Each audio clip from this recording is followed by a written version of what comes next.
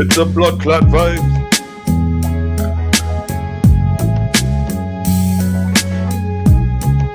Mic check, mic check. We live.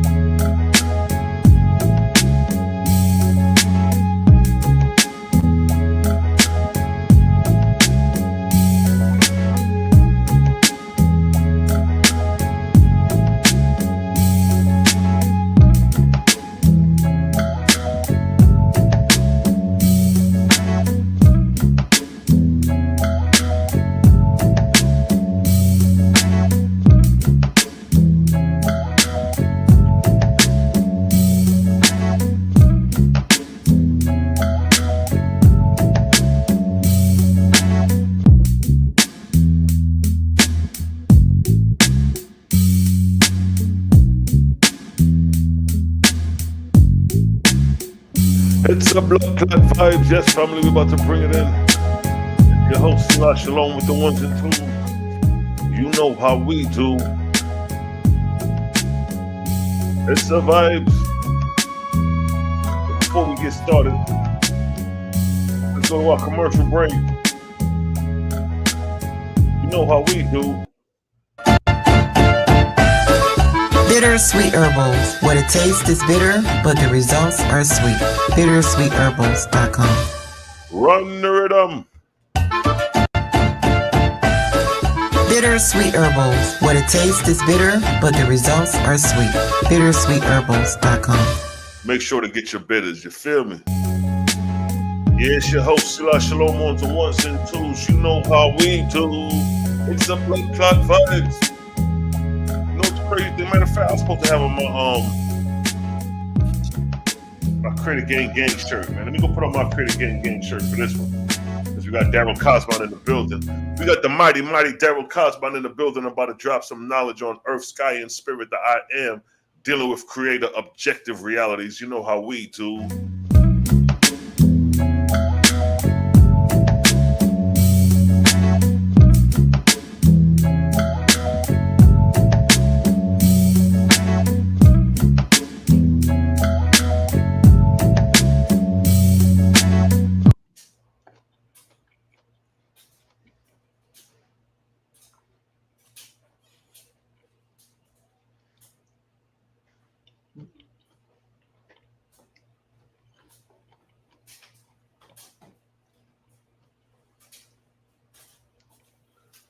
All right, family, I'm back at it.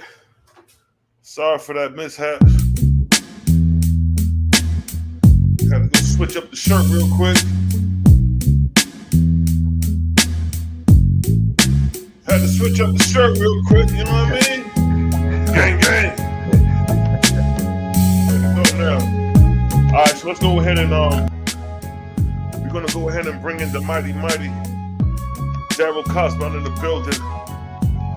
Creator gang is the future. Shout out to everybody in the chat. We got a good show for y'all tonight. This evening, Darryl Kosmon in the building. Let me go ahead and bring on the brother one time for your mind. Here we gizzle. Bang! There go the brother Darryl Kosmon. Oh, man.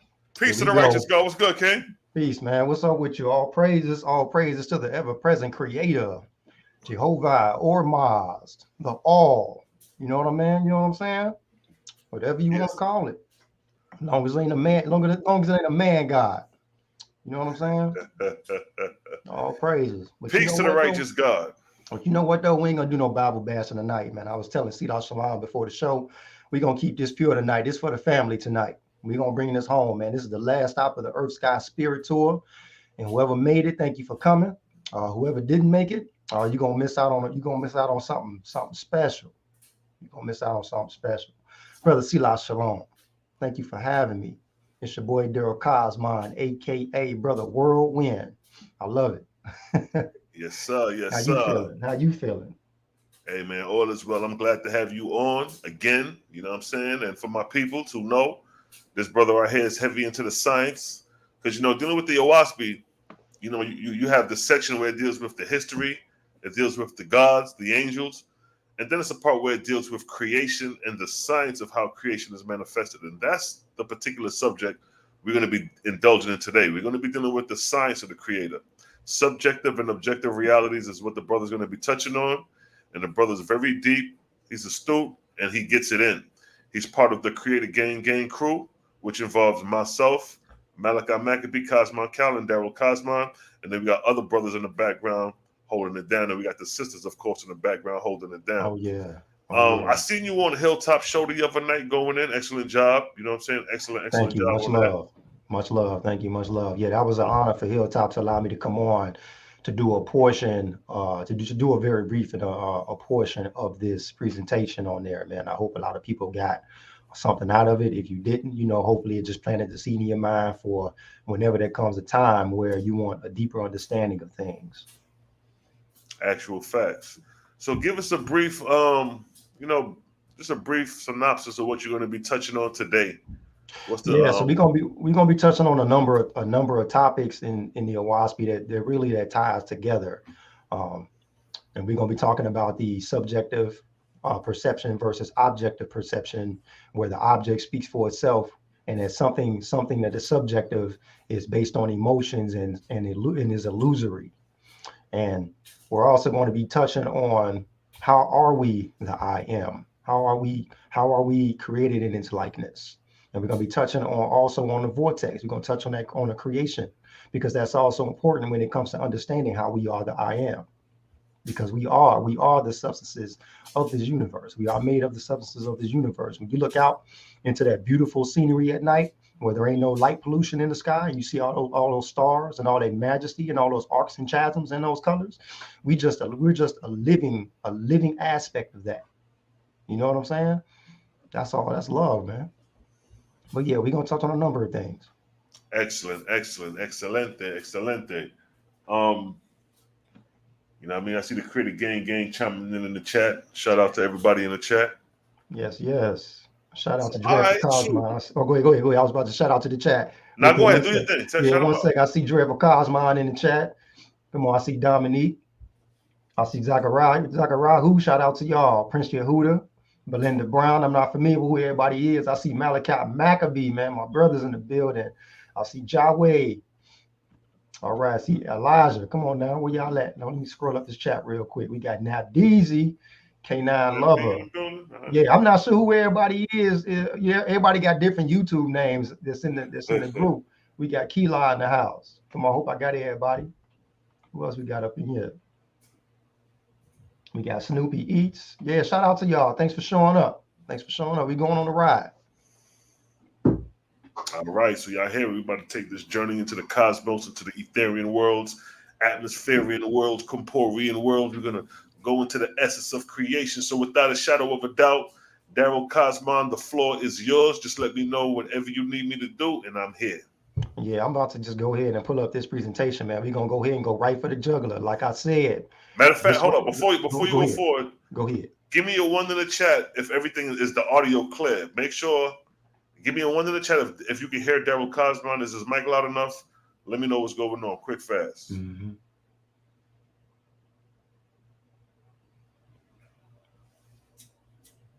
That my daughter in the chat too. My daughter's silly. She watching. That's love, yo. Okay. I see the ones coming in, so it seems like everything is good so far. Okay. So, all right, Darryl, go ahead and take the floor. The floor is yours. If you need me to share the screen or anything, just let me know I'm here. Yeah, I'm gonna do that right now, man. Like I said, family, we going straight for the jugular tonight. We're gonna keep it pure. We ain't gonna do a whole lot of Bible bashing or bashing on the books. It's for the family. It's an advanced lesson. And if there's anyone that's watching that didn't read OWASP, I hope you can just keep up with what's going on, because I'm gonna be talking about a lot of things that the family is familiar with before I get into an explanation of why what I'm talking about is what it is. So we're gonna go ahead and get into it. Facts. And for the record, you know what I mean? Like, we don't sit around and bash the Bible like that. You know what I mean? The only time we go hard at the Bible is when we dealing with like Battle of the Holy Books and when debates come up. You know what I mean? But we build with scripture. Don't get it twisted like we don't utilize scripture. We do acknowledge the Bible and we still utilize it. So Darryl Kosmon just showed his screen, and we want to get into it. Here we go. Oh, hold up, where'd that go? Okay, right there. All right, cool. I'm gonna go ahead and zoom in too. Let me see. Cool. Now, would you like the whole screen, or would you like to show yourself? Yeah, I like to show myself too. I like for everybody Okay, to be able to see my energy. Right, exactly. Yeah. Facts. Yes. All right, excellent. Does that look good to chat? Put one in the chat if that look good. You want me to go in some more? That's too big for me. You all right? Okay. All praises to the ever-present I am. It's a blessing to be here, and it's a blessing for y'all to be here. Your voice is all voices. As above, so below. As without, so within. Ambassador of OWASP. Okay, here we go. Everything looking good so far, so okay. I can see it on my end. Perfect. Okay, y'all good. Okay, we got the ones in the chat. Let's go ahead and get it in. Yeah. All right, this is it, y'all. I am, the reality of sky, earth, and spirit. The reality of sky, earth, spirit. Now, this first we're gonna get into explain what is a faithist. A faithist is many things, but we're gonna talk about these aspects of what it is to be a faithist. What is a faithist? OWASP, Book of Judgment 2:14. Two conditions will manifest. Subjective spiritualists will affiliate with the world's people, being deniers. They're going to be deniers. They're deniers of the ever-present person. I'm going to go ahead and blow that up real quick. Go ahead and capitalize that. And I'm going to bold it. Okay? Subjective spiritualists affiliate with the world's people, being deniers of the ever-present person. And they will pursue earthly vocations for self's sake. All right. But objective spiritualists, being those who live for the spirit's sake, will be faithists. Right there. Objective spiritualists, being those who live for the spirit's sake, will be faithists. Believers in the ever-present person. Believers. Let me go ahead and blow that up for you too. That's a key word right there. Objective spiritualists are believers in the ever-present person. Subjective spiritualists affiliate with the world's people, being deniers of the ever-present person. So what is objective and subjective? Before we get deeper into it, let's differentiate the difference between objective and subjective. Objective, when you're objective, or anything that is objective, is expressing or dealing with the facts. Facts or conditions as perceived without distortion by personal feelings. Without distortion by personal feelings, prejudices, or interpretations. Now look at definition B. Limited to choices of fixed alternatives or reducing subjective factors to a minimum. That's what objective perception does. It reduces subjective factors to a minimum. Of relating to or being an object, phenomena, or condition in the realm of what? Sensible. We got facts, we got objects, and we got the realm of sensible. Experience independent of individual thought and perceptible by all observers. all observers. Acceptable by all observers, because the object speaks for itself. We'll get into that in just stay tuned, y'all. We're gonna do a good example of that soon. It says having reality independent of mind. Now let's look at subjective. Subjective, modified or affected by personal views, experience, or background. Subjective is what? Lacking in reality or substance, and is also associated with the word illusory. Y'all see that? So we have the objective that's associated, we have the objective, which is associated with facts, associated with the object, associated with the realm of sensible, and it is an experience that is acceptable by all observers. Subjective is lacking in reality, illusory. And objective reduces, what does it say? It said it reduces subjective factors to a minimum. Now, regarding objective spiritualism, how is the unseen viewed objectively? An objective spiritualist comprehends the unseen's spiritual effects on that which is seen. Everything seen, which is what is visible and tangible, is ruled by unseen forces. I'm going to read that one more time. Everything seen, which is visible and tangible, is ruled by unseen forces, which are invisible and intangible. Even in simpler terms, it is the unseen that gives the seen motion and or expression. Now, if you look at these examples right here, is that the tree that's moving itself, or is it the wind? Is it the unseen wind that's blowing the tree? Check out these water waves. They're in motion because of the wind that is blowing the water. Just a couple of examples for you of the example of the unseen moving the seen. And just like the unseen wind that gives motion to the trees, it is the unseen spirit and consciousness that gives motion to our material bodies. Come on, y'all. Come on. So how is spirit defined? We'll use this context. Spirit, it's an animating or vital principle held to give life to physical organisms. So without spirit in a physical organism, it is not animated. It doesn't move. There is no motion. It is dead. It is impotent.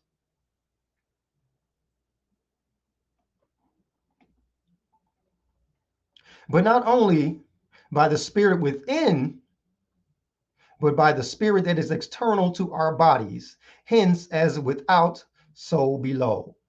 The spirit is outside of us as well as inside of us. It's ever present. This supreme intelligence that pervades and permeates all things in its created reality. The spirit that's outside of us and over and beyond all. To Jehovah, all adoration and glory forever. Because guess what? No man, no Lord, no Savior, no angel, nor God is responsible for the creation of the supreme intelligence's observable universe. And that's objective.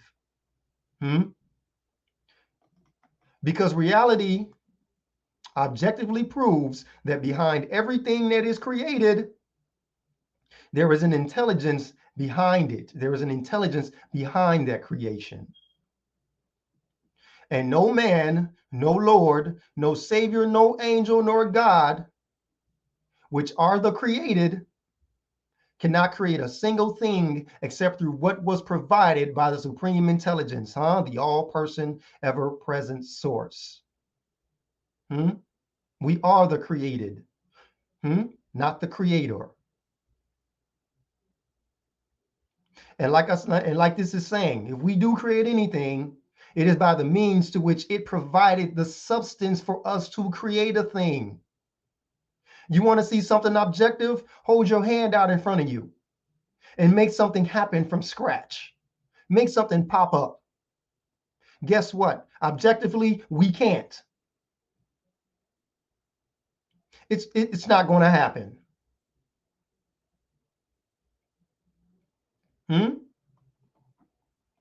That's what it means to be objective. We're going to get more into it. Check out Book of Inspiration. First, chapter 1, 20 and 20 through 25. Check this out. Your spirit grows out of myself. Here we go. Already kicking it off. I am the I am. Your spirit grows out of myself. We're not separate of it. We're subjected to it. Nor can you of your own self manufacture, acquire, or take to yourself one new thought, invention, or idea. It says all thought, all knowledge, all judgment which you have, I gave you. And that's objective too, because we don't create our own consciousness. And no man outside of us has created it for us either, nor his own or her own. It's objective and it can't be argued. Now check this out. If thought is required before every action, I'm going to say that again. If thought is required before every action, what is required before the act of thinking? One more time. If thought is required before every action, what is required before the act of thinking? Awareness. Let's take a look at awareness. Awareness. What is awareness, y'all? It's having or showing realization, perception, or knowledge. But guess what? Consciousness is required before awareness. Consciousness is required before awareness. Check out consciousness. You need consciousness to be aware. The quality or state of being aware, especially of something within oneself. That's the definition of consciousness. That's what we're talking about.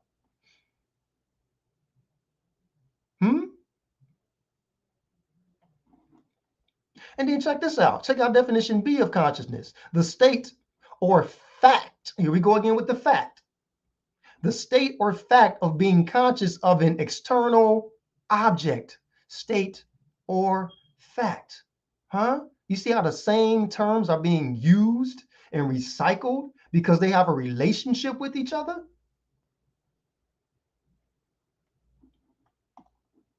But how are we conscious?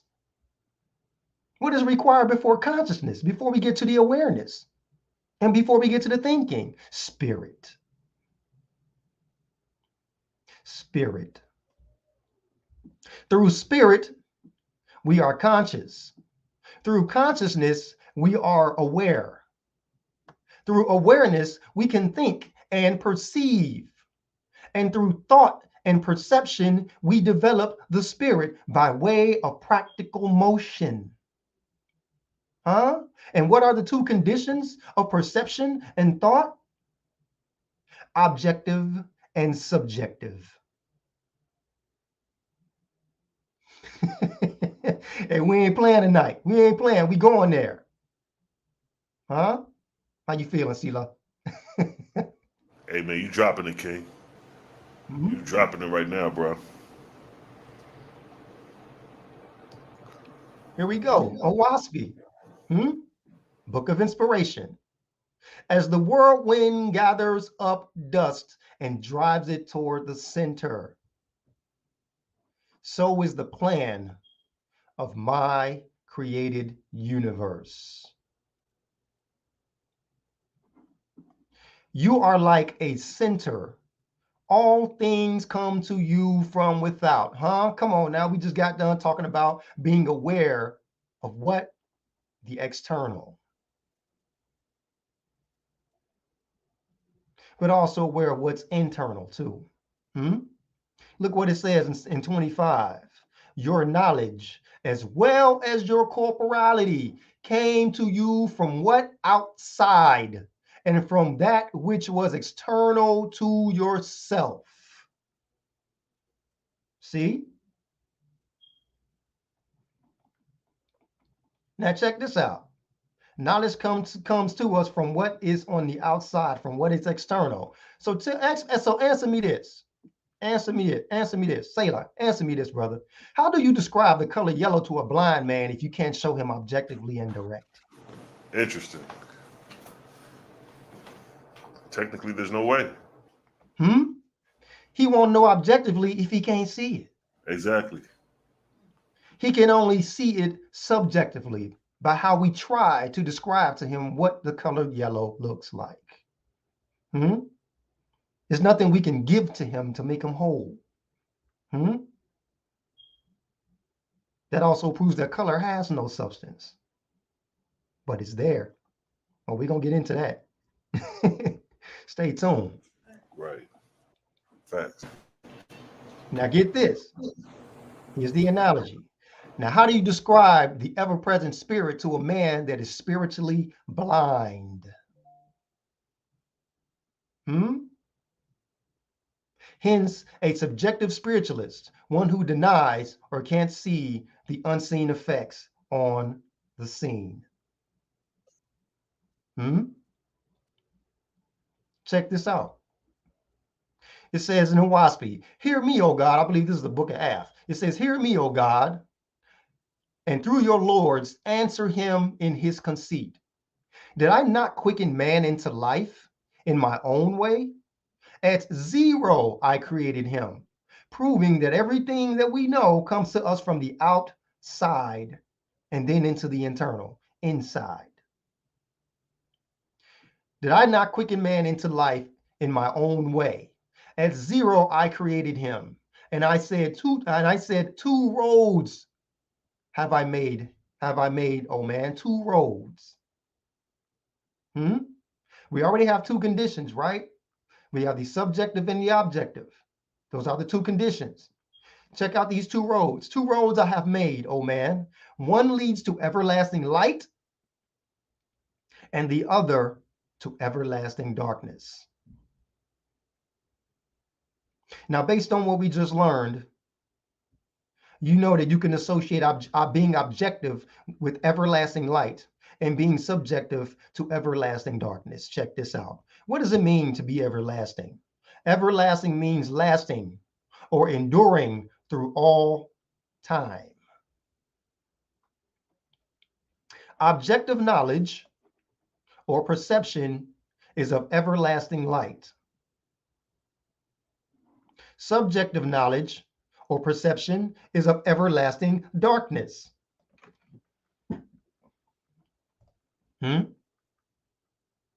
What do we say objective knowledge is associated with? The facts, the object as it is, reducing subjective factors to a minimum. And subjective knowledge is associated with what? Your emotions and your personal feelings and your biases. So how is objective knowledge light and subjective knowledge darkness? Before we get deeper into that and answer that question, let's get deeper into objective versus subjective perception. Objective perception is based on facts and are not affected by personal feelings, opinions, or biases. It is the ability to observe and perceive things as what? As they actually are.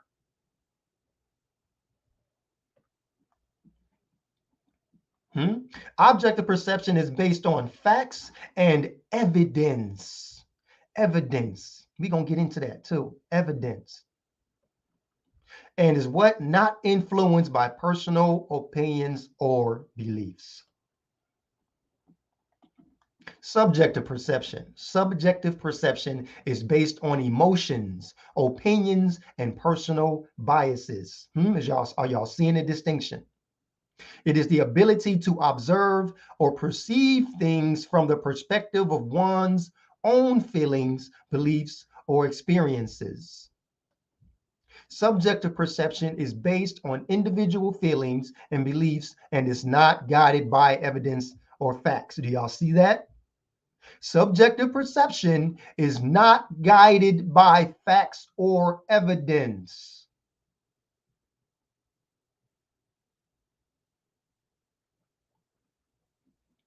Now, what was the question? How is objective knowledge light and objective knowledge darkness?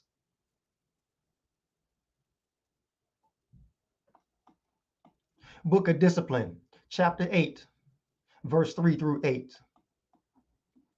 Many are under the prejudice of old things, or the influence of a neighbor, or a spirit, or their surroundings, or the impulses of their own flesh, and say, I too follow my highest light. Verse 4. Whereas they are in darkness altogether, nor do they know what is meant by the term highest light. Often venturing a what? An opinion or a vague surmise instead, and believing that they are expressing their highest light. Did you hear the terms in the verse that were being used? It says they often venture in opinion. What is opinion associated with, y'all? Subjective perception.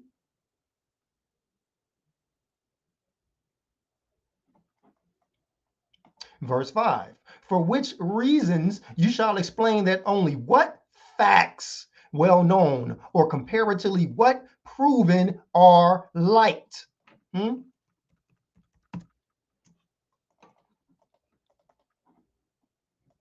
What's light? Facts. Proof. And guess what? What term did we learn is associated with facts and proof and evidence? Objective perception. Y'all see it coming together now?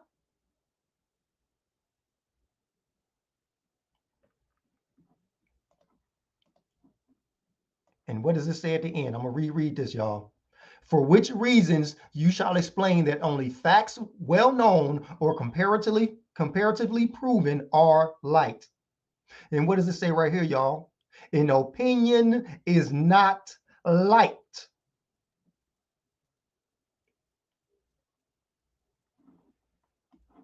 That whoever professes light must know the matter by his own knowledge.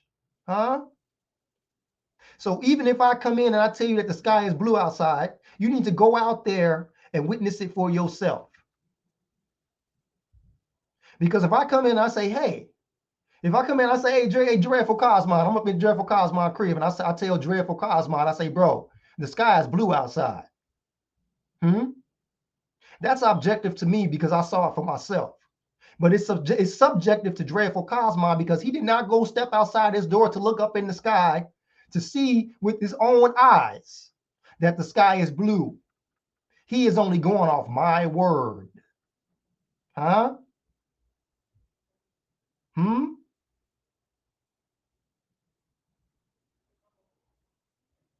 So that said, even though I'm sharing this information with you tonight, don't believe it until you know the matter by your own knowledge. So I'm disclaiming to you to check it out for yourself. Don't believe it just because I'm telling you to.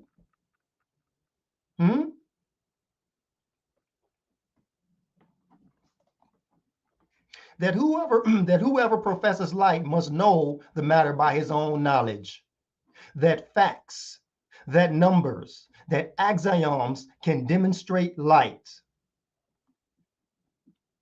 And that without these, then that supposed light is only what? Darkness. Pursue this philosophy, and you shall easily discover who among you has the highest light. Huh?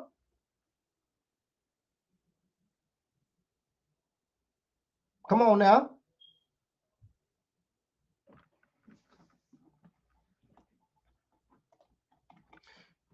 Exercise, y'all.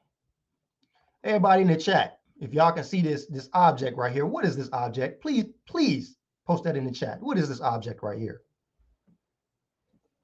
I'm gonna give it a minute. I'm gonna give y'all a minute.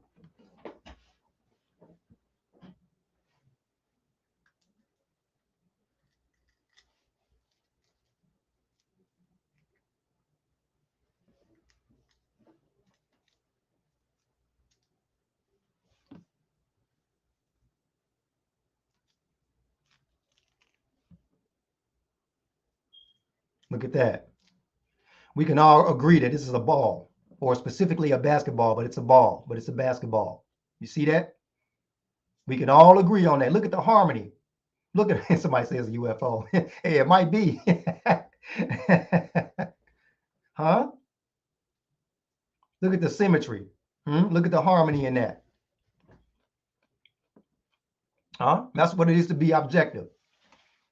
Now we go back up and we look at the definition. Watch this. Watch this here.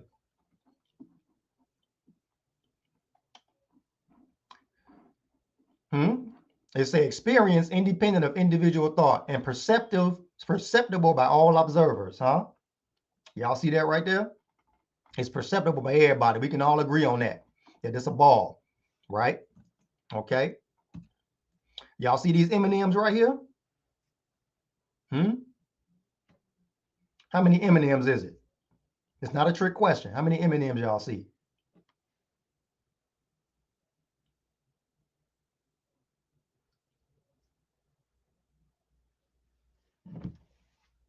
Hmm? 3, 6, 9, 12, 15, 18. Y'all see 18 of these boys?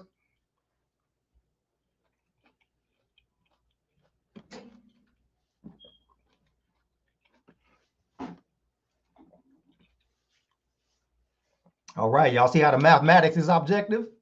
You can't argue it. Everybody can agree. Everybody on the same page. Everybody on the same frequency. Now watch this. I'm about to throw all y'all off. Now we about to get subjective. Y'all ready to get subjective? I want everybody to post in the chat what their favorite color M&M is. What's their favorite color M&M? Watch this. Y'all about to be guided by y'all personal feelings now. What's your favorite color M&M? Is it green? Is it yellow? Is it red? Is it brown? Is it orange? Is it blue? Here we go. Oh yeah, there we go. Being subjective.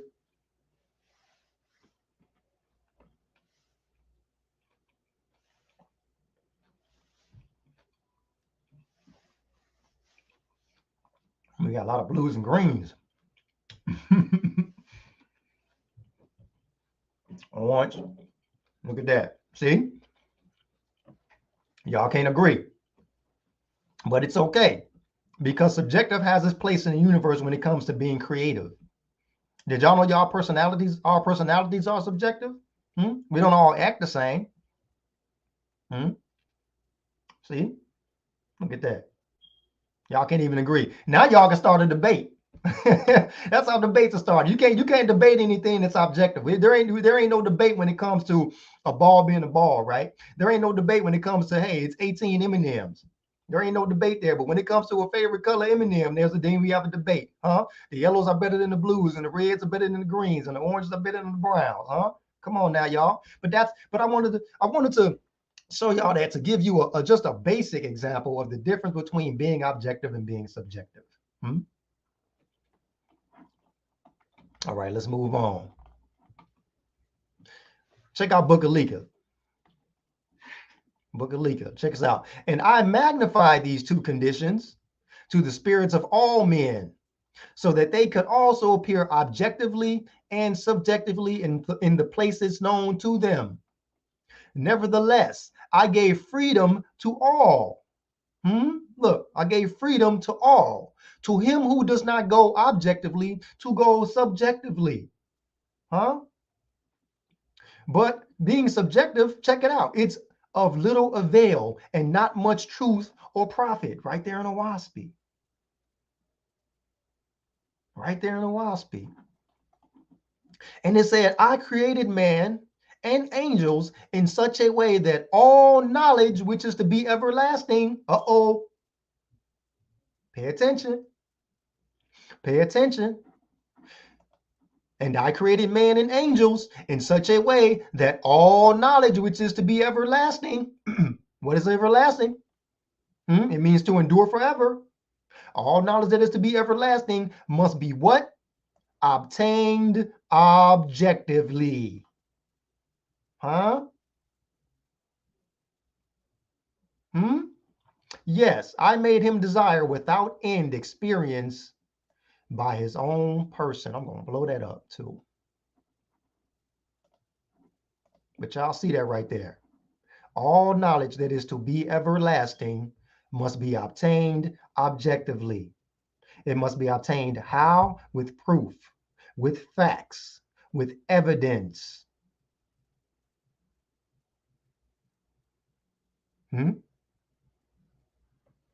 Check out these key points.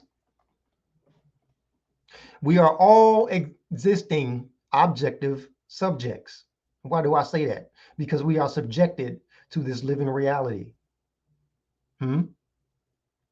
We are all existing objective subjects with the ability to comprehend and perceive this object called reality. And if we are the creators, hold on.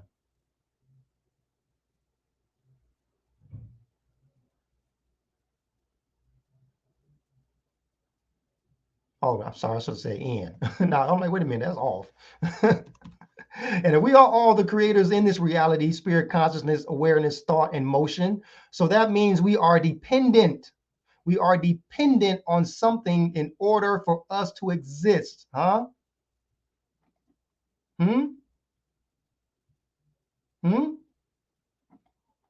We are sub-creators. If we are the creators in this reality, in this spirit, in this consciousness, with this awareness, and with this thought and this motion, so that means we are dependent on something bigger than us.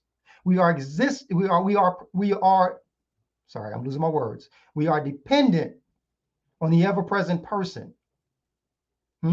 Therefore, we exist by virtue of this ever-presence.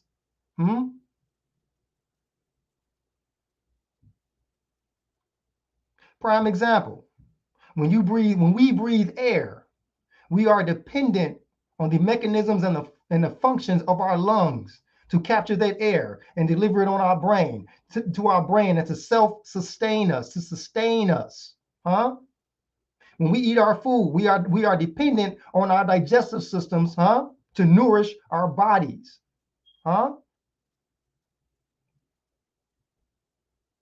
There is something bigger than us that is going on. There's an intelligence bigger than our intelligence that is going on here. And that's the reality of it. That's objective. We don't control our digestion. We don't control our blood flow.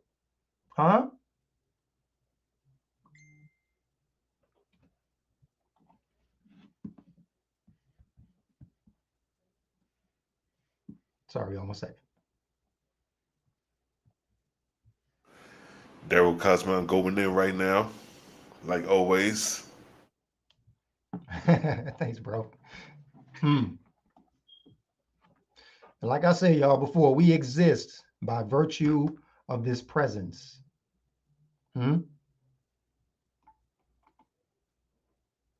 What is the purpose of a WASPy? We're done with our subjective objective. What is the purpose of a WASPy? On the cover of a WASPy, it is written that it's a primary. It's a primary. Somebody say no phones in class. On the cover of a WASPy, it is written that it is a primary. It is a book for the spiritual and practical enlightenment and development of individuals, groups, and humanity for their glory and happiness and for the glory of the whole. I know that was a mouthful.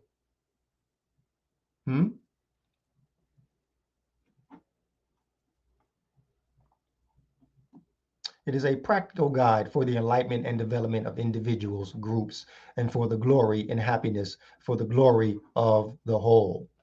So what is reality? Reality is the quality or state of being real.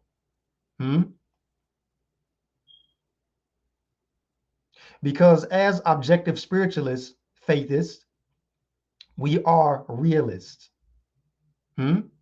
We are realists. We believe in the quality or the state of being real. And what is real? Look at what real is associated with. Ooh, sorry, y'all. Look at what real is associated with. Having objective, independent existence. Wow. Look at definition B, not artificial, fraudulent, or illusory.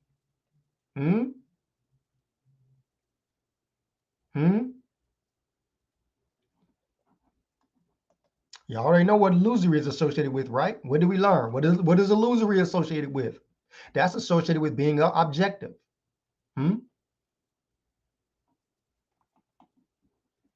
Being precisely what the name implies, occurring or existing in what actuality? Of or relating to practical or everyday concerns or activities. And what do we have? What do we have in the purpose of OWASP? It's for the spiritual and practical enlightenment. Practical.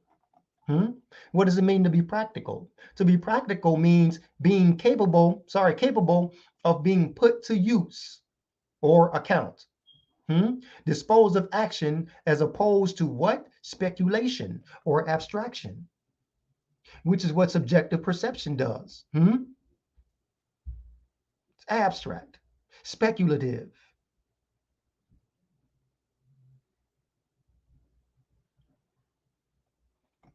What is actuality?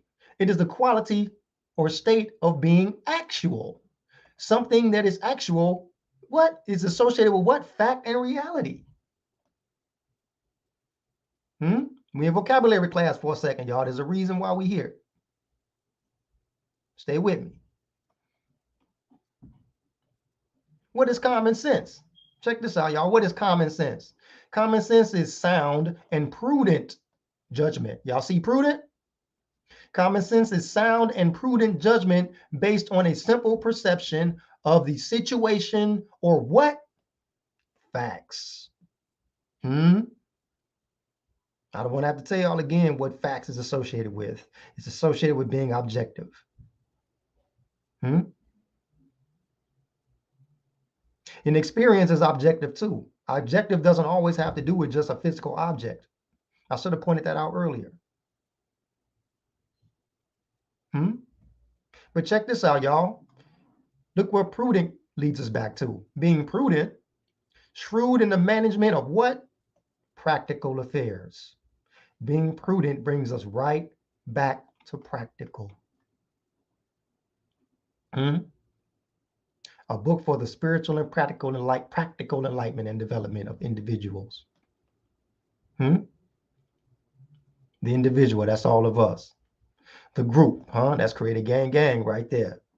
And humanity, all of humanity, for the glory and happiness and for the glory of the whole, y'all. See there?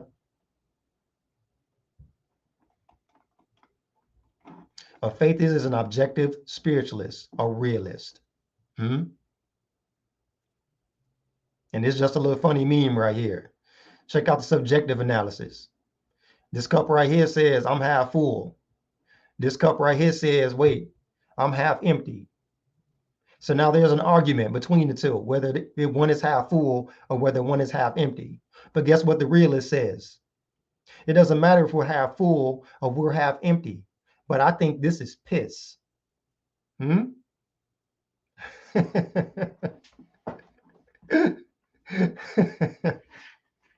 Boy, y'all be clowning, man. Okay, right on. Okay, we're gonna move into this next section. Hey, Selah, you still there, bro? I gotta go, y'all. I'm gonna take a quick 30 seconds. I'm gonna go grab me a quick cup of water. I'm gonna come on back because I'm getting a little parched right here, and we're gonna get into this next section. I'll be right back. Give me like 30 seconds. Most definitely, King. You gonna let the brother?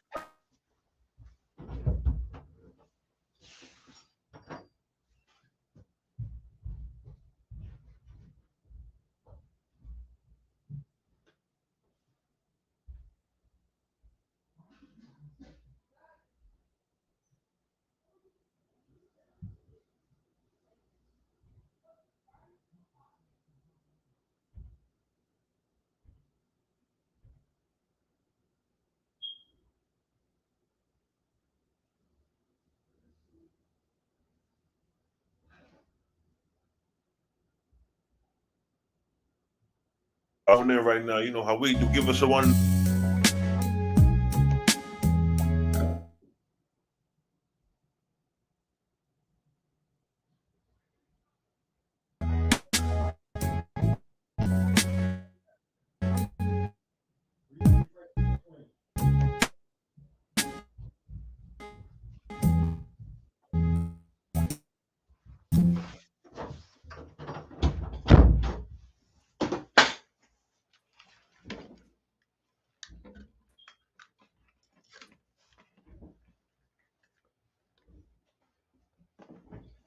Yo, yo, yo.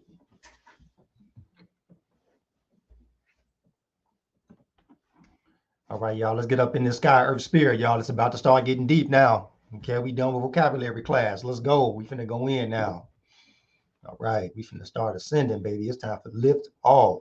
Man, peace and light to the chat, y'all. Thanks for being here. Peace and light to the chat. Oh my goodness. All right. Sky, earth, and spirit. The 3 degrees of density explained. Check it out. OSP. OSP. The O, the A, and the SPE is a combination of 3 words from the first human language meaning sky, O, earth, A, and spirit, SPE, which are the 3 degrees of density in our what? Our living reality. Our living reality. OSP, the O, the A, the SPE, is a combination of 3 words from the first human language meaning sky, earth, spirit, which are the 3 degrees of density in our living reality. Watch this. OSP, Book of Judgment, chapter 2, verse 2 through 5. Verse 2, Jehovah said, I created the earth and fashioned it, and I placed it in the firmament, and by my presence brought man forth a living being. I gave him a corporal body so that he could learn corporal things. And I made death so that he could rise in the firmament and inherit my Etherean worlds. Y'all see that? This is not the conversation for today, but we all learn the meaning of death. It said, and I made death so that man could rise in the firmament and inherit my Etherean worlds, huh? Those Etherean worlds, huh? Y'all see that celestial night sky out there at night? And I'm talking about the one that's beyond the light pollution. If y'all ever seen it before with your own eyes without light pollution, if you ever seen those countless stars, if you ever seen those colorful nebulas out there with your own eyes, that is our inheritance.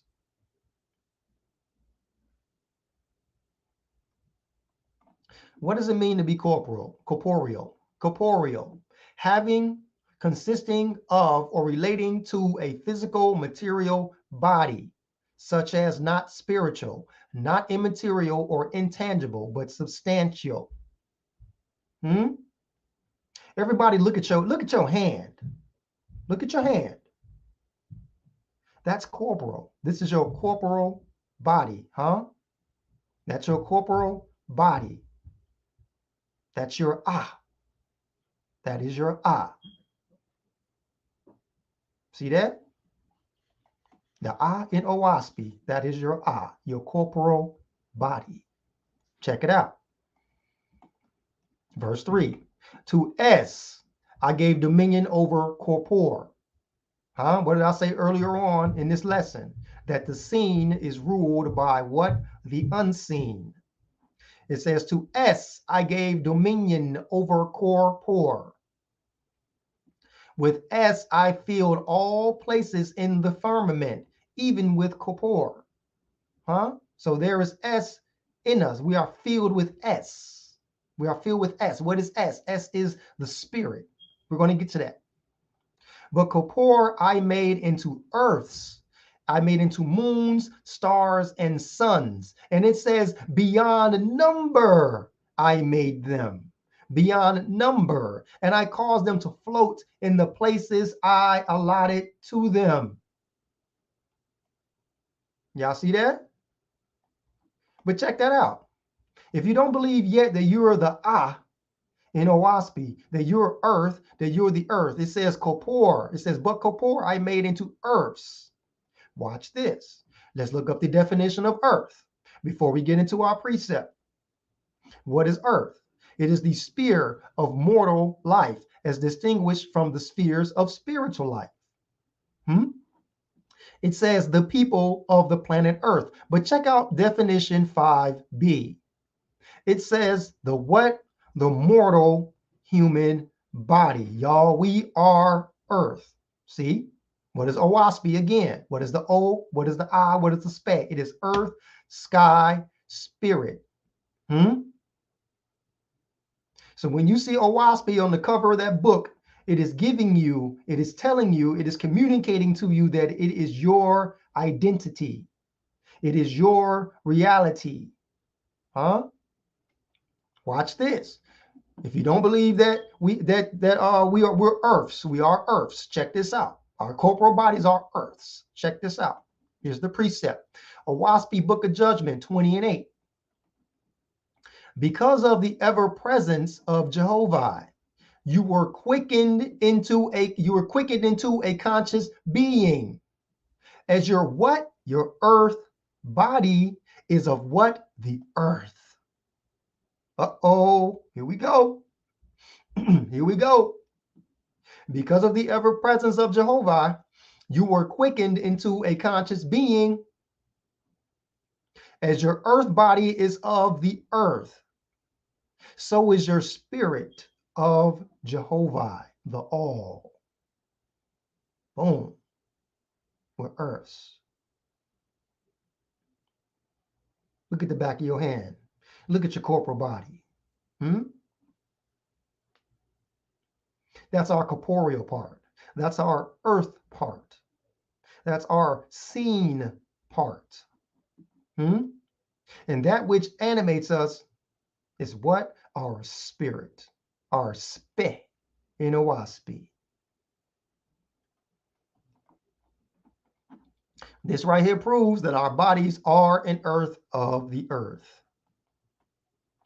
Now check out, we're going to continue back to Book of Jehovah 2:2-5. S I divided into two parts. And remember, S is divided into two parts. S is the spirit, but it's divided into two parts. And I commanded man to name them, and he called one Etheria and the other Atmospheria. In layman's terms, ether and atmosphere. Got it? These are the three kinds of worlds I created: corporeal, atmospherian, and etherian. OWASP. But I gave different densities to atmospherian worlds and different densities to etherian worlds. Well, ain't that something? Even these three degrees of densities have sub-densities about themselves. Again, what is spirit? It's an animating or vital principle held to give life to physical organisms, huh? So we have our earth, our corporeal. And we have our spe, our spirit, our animating force. Now, what about this atmosphere, huh? Sky. Do we have a sky? Do we as individuals have an atmosphere? Let's look and see. Let's prove it. Atmosphere. What is atmosphere? The gaseous envelope of a celestial body. That's in the context of a planet. Here it is again in B, in the context of a planet. The whole mass of air surrounding the earth. But check this out. What does definition 2 say of atmosphere? The air of a locality. The air of a locality? Well, aren't we localities? So if we're localities, that means that we have an atmosphere. Uh-oh.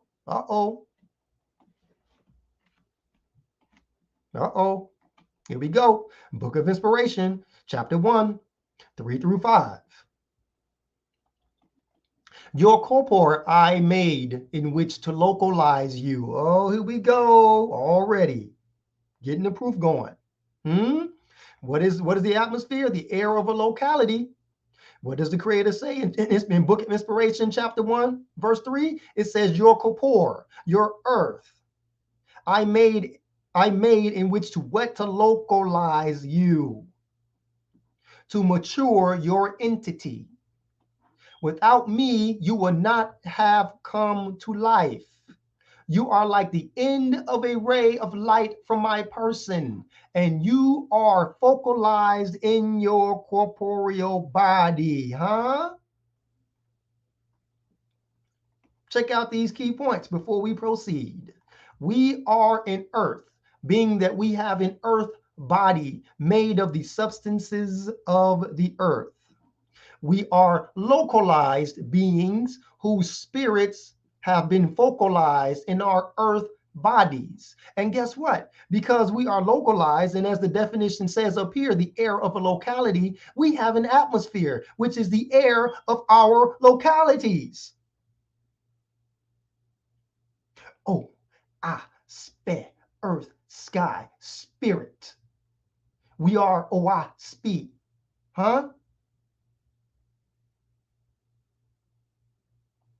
Is it coming together yet? Okay. What does it mean to localize? It means to assign to or keep within a definite locality. The Creator said right here, your corpore I made in which to what? Localize you, to mature your entity. Localize again, to assign to or keep within a definite locality. What is locality? Locality is the fact or condition of having, a location in space and time.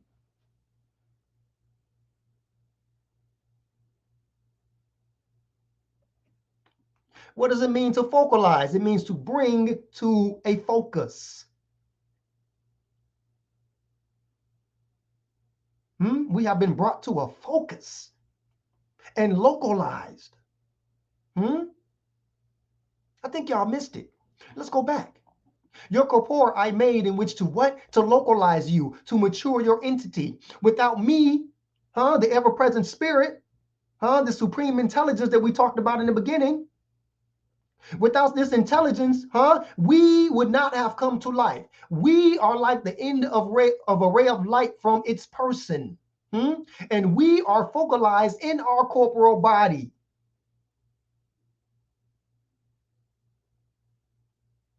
What's being focalized in the corporal body? The spirit, the spet, is being focalized in the ah.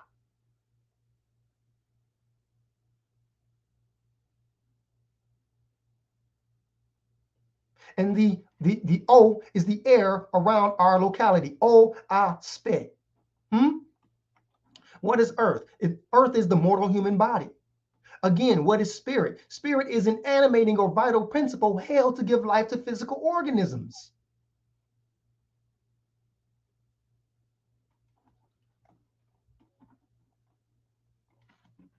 Now check this out. Key point. Let's put it together. We are mortal human bodies that have been brought to focus in space and time by an animating force held to give life to physical organisms. Y'all see this ocean right here?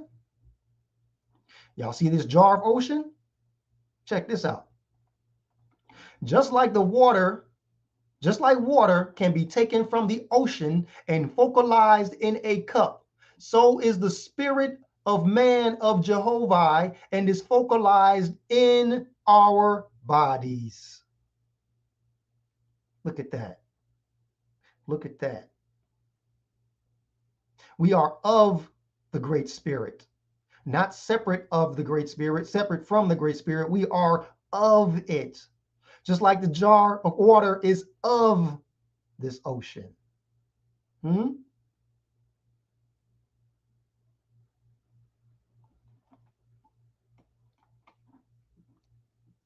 Book of Jehovah 2:2-5 continue. For the substance of my Ethereal worlds, I created Eth. That's the ether, Eth. The most rarefied, y'all, the most rarefied.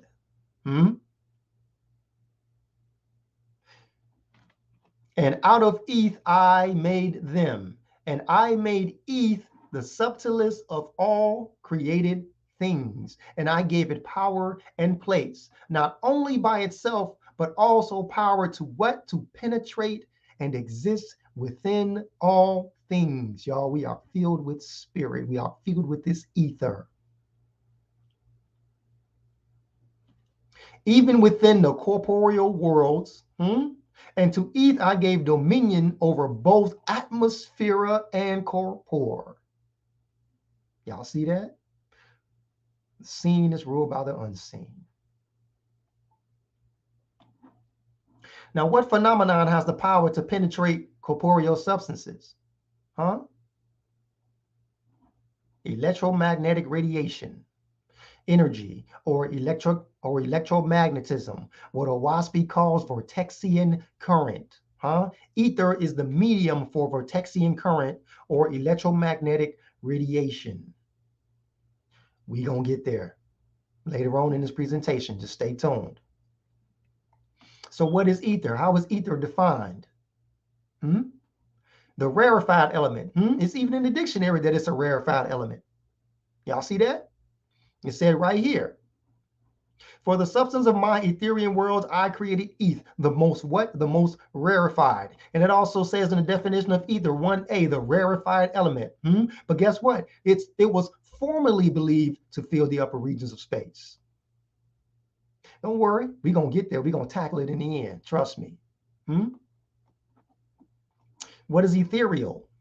Of or relating to the regions beyond the earth. It is celestial. It is heavenly. It is unworldly. It is what? Spiritual. Spiritual.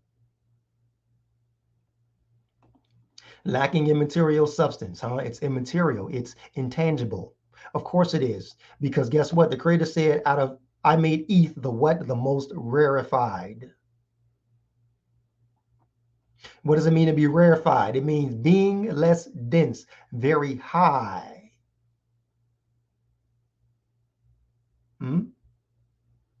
Very high in what? Frequency?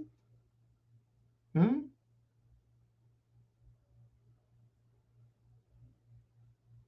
undetectable. It's ether. What y'all think y'all dreams are made out of? What do we think our dreams are made out of? When you think something, can somebody detect what you're thinking? Can somebody detect what we're thinking? They can probably pick up the waves with special technology. But what we think, our thoughts are unique to ourselves and can't be detected.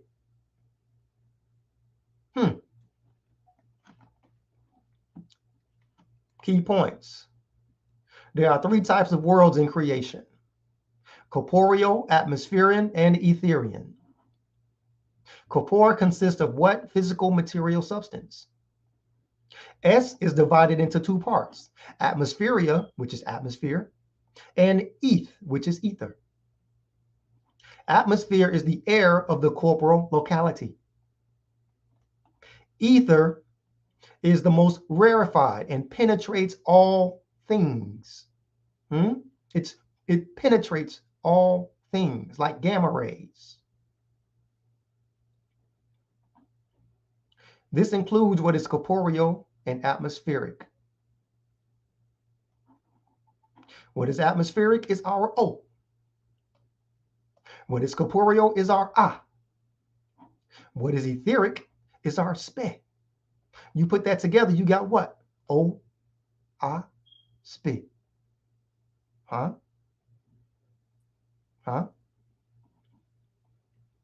Here we go. Let's look at the celestial body. Let's look at the earth.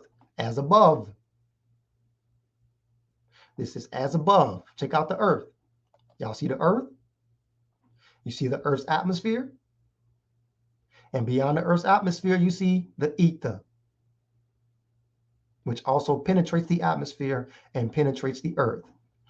That's OSP on a macrocosmic celestial level. Now let's look at it so below on a microcosmic level.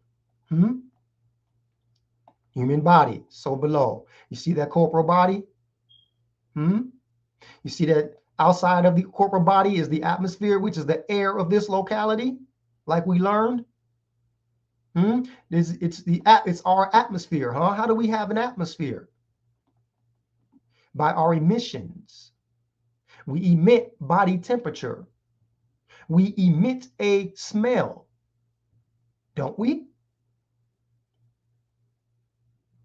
How you smell is your atmosphere.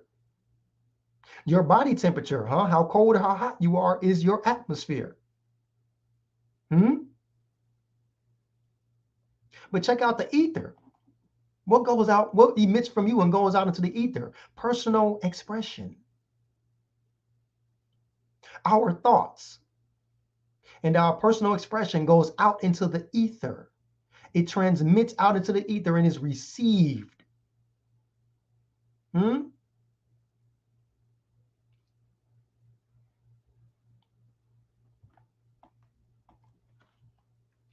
We are all hybrid beings, being both corporeal and spiritual in one body. One body. Just like celestial worlds are corporeal, have an atmosphere, and are etheric, we are corporeal, have an atmosphere, and are etheric. Our corporal part is our objective material condensed bodies. Our spiritual part is our consciousness and the expression of the individual we are. Spiritual emissions are how we think, what we express, and what we say transmits into the ether, huh? What we say transmits out into the ether. Your voice, huh? What you say transmits and it is received by someone and it has an effect on them. Y'all see what's happening? Is it making sense? This is corpore. Corpore is condensation. It is the condensed. The condensed substance, this rock, this sand, this water, is condensation. Check out the sky. What happens in the sky? It's really unstable, isn't it? Condensation and dissolution takes place in the sky. Condensation takes place on Earth. Check it out. In the sky, condensation and dissolution. It is the gaseous region about the Earth which is without fixed form. Where condensation and dissolution takes place. All you got to do, if you want to see condensation and dissolution in the sky, all you got to do is go out and look at the cloud. Clouds condense and they dissolve all day long, non-stop. That's condensation and dissolution. See how the clouds form and dissipate? Spirit. Spirit is total dissolution, but still has densities. Y'all see these nebulas? There's space dust, those arcs, those curves, those chasms. Ether is our cosmic sky.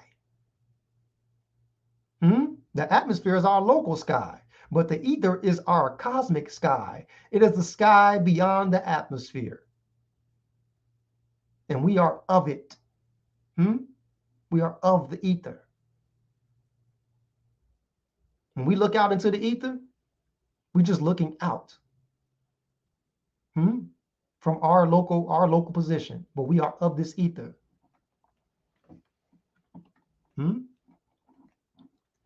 Ether, it is the most rarefied of condensations and is also the unseen force that penetrates and carries worlds. It is the rarefied element that exists both within and beyond our atmosphere. In the same way, I cause Etherian currents to bring forth Jaya and Ajay and nebula. See that? Prior to making corporal worlds. So before anything is corporal, it has to bring together these substances of ether, which are the Jaya and the Ajay and the nebula, prior to making corporal worlds. Oh, we're going to get there, y'all. We're going to get there. In all of the universe, I have made the unseen to rule over the seen. In all of the universe, I have made the seen to rule over, I've made the unseen to rule over the seen. And like we said before, let the formation of the clouds stand in view of man on earth so that he may bear witness to the way the unseen becomes seen. Stick around, y'all. We're going to get to it.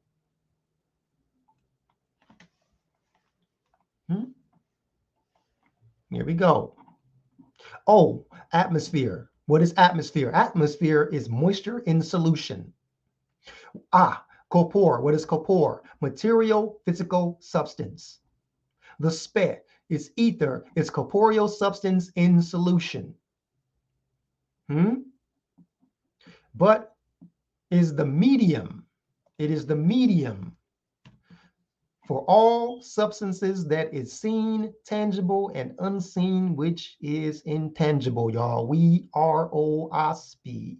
We are OASP. Our living reality is of the space. We are sky, we are earth, and we are spirit. All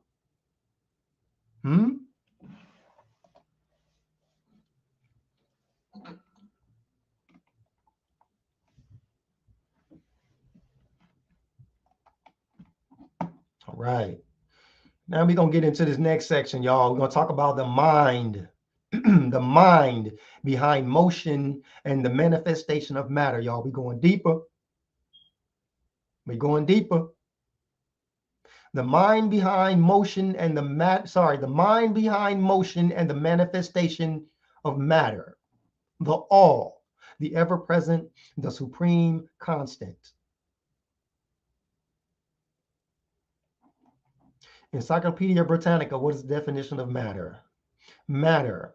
It is the material substance that constitutes the observable universe. Y'all see that?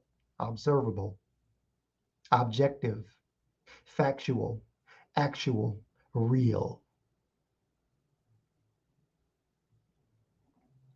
Material substance that constitutes the observable universe, and together with energy, spirit, forms the basis of what? All objective phenomena. Y'all, come on, y'all. Y'all see how it's coming together?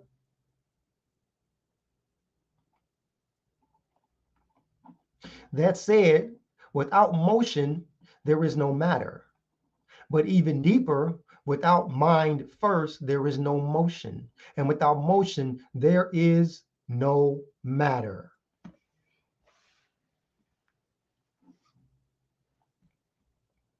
OASP, Book of Jehovah 1, verses 1 through 6. We're going to cover these 6 verses in depth. OASP, Book of Jehovah, chapter 1, verses 1 through 6. We're going to cover these verses in depth. verse 1. All is, all was, all ever shall be.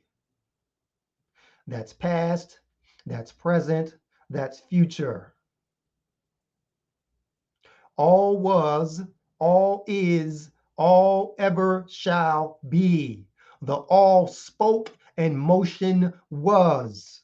That means that motion is its speech. You don't believe me? Let's keep going. The all spoke and motion was and is and ever shall be. And being positive was called he and him. The all motion was his speech. Do you see that?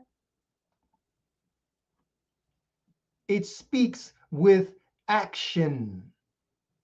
It doesn't speak with audible words. Hmm?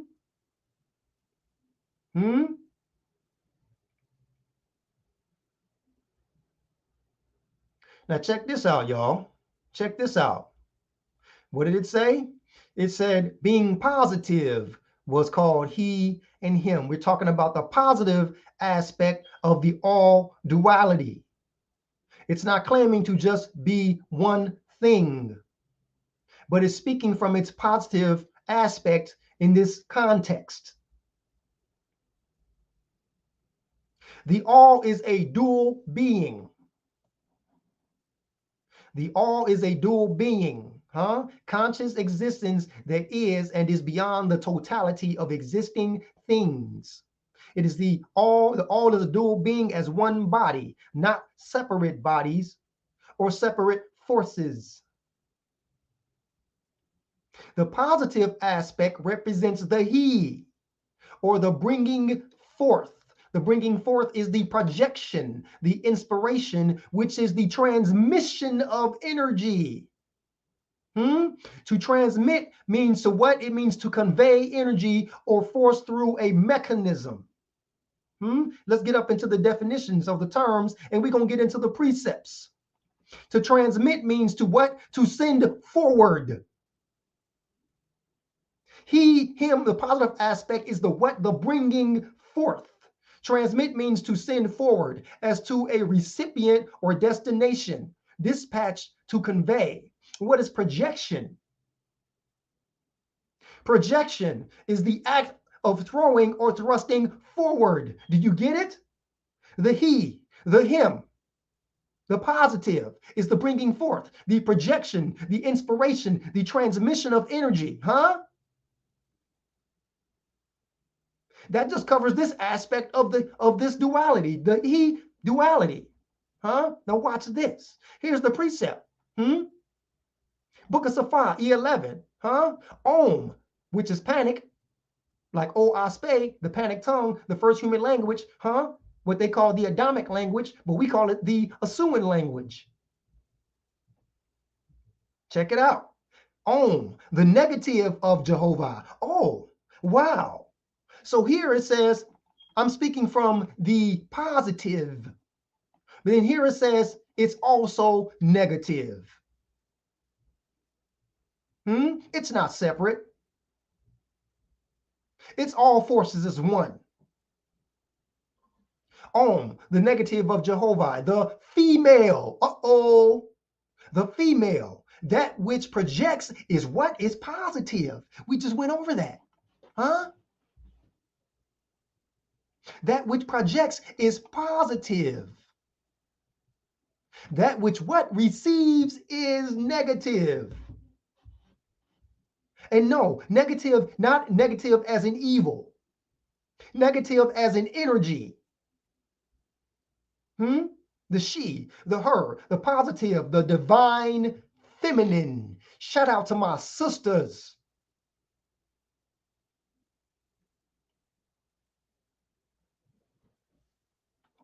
Is it making sense?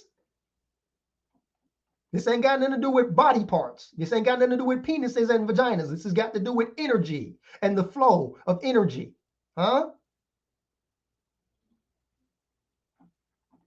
It is the all being, the all duality.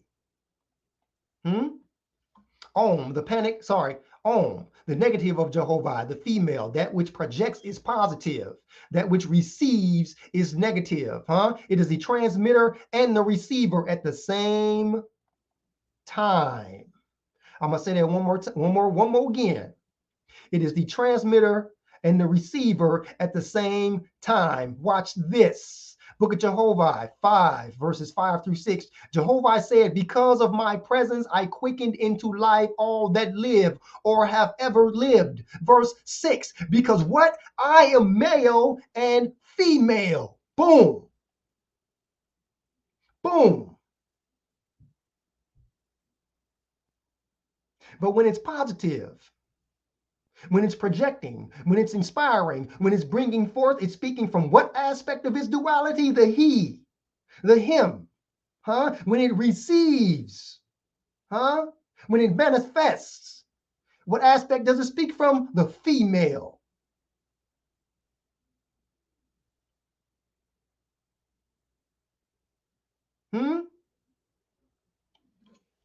Because I am male and female, even in my likeness, I made them thus. Talking about me and you. Because I am the power to quicken into life, so in likeness of me, I made them with the power to what? To bring forth. Who in here ain't got the power to bring forth? Don't lie to yourself. This is objective perception. This ain't subjective perception. That's why we learned those terms before we got into the lesson.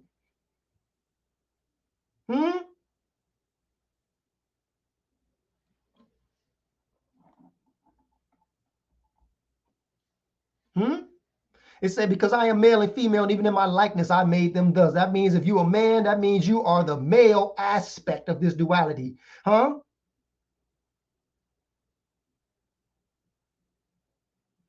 And vice versa for the sisters. You are the female aspect of this duality. But guess what? Even if you are male, and even if you are female, you still have feminine and masculine aspects to yourself.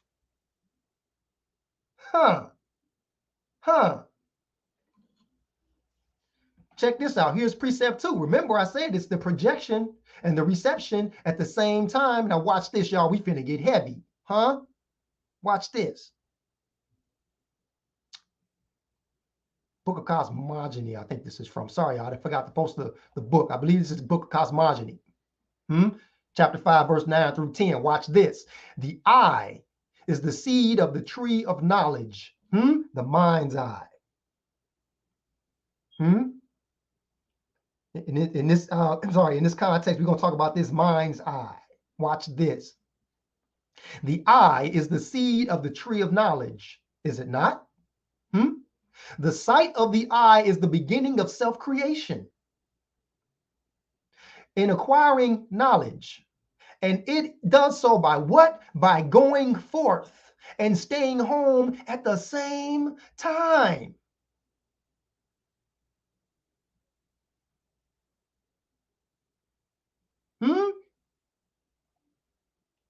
The sight of the eye is a miniature sun, sending forth and receiving Vortexian power at the same time. And if you're new to this information, if you don't know what vortex is or what Vortexian power is, stay with us. We're going to get there, It's going to make sense in a quick little minute. But for my faith is in the building, y'all know where it's coming from. Watch this. Since the eye of man can go forth with intelligent power, controlling things, it has been concluded for thousands of years by the wisest philosophers that the all-seeing eye is the cause and creator of the whole universe, which is his person.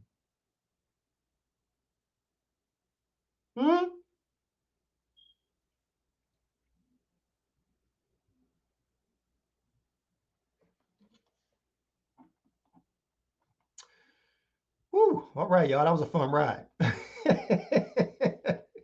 All right, motion. What is motion?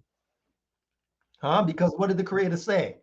The creator said up here, it says all motion, All motion, the all spoke and motion was and is and ever shall be. You know what that means? That when it started moving, it didn't rest. It didn't rest. The all spoken motion was and is and what and ever shall be. That means it doesn't rest.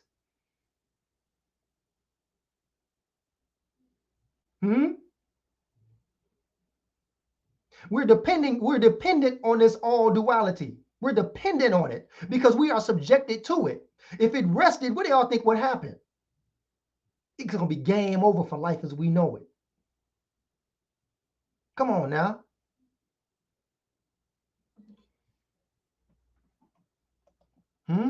All motion, right? What's called E in him. The all motion was his speech. What is motion? Let's get into motion. What is motion? Motion is the act. It's an act, process. It's a process or instance of changing place. It's movement, It's an active or functioning state or condition, What I put right here, what I just say, if the all didn't move, nothing would be manifested. It speaks with motion, Now, I know I said I wasn't going to do no Bible bashing tonight, but I just can't help this. If our Creator rested on the 6th day, it would have to start all over again to create the earth and the heavens. Just had to put that into context. Oh, I rested on the 6th day, but damn, now you got to start all over again because you rested. Creation depends on you to move. We depend on your motion.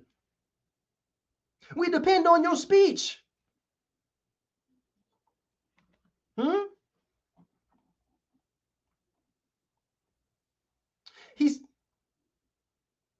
He said, I am. And he comprehended all things, the seen and the unseen. Nor was there anything in all the universe that is not part of him. We are subjected to it.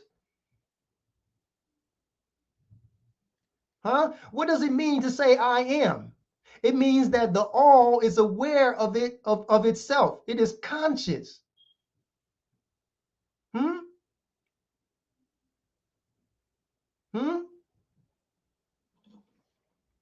What does it mean to be aware? It means having knowledge. It means to be conscious. It means to be cognizant. What is consciousness? We talked about this earlier. It means aware of one's own existence, sensation, thoughts, surroundings. So everything seen is visible and tangible. Everything unseen is invisible to the human senses, but expresses itself through the seen. Cal said, make it big on my bad, y'all. Hold on. Man, it's like big dumbass Sesame Street words now, man.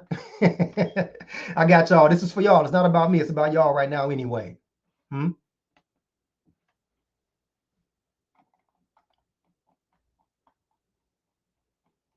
These big dumb Sesame Street words, man. Let me make this thing full screen. Hold up a second. There we go. You're going in right now, Ken. You're going in. Much love, brother. Much love. Much love.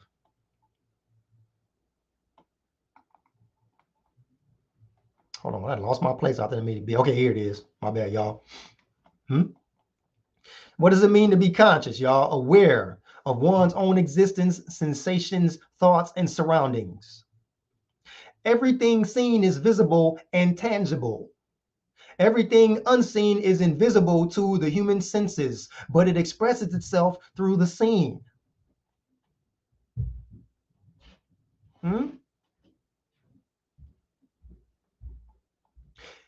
Continuing on, he said, I am the soul of all. Here we go, y'all. I am the I am. We are the I am. If my soul is of its soul, then I must be of the I am. So I am, in small letters, is the I am in all caps. Get it? I am the I am. We're going to get into that. He said, I am. It's aware of itself. It's aware. He said, I am the soul of all, and all that is seen is part of my person, my body. Now check this out, y'all. It says, by virtue of my presence, all things are. By virtue of my presence, life is. By virtue of my presence, the living are brought forth into life. There we go again with the bringing forth.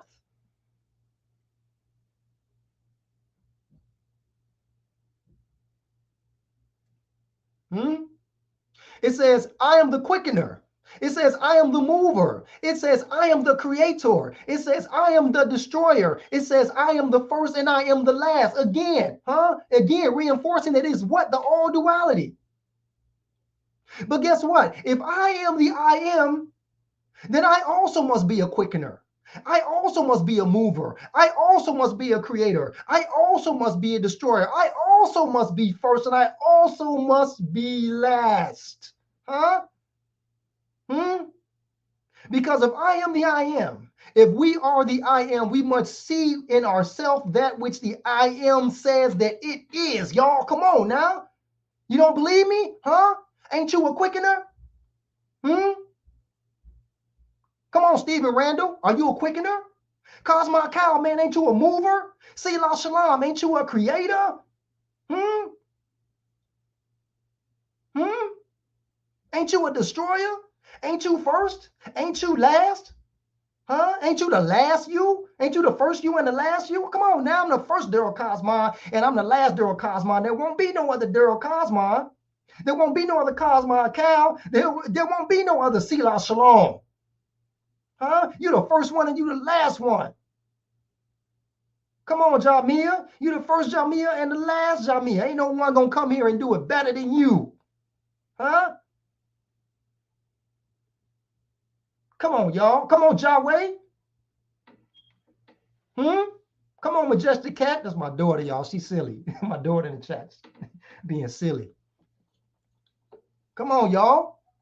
Recognizing that I am the I am is what it means to be spiritual. This is what it means to be spiritual. Recognizing what it means. Look, recognizing that I am the I am. Look, recognizing that I am the I am is what it means to be spiritual, y'all.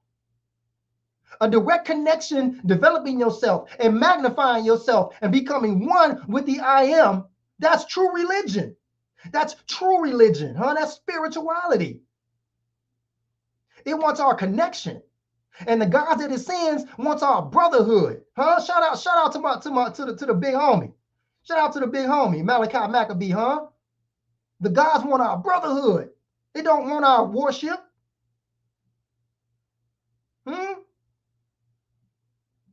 I am the I am, y'all. I am the I am, y'all. We are the I am. Say it to yourself, well, I am the I am. This is true spirituality. This is what the path of spirituality is about. Identifying ourselves, and our connection and our relationship with the direct, with the ever-present person. Not a God, not a Lord, not a Savior, not an angel. Those are just obstructions. And I said it 1,000 times, If somebody stands in the way, if somebody stands in your sunlight, you standing in their shadow. And you're not direct with the sunlight. You got to come up out their shadow. That's what them saviors do. That's what them gods do. That's what the messiahs do. That's what the prophets do. That's what man does, gets in your way. And you got to step out if you got to step out of the shadow, right? And be direct in that light. That's what spirituality is about. You got to magnify yourself. It says to develop ourselves.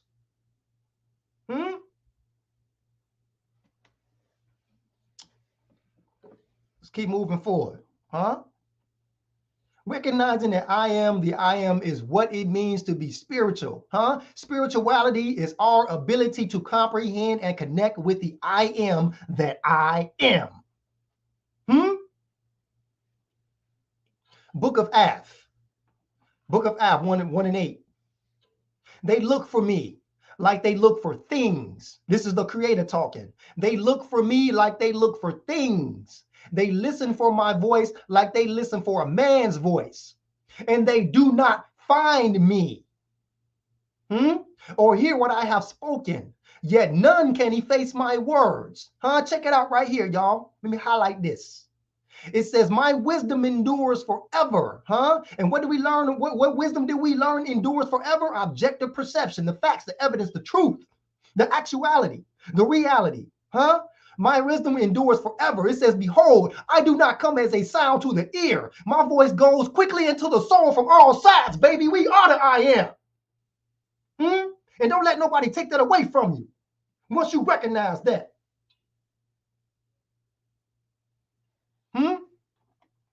Through spirit, we are conscious. I'm going to say it again. Through spirit, we are conscious. Through consciousness, we are aware. Through awareness, we can think and perceive. And through thought and perception, we develop the spirit by the way of practical motion, huh? And that's what that's what the WASP say is the purpose of being here for. It's for the practical development, huh? For the spiritual man and the spiritual woman.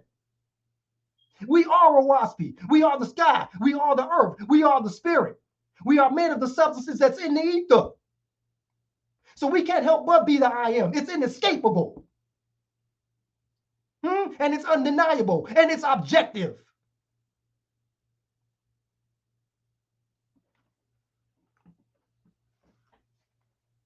Now let's break down being a creator and being a destroyer. Hold on. Give me a second. I need to breathe for a second before I get into it. Ooh, man. Okay. Ooh, man, I'm heated up. Okay. Okay, breathe. Take your time, Darryl.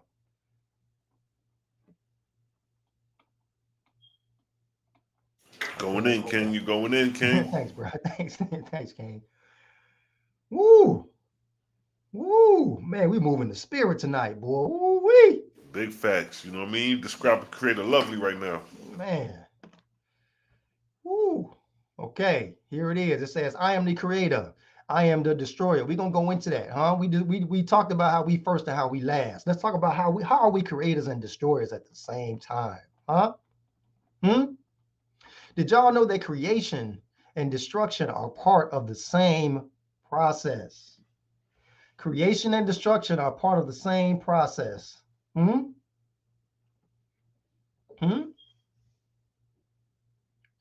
Look at these images right here, y'all. We're going to demonstrate how creation and destruction are part of the same process. In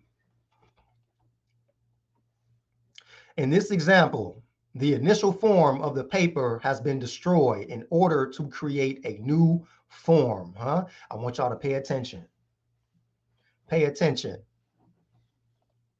In this example, the initial form, I have it highlighted here, if y'all can see it, the initial form right here that's highlighted. The initial form of the paper has to be destroyed, has to be destroyed. The form has to be destroyed in order to create a new form. There is no way around it. Creation and destruction are part of the same process. You can't have creation without destruction. You can't have destruction without creation. Even Pablo Picasso, the famous painter, he is famous for the quote that every act of creation is first an act of destruction. Even in the law of conservation of mass, it says that matter can change form through physical and chemical changes. But guess what? Through any of these changes, matter is still conserved.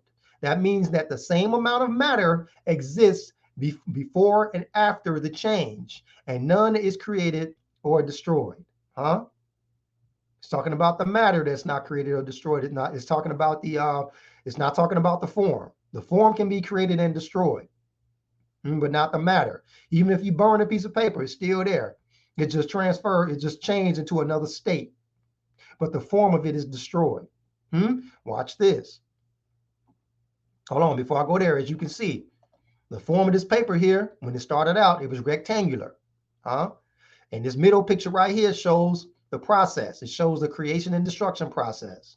And in the end, this is what it created, a paper airplane. That's just a basic example. It's objective again. This is objective perception. Hey, anybody right now that's sitting in front of a wooden desk, if you have a wooden desk, if you have wooden cabinets, the people that created those wooden desks and those wooden cabinets had to destroy some trees, didn't they? It's objective. That's why we had to talk about objective and subjective perception before we got into this lesson. Because that's my intent in this lesson, is to show you evidence and to show you facts and to show things objectively. Otherwise, the supposed light is only darkness, right? Isn't that what we learned? Right here, Book of Cosmogony, 321. Sorry, 320 and 21.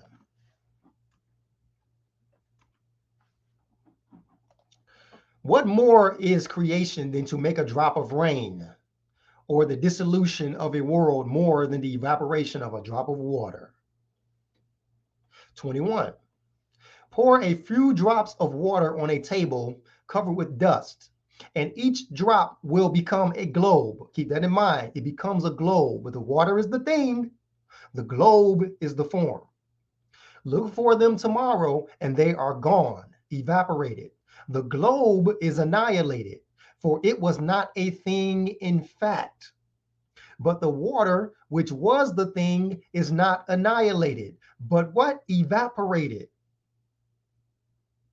The term annihilation applies to what are not things in fact, but which are forms and figures. Is it making sense?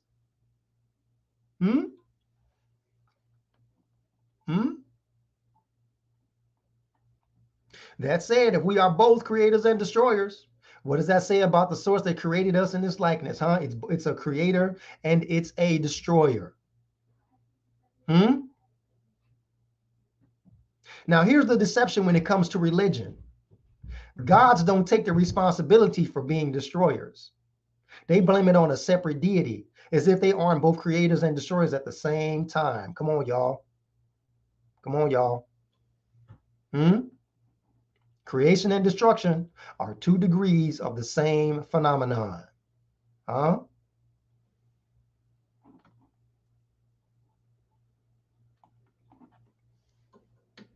Continuing on with Jehovah, chapter 1, verse 5, verse 1 through 5. Verse 1 through 6. Continuing on with Jehovah, chapter 1, verse 1 through 6.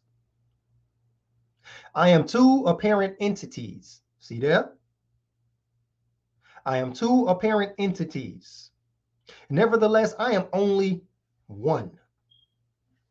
These entities are the unseen, which is potent, and the seen, which of itself impotent and called corpore.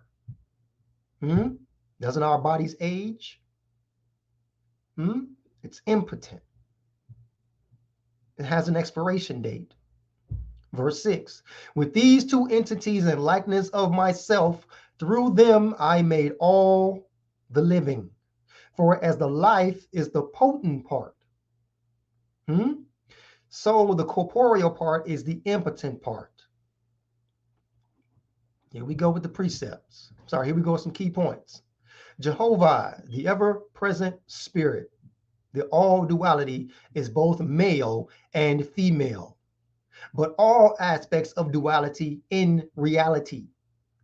For example, it is seen and unseen. It is creator and destroyer. And just like the examples that we gave about how we are the I am of the I am, we are also seen and unseen beings. Your corporeal part is the seen. The spirit, which is the animating force that gives life to physical organisms, That's our unseen part. See that? Again, reinforcing that we are the I am. The male aspect is the positive, the quickener of life, the unseen, that which transmits or brings forth. The female aspect is the negative, the womb that births the spirit upon death, the material seen, that which receives. Yet it is only, again, one body. We are focalized members of the I am, seeing in ourselves that which the I am says it is. That's what it means to be created in its likeness. Okay. Hey, brother Selah, we about to get up in this vortex section, y'all. We're about to get up in this vortex section. I'm gonna go grab another cup of water. I want to make sure I stay hydrated, man, because I can feel my voice getting dry on this talking. I'll be right back in a few seconds, man. Most definitely, definitely. You see what it is, family. Kosmon, Darryl Kosmon going in, dropping the science of creator. You know what I'm saying? Give me a one in the chat if y'all getting this understanding. You know how we do. Darryl Kosmon putting in that pain right now. Let me bring up the It's a Vibes, you know what I mean? Wait till the brother come back.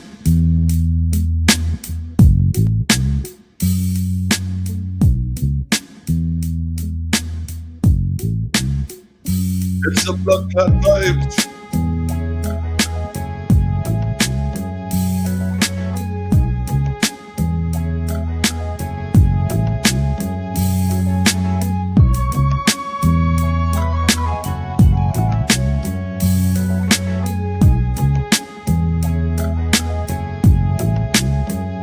It's a vibes, vibes, vibes. Yes, probably large of yourself. Big of yourself. You know what it is. Shut up, create a gang gang. Create a gang gang in the building. Darryl Kosmon breaking down the I am, the science of earth, sky, and spirit, the creator. You know what it is, family. Select the Selah on the 1 and 2s. We're gonna take this recreational period where the Etherians and Atmospherians intermingle and converse about Jehovah's creation. It's the vibes. Yes, majestic cat dance. Vibes, you dig? Yes, family. It's the vibes.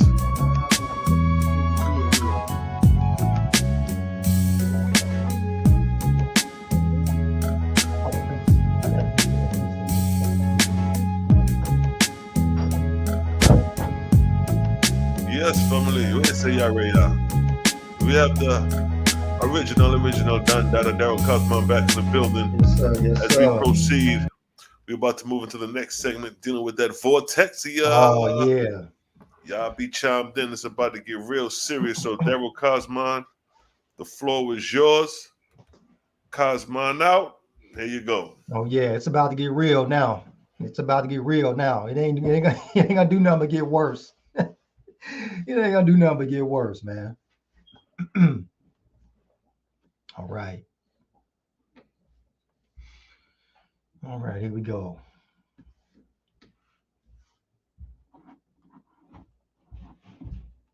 Vortex. Vortex. Vortex, vortex, vortex, vortex, vortex. Vortex. The motion of the mind behind the manifestation. Vortex is the speech, the motion, baby. All right. According to Encyclopedia Britannica, how do we define motion? All right. Motion in physics is change with time, or the position or orientation of a body. Motion along a line or curve is called translation. But motion that changes the orientation of a body is called what? Rotation. Come on, creator gang. Y'all already know where this is going. Owaspi, Book of Jehovah, chapter 3, verse 2 through 3. Verse 2.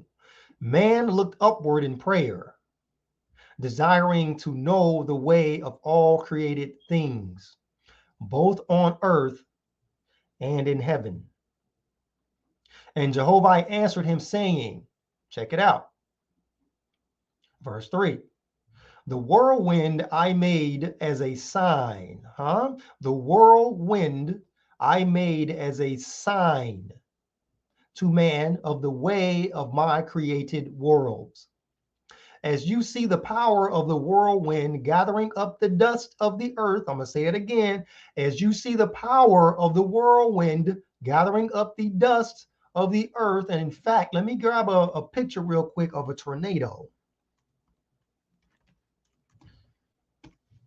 just to give you all a little context.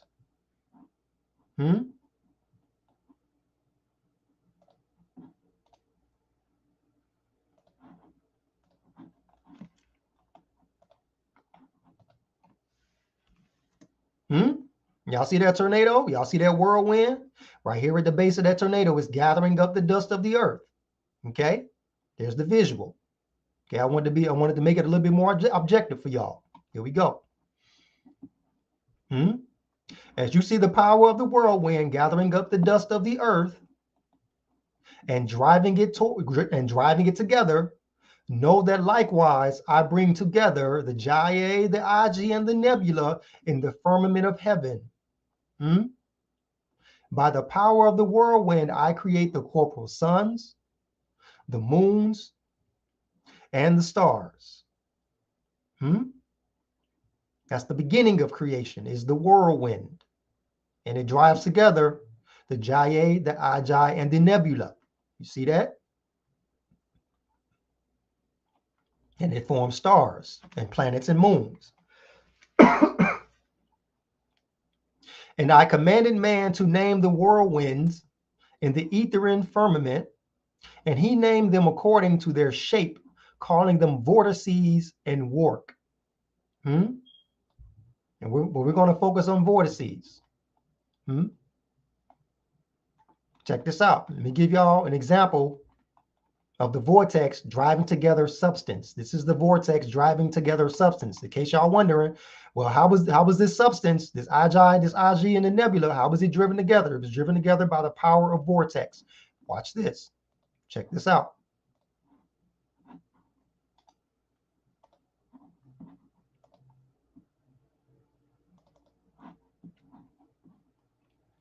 All right, this is an experiment I did, right?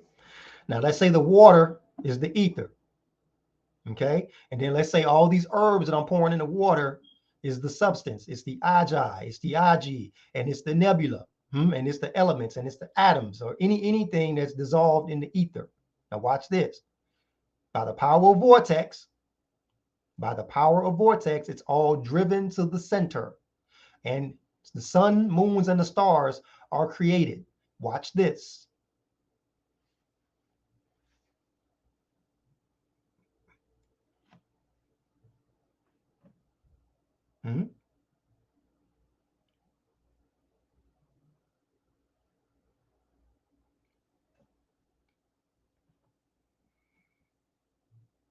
Watch this end result. Y'all already see it forming.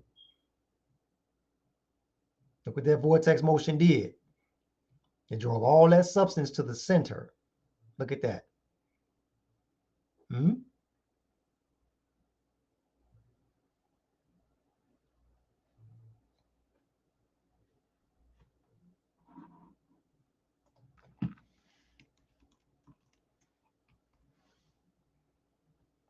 Yep, look at that, y'all. I'm gonna pause it right there. My pause button there. Y'all see that? Y'all see that massive form right there? Look at that. Objective. This is objective. This is an experiment. This is evidence, This is facts. Look at this, y'all. See that? And then I'm gonna show y'all another view real quick before we proceed. Check out this other view. And y'all can see right there, look at the base of it. Look, all the substance is being driven toward the center. Look at that.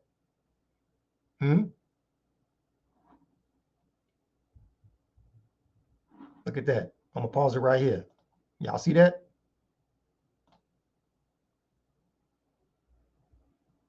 Look at that. Beautiful. Beautiful.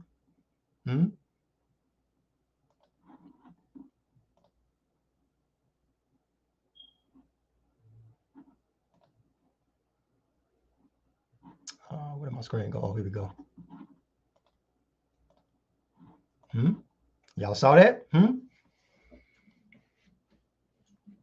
Put a 1 in the chat if y'all was digging that experiment right there. If you got that understanding of how vortex works, just by that experiment, put a 1 in the chat. I want to make sure we all on the same page. I'm going to read that again because I want y'all to understand what just happened in that bowl of water. Okay? It said, the whirlwind I made as a sign to man of the way of my created worlds. As you see the power of the whirlwind, right? I created a whirl in the water. I created a vortex motion in the water. And the vortex, it says the whirlwind gathering up the dust in the earth and driving it together. Y'all see that? It says and driving it together. Did y'all see the way? Did y'all see the way that the water, the motion, it drove together the substances in the water? And no, likewise, I bring together the Jaya, the Aji, and the nebula in the firmament of heaven. By the power of the whirlwind, I create the corporal suns, the moons, and the stars. Y'all see that?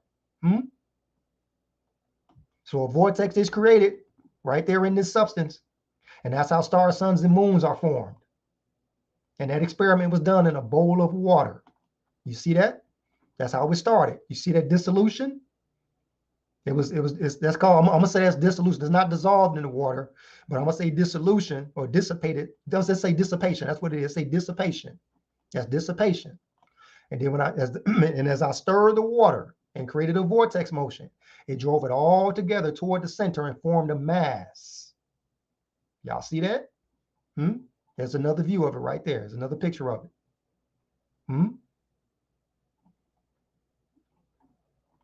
All right. So real quick, let's go back up here. Let's focus on this. It says the whirlwind I made as a sign to man of the way of my created worlds. The whirlwind is a sign. The creator creates signs for us to understand the way of its created worlds. Now, what is a sign? Now, when you look up sign in Merriam Dictionary, the first definition, the first two words is a motion. A motion or gesture by which a thought is expressed or a command or wish made known. It says something material or external. Check this out. Something material or what? External. That stands for or signifies something what? Spiritual, That's dead ass right there in the definition in Merriam Dictionary. Something indicating the presence or existence of something else. Wow. Then it says any object, any action, event, pattern that conveys meaning. I got that. I got that one from dictionary.com. This one here. The 1 and 6 came from Merriam. This definition right here that says 2 came from dictionary.com. Want to make sure I get my sources right. Now check this out. Now let's look at signs of vortex, Let's look up gestures of vortex, actions of vortex, patterns of vortex. Just substituting words that we find in the definitions. Look at this. The hurricane. Y'all see that? Y'all see that vortexian motion in the hurricane? The tornado that I used as an example above. Y'all see that vortexian motion in the hurricane? Sorry, the tornado. Y'all see that vortex motion in that tornado? How about a whirlpool? The snowflake. Now, I know what y'all thinking when y'all see the snowflake. You say, well, how does the vortex have an effect on the snowflake? It's not even in a spiral pattern. Stay tuned. We're going to get there, y'all. We're going to get there. Look at the magnet. Y'all know this is another simple experiment. Y'all know if y'all want to see the Vortexian current or the magnetic current of a magnet, just throw a piece of paper on the top of it, grab some iron shavings, and throw it on top of the paper, and the iron shavings are going to take the shape of the magnet motion, the magnetic field,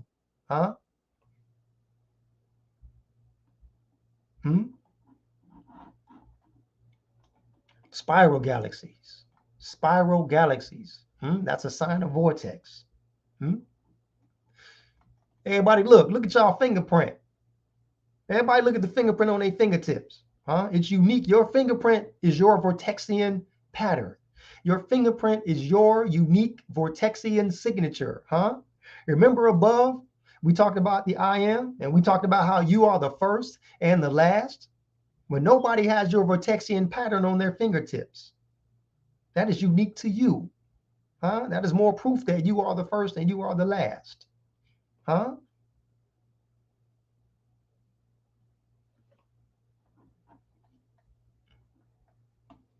Brain waves. Remember we talked about above that brain waves go into the ether? Check this out. Check out these sources. It says radio waves and brain waves are both forms of electromagnetic radiation. This is what scientists call, what we call Vortexian current, scientists call electromagnetic radiation. and waves of energy that travel at the speed of light. The differences between brain waves, radio waves, and other electromagnetic waves, such as visible light, X-rays, and gamma rays, lies in their frequency. This is how often the waves, that is how often the waves peak and trough in a second. But check this out. Watch this one. Remember I told y'all about the emissions? Oh no, I must not have put that one in here. But check this out. Here's another source. It say the human. Oh yeah, this is it right here. It say the human brain also emits waves. Remember I said what we think. Our thoughts go out into the ether.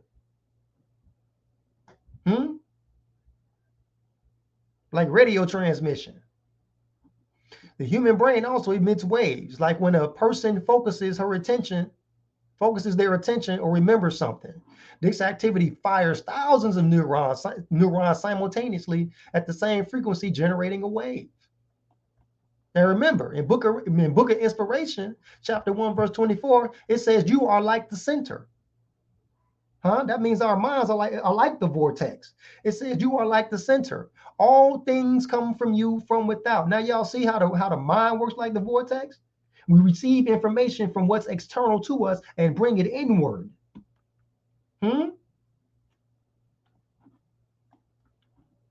Now check out Book of Cosmogony and Prophecy 5:9, and we talked about this earlier. The eye is the seed of the tree of knowledge, even the mind's eye or the physical eyes. But in the context, we're talking about the mind's eye. The eye is the seed of the tree of knowledge. The sight of the eye is the beginning of self-creation in acquiring knowledge. See, because everything comes from without.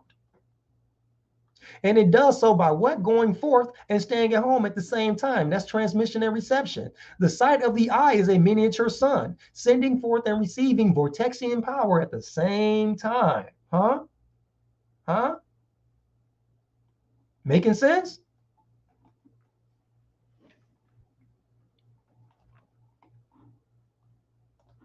How vortex is defined outside of WASP by scientists? Check this out. We're going to get deeper into it. A vortex is a rapidly spinning circular or spiral flow or fluid. Now, when we say fluid, it doesn't mean liquid. Liquid can be a fluid. Gas can be a fluid. A vortex, plural is vortices, is a rapidly spinning circular or spiral flow of fluid around a central axis. I want y'all to keep the demonstration in mind. The swirling motion tends to suck everything within the fluid toward the center, like y'all saw in the demonstration of the bowl of water. The speed and rate of rotation of the fluid are greatest at the center and decrease progressively with distance from the center. Examples of vortices range from what? Tornadoes and hurricanes in the atmosphere to water flowing down a drain. Even the great red spot on Jupiter appears to be a huge vortex. Y'all seen the eye of Jupiter before, right?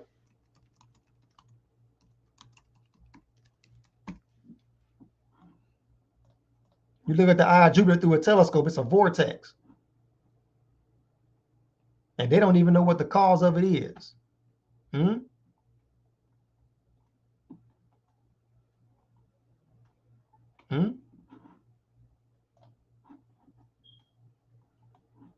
A vortex can be observed. Here we go with observation. Here we go with being objective. A vortex can be observed in the spiraling motion of air or liquid around a center of rotation. Let's go back up and get a visual again. There you go.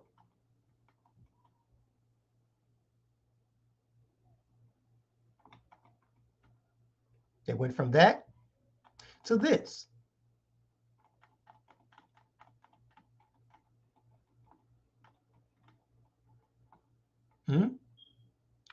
A good example of a vortex is the atmospheric phenomenon of a whirlwind or tornado or dust devil. The whirling air mass mostly takes the form of a helix, column, or a spiral. Here it is, vortex. A mass of spinning air, liquid, that pulls things into its center, That's the basic definition of vortex. A mass of spinning fluid that pulls things into the center. Got it?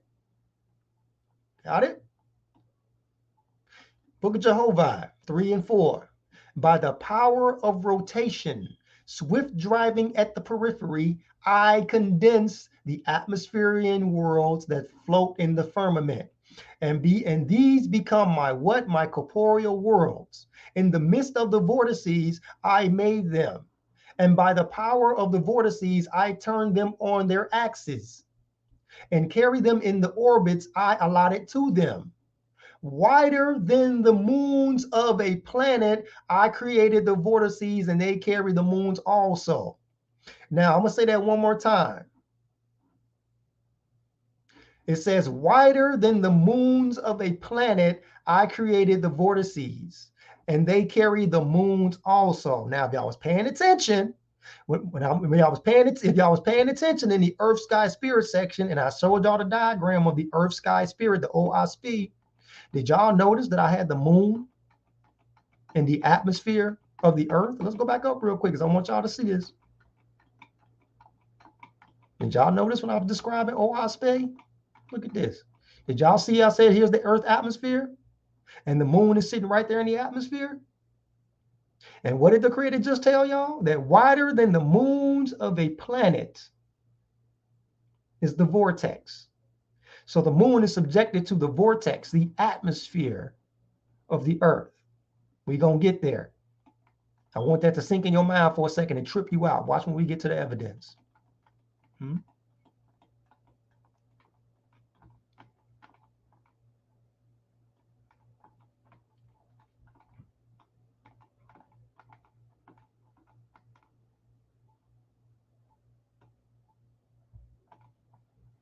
All right. Now check this out. Look what I say right here. The moon is not in outer space. It's in the Earth's atmosphere. Uh-oh, Kosmon. Why would you say something like that? You said, did you just say the moon is not in outer space? Did you just say it's in the Earth's atmosphere? Okay, you know what? For anybody that's laughing at that, I want you to go ahead and laugh real quick. We about to have the faith is about to have the last laugh right now. And I want y'all to keep in mind that the OWASP has revealed this to us in 1881, that the moon is in the atmosphere of the Earth. This is in 1881 that this was revealed by OWASP. Watch this, y'all. The moon is not in outer space. It's in the Earth's atmosphere. And that is the title of an article from space.com.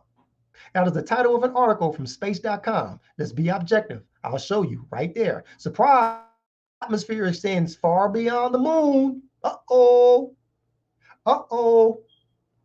This is an article that was written in 2019. Remember, OWASP was published in what? 1881. Here we go with Revelation. Here we go. Oh, my computer fan just came on.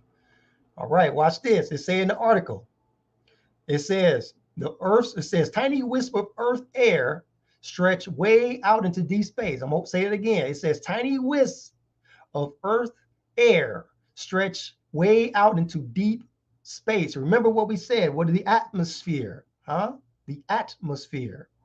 In the beginning, we talked about the Earth being surrounded by its atmosphere, the vortex. Tiny wisps of Earth air stretch way out into deep space, and it says far beyond the moon's orbit. Uh-oh. Uh-oh. Uh-oh. What did it say right here?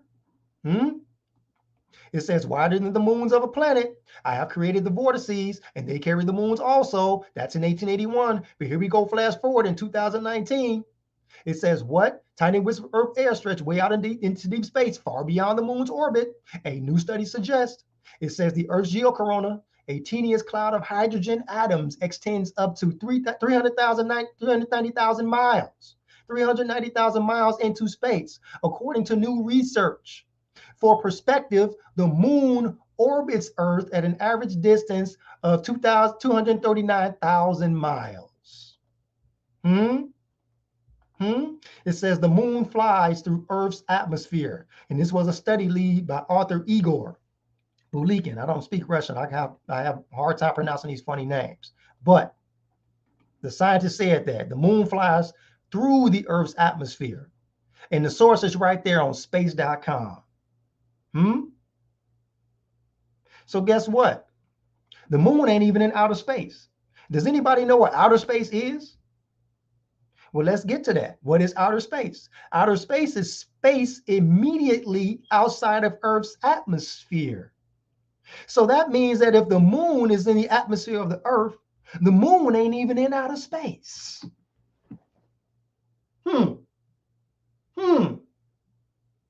That means it's in orbit and not in outer space. It's just in orbit in the Earth's atmosphere. It's in orbit. It's subjected to the vortex of the Earth. Good night. Good night. What is an orbit? A path described by one body in its revolution about another. There we go. Owaspy making revelations. Uh-oh, it's revealing things. How did Owaspy get this information in 1881? Here we go. Here's my diagram. Here's the diagram from space.com. Look at that. There's the atmosphere. There's the Earth's tail.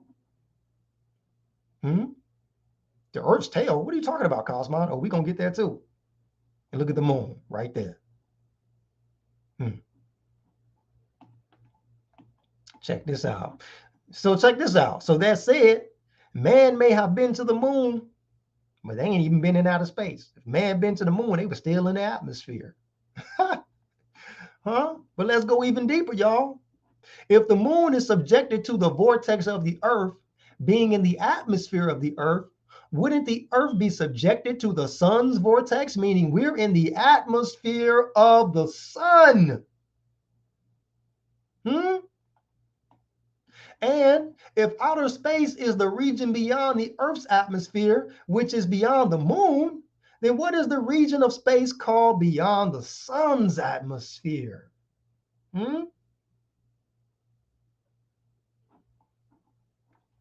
Book of Jehovah 3:7. Check it out, y'all. We understand what vortex is through the experiment that I showed. So check this out. To make the sun, I created a great vortex. And within this vortex and subject to it, I made the vortices of many corporeal worlds. The sun vortex I caused to rotate, and I gave it power to carry other vortices within it. According to their density and position, they are thus carried forth around the sun.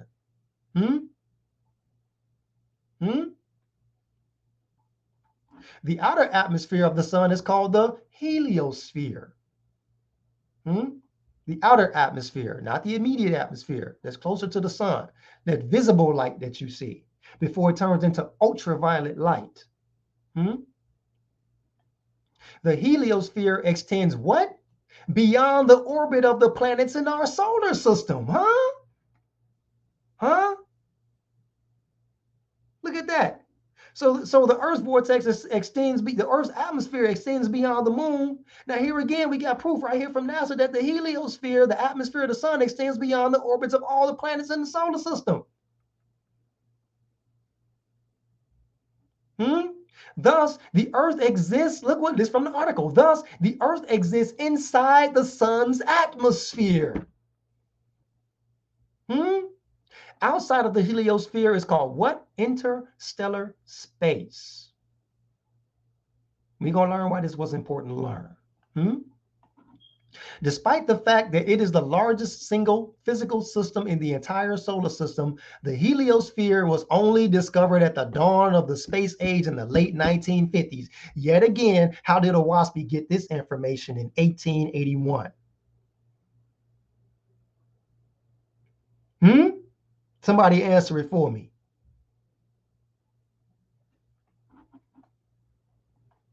Now, here's why it was important to learn about interstellar space beyond the sun's atmosphere. Did y'all know the sun has a tail? Don't them flat earthers say, well, where is the tail of the sun as the sun is moving? We're in the tail of the sun. The tail of the sun doesn't come from its immediate atmosphere. It comes from its outer atmosphere. It goes up and around. The whole atmosphere of the sun, the whole vortex of the sun, it goes around it. The same way we showed in this diagram right there. If you was on the moon, you won't be able to see the earth, the tail of the sun coming immediately from the earth's atmosphere. It's in it. The moon is in the tail, the oxygen tail of the sun. Look at that. And in the same way, the sun's planets, the earth, we're in the tail of the sun. Check this out. You don't believe me or you think I'm crazy? Let's go. Here we go with the facts. Here we go with the evidence. Watch this. For the first time, look at this headline right here. For the first time, NASA took a photo of the sun's tail. What? Owaspy, Book of Cosmogony and Prophecy. You see this diagram right here? This is a Owaspy's diagram of the sun's heliosphere and heliotail right here. This is in Owaspy. How did Owaspy get this? Now look at this image right here from the Smithsonian article. This is a picture of a far-off star. This is the tail of that star. Now look at this. This is a recent photo. Now look at the diagram right here. Here's the sun. There's the heliosphere, and there's the tail going around the heliosphere. What? That diagram was in Owaspy in 1881? Uh-oh. Y'all in trouble now? Now look at this diagram that came from NASA. And it resembles the one that was already in Owaspy. Look at that. And then here's a graphic image right here. We're in the tail of the sun. Just like the moon is in the tail of the earth. Okay, right from NASA, right here. And as the sun and his family of planets orbit the galaxy, the sun produces a tail called the heliotail, which extends outside the heliosphere and into what? Interstellar space. Boom. As the sun orbits the center of the Milky Way galaxy, it passes through what's known as the interstellar medium, a melange of dust and gas and cosmic rays. These cosmic rays is what? Vortexian current. We'll get there. We'll get there. Stand by. Like a ship passing through the ocean, the sun's passage through the interstellar medium causes the sun's magnetic field, or we'll call it the vortex, the sun's vortex in faithist language, the sun's vortex to build up in front of the solar system and sweep the sun's magnetic field back in a long tail behind it. And that came from Smithsonian Magazine as a source. And this is a 2013 discovery by man, whereas Owaspy already revealed this information in 1881. Make it make sense. Book of Jehovah 3:5-6. Around some of my corporeal worlds, I have given nebulous belts and rings, so that man could comprehend the rotation of my Vortexian world. Again, giving us signs of vortex. 6. Verse 6, for each and every corporal world, I created a what? A vortex first. And by its rotation and from the places in the firmament where it traveled, I caused the vortex to conceive a corporal world. Wait a minute. Wait a minute. What did we learn earlier on in this presentation? That we are corporeal beings as well as spiritual beings. But in this context, we are corporeal beings, right? And we already proved that earlier on in this presentation that if we're corporal beings, that means that we are earths. And we proved that we are earths of the earth because we have an earth body. Because we are made of substance of the earth, We are corporeal. But wait a minute. I'm going to read this for y'all again. For each and every corporeal world. So that means my body as well as the planets, the suns, moons, and stars. There's a connection here, y'all. There ain't no disconnection just because things are separate. Watch this. For each and every corporeal world, I created a vortex first, and by its rotation and from the places in the firmament where it traveled, I caused a vortex to conceive a corporeal world. Wait a minute. Conceive a corporeal world? So you're telling me that for each and every, if for each and every corporeal world, meaning my body also, there's a vortex first? Vortex conceive a corporeal world. Wait a minute, that sounds like being born. Let's take a deeper look. Conceive. What does it mean to conceive? It means to become pregnant with young. To cause, to begin, originate. That's the context we're going to use. We're going to use both of these as a context. It means to cause, to begin, originate. So if for each and every corporeal world, the creator created a vortex first, the question is, was a vortex first before we were created as man and women? We are like worlds also being created by vortex. What, Darryl Kosmon? Man, get out of here, man. Okay, let's look. The effects of vortex in mortal conception. Do y'all see what this headline says right here? Do y'all see what this headline says right here? It says sperm don't slither. They swim in a what? A corkscrew motion. Huh? It says sperm don't slither. They swim in a corkscrew motion. Now let's look at the subtitle. It says new research reveals that because of an optical illusion, we've been viewing sperm incorrectly for the past 350 years. What? But wait a minute. In 1881, it says this: for each and every corporeal world, I created a vortex first, and by its rotation and from the places in the firmament where it traveled, I caused a vortex to conceive the corporeal world. But then you tell me, this was revealed in 1881. But then you flash forward to the year 2020, and you mean to tell me that sperm don't slither? Sperm swim in a corkscrew motion, like a vortex?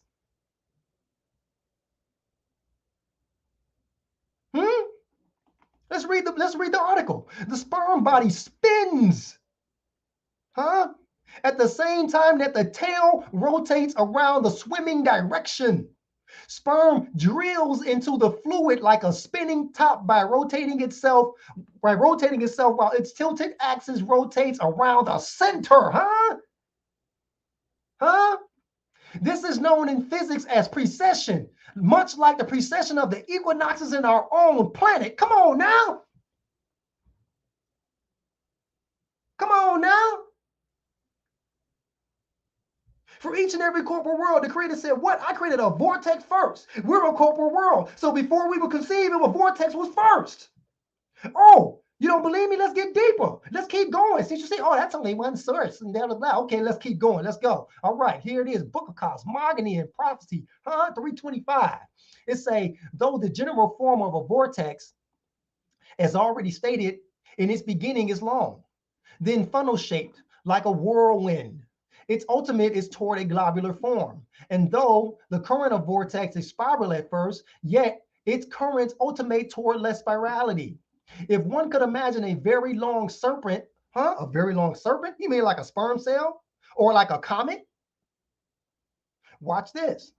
If one could imagine a very long serpent in spiral form, constantly turning its head in at one pole and its tail on the other. Wait a minute, I'm gonna read that again. Look how this relates to the article. If one could imagine a very long serpent in spiral form, constantly turning its head in at one pole and its tail at the other, and continuously crawling up upon its own spirality. Okay, let's stop there. Let's go back up to the article. The sperm body spins at the same time the tail rotates around the swimming direction. Sperm drills into the fluid like a spinning top by rotating itself while its tilted axis rotates around the center. Y'all see what's happening? This is a 2020 article. This is an 1881 passage from a WASPy. How?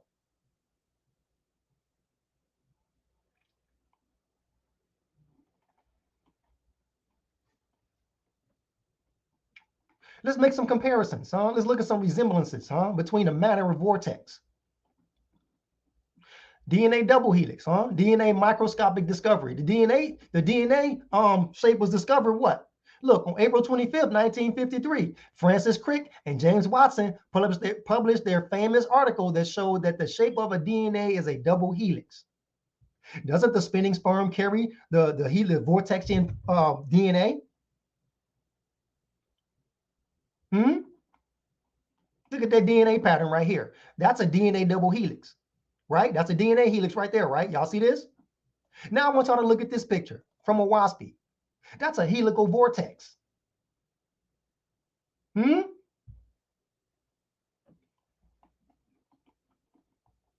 Now here's from another source, from Medical Encyclopedia. The head of the sperm contains the DNA, which when combined with the egg's DNA will create a new individual, a new corporal world. Huh? So we got the sperm that's spinning and drilling, but it carries the DNA, that's the helical DNA that has a helical spiral pattern. Wow. Y'all see what's happening? Watch this. This is the 4 stages of vortex development, huh? As above, so below. This is the 4 stages of vortex development. I'm going to read this first before I scroll down some more. Watch this. Watch this. Book of Jehovah, chapter 3, verse 6 says, "For each and every corporal world, I created a vortex first. And by its rotation, and from the places in the firmament where it traveled, I caused the vortex to conceive the corporal world." Here it is, y'all, as above. Y'all see this as above? Now watch this. Watch the resemblance, y'all. Here is as above from a WASPy. Here is so below. I'm going to zoom out just a little bit so y'all can see it better. Whoops. Look.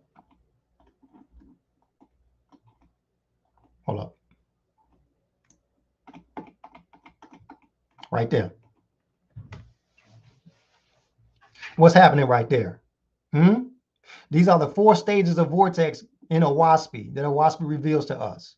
Now, so below, look at the stages of look at the stages of the embryo, the stages of conception. Look at that. Helical, drilling, the coalescence, and the world within the world. Y'all see that? You can't make this up. How did a WASPy know this already? How did a WASPy know this already, Look, the power that makes planets, that's vortex. Primary vortex, the power that makes planets. First age of vortex, at the beginning of cometary existence. First age of vortex, at the beginning, it's cometary existence. A whirlwind in the ethereal heavens, cometary. Look at this right here. To make a human being, right? What happens? The sperm cell goes to the egg, which resembles a comet.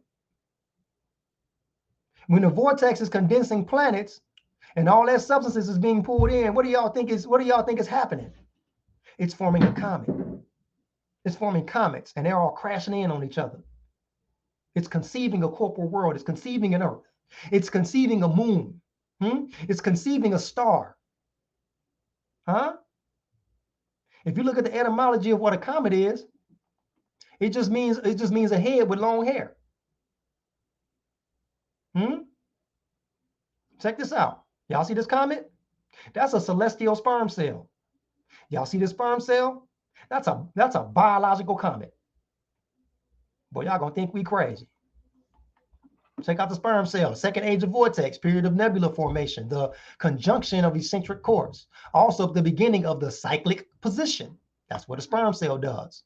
Third age of vortex, now called warp, because of condensing nebula engenders heat within the embryonic world. This is from a WASPy. There it is right there. Let me zoom back in. Sorry, y'all.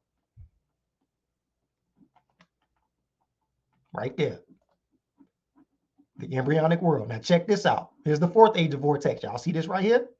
Here's the 4th age of vortex. It's called the inqua, now called inqua, a ball within a ball or womb of vapor. So what y'all think going on right here in this image?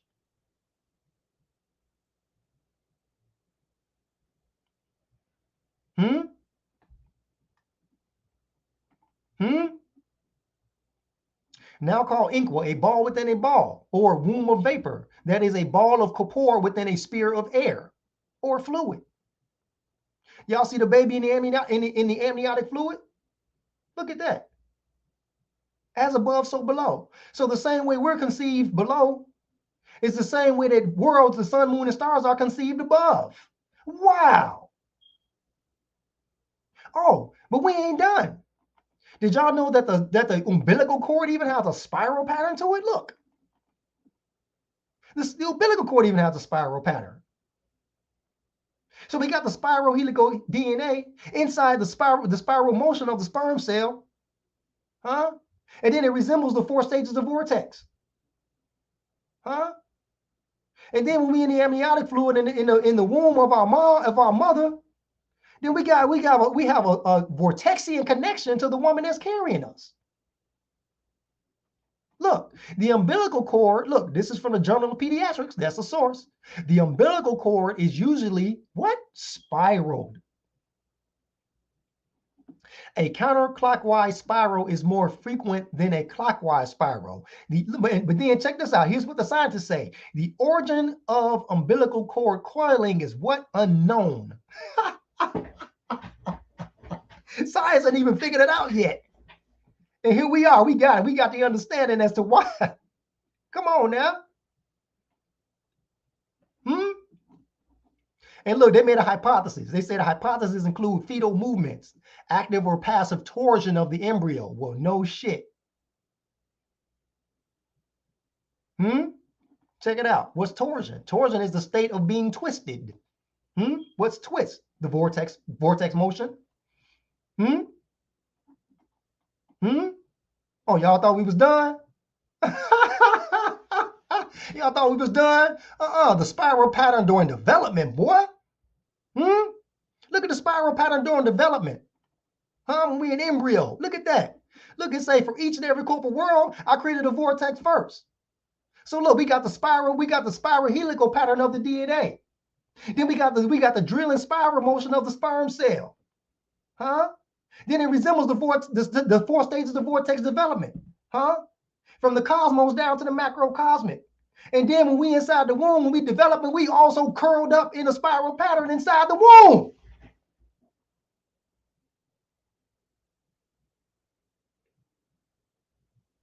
Y'all ain't got this. This is faithism. This is Owaspy. This is objective spiritualism. This is facts. This is actuality. This is evidence. We see the effects of the unseen on the scene. That unseen spiral motion having its effects from the macrocosmic all the way down to the embryo.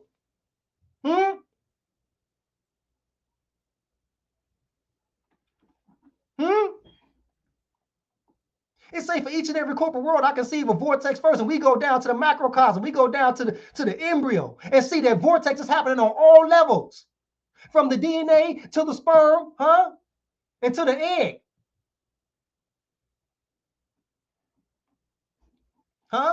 Here's the article. Let's read right here. It says the underlying process by which the animal ovum becomes transformed into the fully developed animal remains one of the mysteries of biology. It says while examining early vertebrate embryos, it was observed, objective observation, it was observed that the cells are not haphazardly clumped together as is generally described, So some scientists got it wrong and said, oh, well, cells are just haphazardly clumped together as described. No. He's saying no. He's saying, this scientist is saying it was observed that the cells are not haphazardly clumped together as is generally described, but are in fact arranged in a spiral pattern, consisting of 2 helical spirals alongside each other. And check this out. It said an investigation was therefore decided upon to determine to what extent, if any, this spiral pattern persists during embryological development.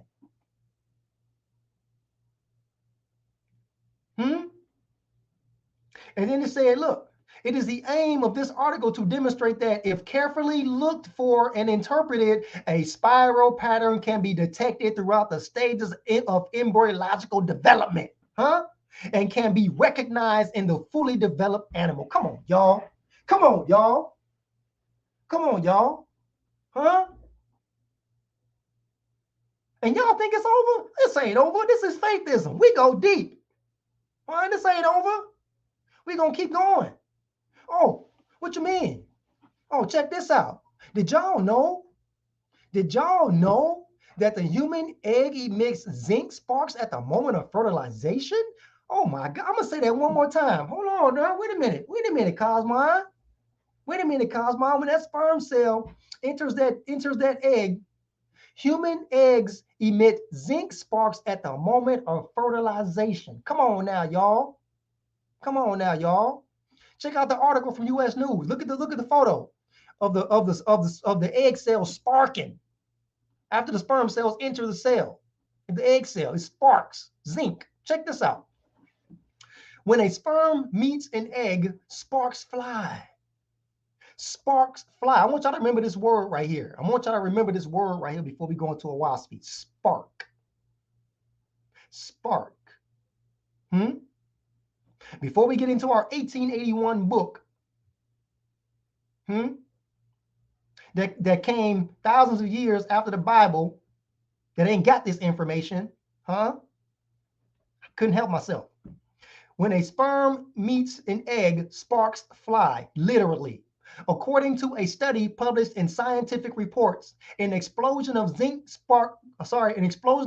fireworks occurs when a human egg is activated by a sperm enzyme. The intensity of the sparks, scientists say, indicates the egg's potential to develop into a healthy embryo. Y'all ready for this? Are y'all ready for this? Are y'all ready for this? Oh my God. Oh my God. We are going to read from the Book of Judgment. We're about to read from the Book of Judgment. Here we go. Y'all remember that. Spark. Book of Judgment. 1881 book. Here's Jehovah. He's the creator talking to us, y'all. Out of the darkness, man is brought forth a blank. And his entity is a what? A spark. A spark of Jehovah, the great spirit. His entity will never cease to grow.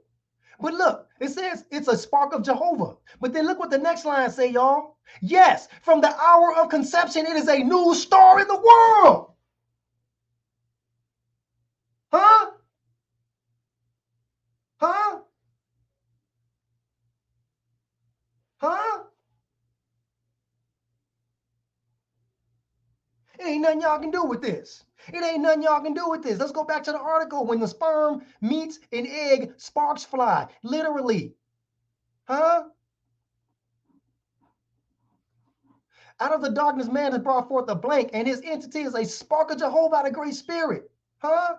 Right there in conception. His entity will never cease to grow. But right here, look, it brings it back. Yes, from the hour of conception, it is a new star in the world, and it magnifies itself forever. So don't never let anybody tell you that you ain't special. You a star. I told y'all in the beginning that we are corporal life forms of a star.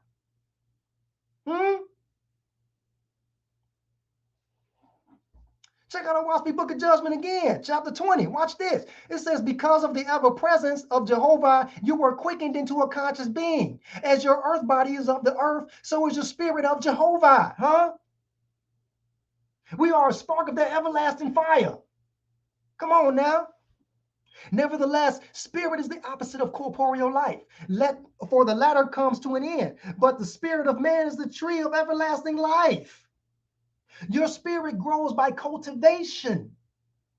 It grows by cultivation, which is the practice of wisdom,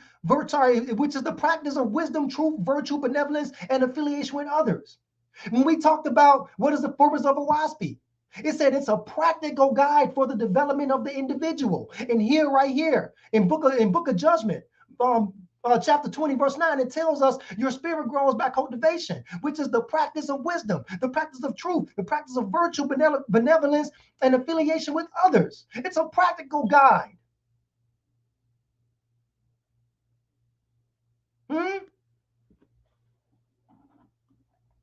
It says, do not think that the soul grows by prayers or confessions to this God or that God. For no one shall be exalted for words without works. So guess what? When we learned in the I am, we learned that the I am, all motion is what? All motion is the I am speech. So it's telling us right here in this verse that our motion have to be our speech. It don't want your prayers and confessions. It wants you to move. It wants your motion. It's telling you to put your motion where your mouth is. If that's what your mouth is saying, then move in that direction.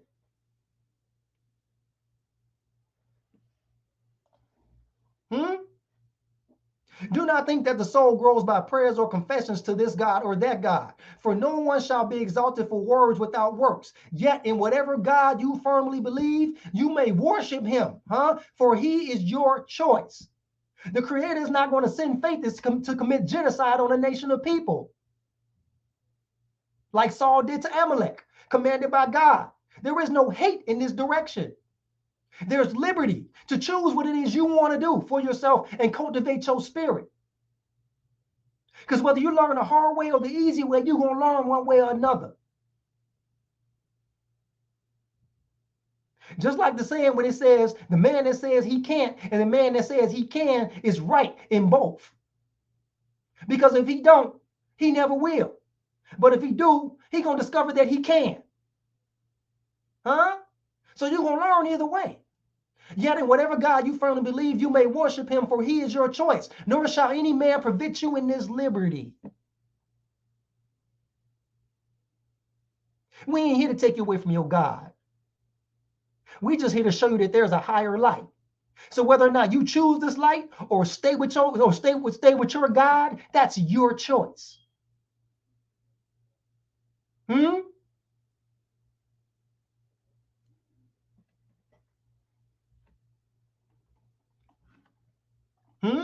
Nevertheless, if you worship a God or Lord, then let such God or Lord be a role model to you to cast your eyes into your own soul, to purify yourself in the sight of your Creator, whom you cannot doubt. In that respect, it is no sin for you to worship any good ideal. It is no sin for you to worship any good ideal. Why? Because that good ideal is cultivating your spirit. It is, in that respect, it is no sin for you to worship any good ideal whom you shall emulate in your behavior. And that said, watch what you worship, because you're going to emulate the behavior. So if there is a God that's angry, if there is a God that's jealous, if there is a God that's a genocidal maniac, if there is a God that is a pederast, you're going to emulate the behavior of that God. And you're going to also defend the behavior of that God.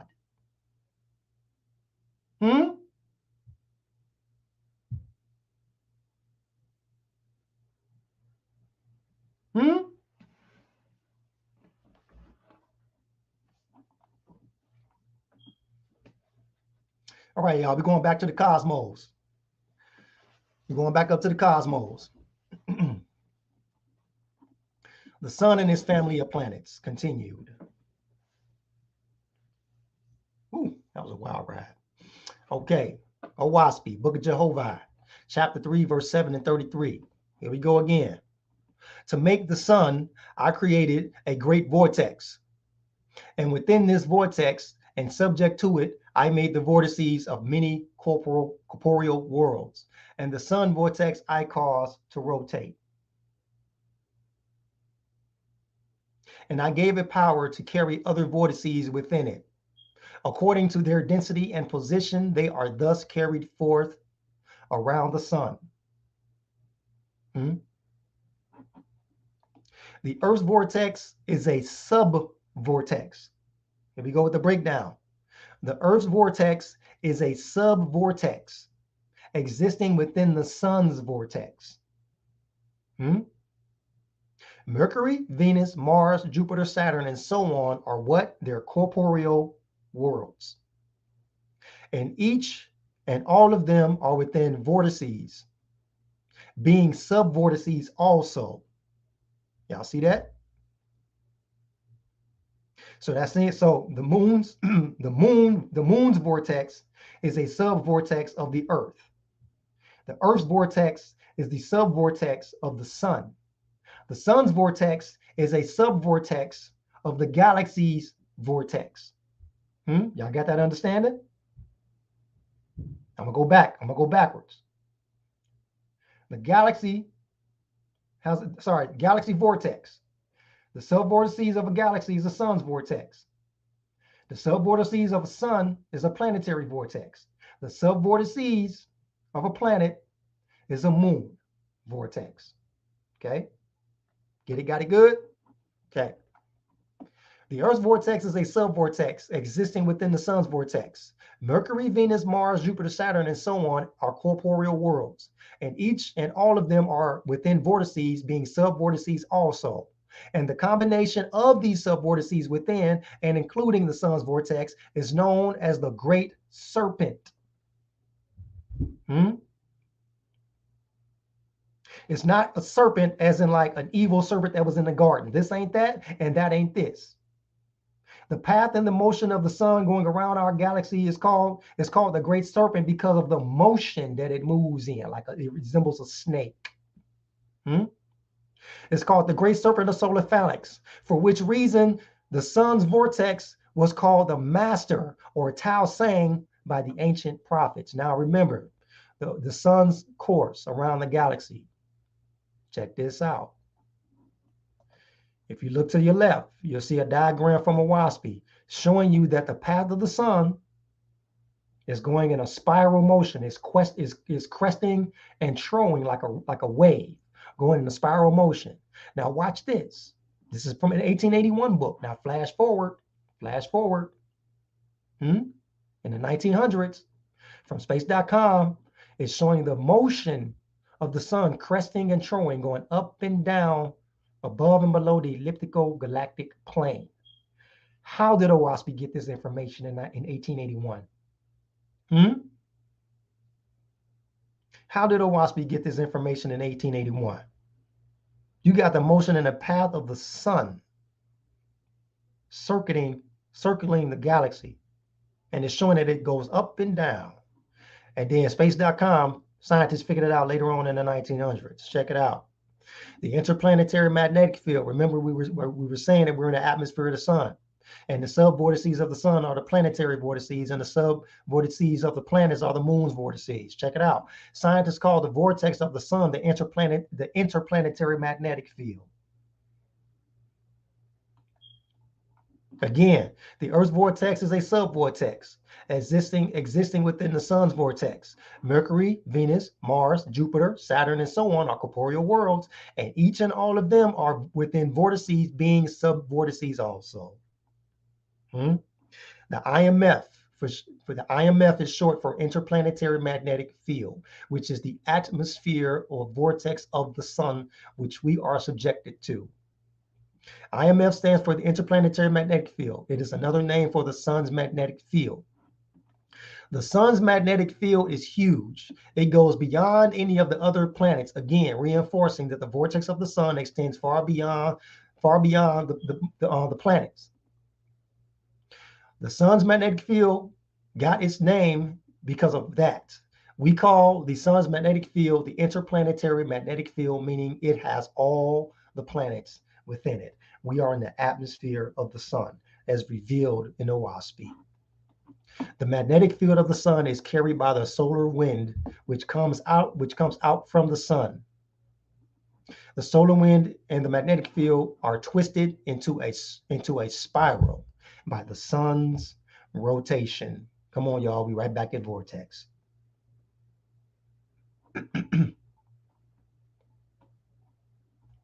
Here's a precept. The sun emits a stream of particles from its outermost layers in the corona, and this stream flows out through space as the solar wind. Because the sun rotates once each month, This wind is actually a pinwheel-shaped outflow, mostly within the plane of the solar system, as it flows past the planets and interacts with their magnetic fields. See? So we got the sun's Vortexian substances interacting with the planetary Vortexian substances. I want y'all to keep that in mind for later. Now, check this out. Just like planetary vortices are sub-vortices of the sun, a hurricane's vortex can also produce sub-vortices. So if y'all want to see an example of a master vortex creating sub-vortices, all you have to do is look at the vortex of a hurricane, to which its sub-vortices creates what? Tornadoes. Put a one in the chat if y'all knew that tornadoes spawn during hurricanes. Examples of sub-vortices on a planetary level. Hurricanes produce tornadoes. Check out this article on weather.gov. It says hurricanes and tropical storms can produce tornadoes. These tornadoes most often occur in thunderstorms embedded in rain bands, well away from the center of the hurricane, the center of the hurricane vortex. However, they can also appear near the eye wall. Look at this picture right here. Hurricanes produce tornadoes. It happens all the time. It's common. It's objective. So the same way that tornadoes are sub-vortices of the hurricane, the Earth's vortex is a sub-vortices of the sun's vortex. See? See how we can see vortex on many levels?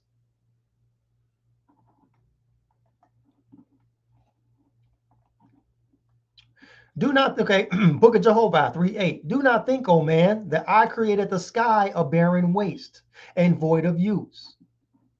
Even as man in the corporeal form is adapted to the corporeal earth, so is he in the spiritual form adapted to my Etherian worlds. 3 great estates have I bestowed upon man: the corporeal, the atmospheric, and the Etherian. Hold on. What did we learn, y'all? I'm going to read that again, and I'm going to translate that from what we learned in the beginning of this presentation. 3 great estates I have bestowed upon man. The O, which is atmospheric, the A, which is corporeal, and the Spe, which is Etherian. Y'all see it coming together now.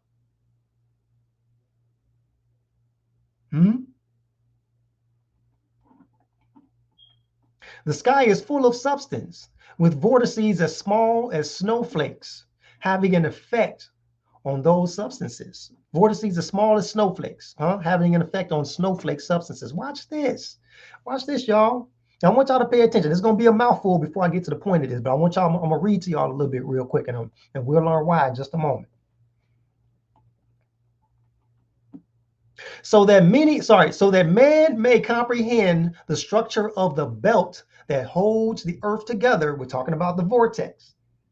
So that man can comprehend the structure of the belt that holds the earth, that holds the earth. I will give him a sign. Here we go again with the sign. I will give him a sign high up in the air. And Jehovah caused the vapor in the firmament to be frozen and fall to earth white, and it is called snow.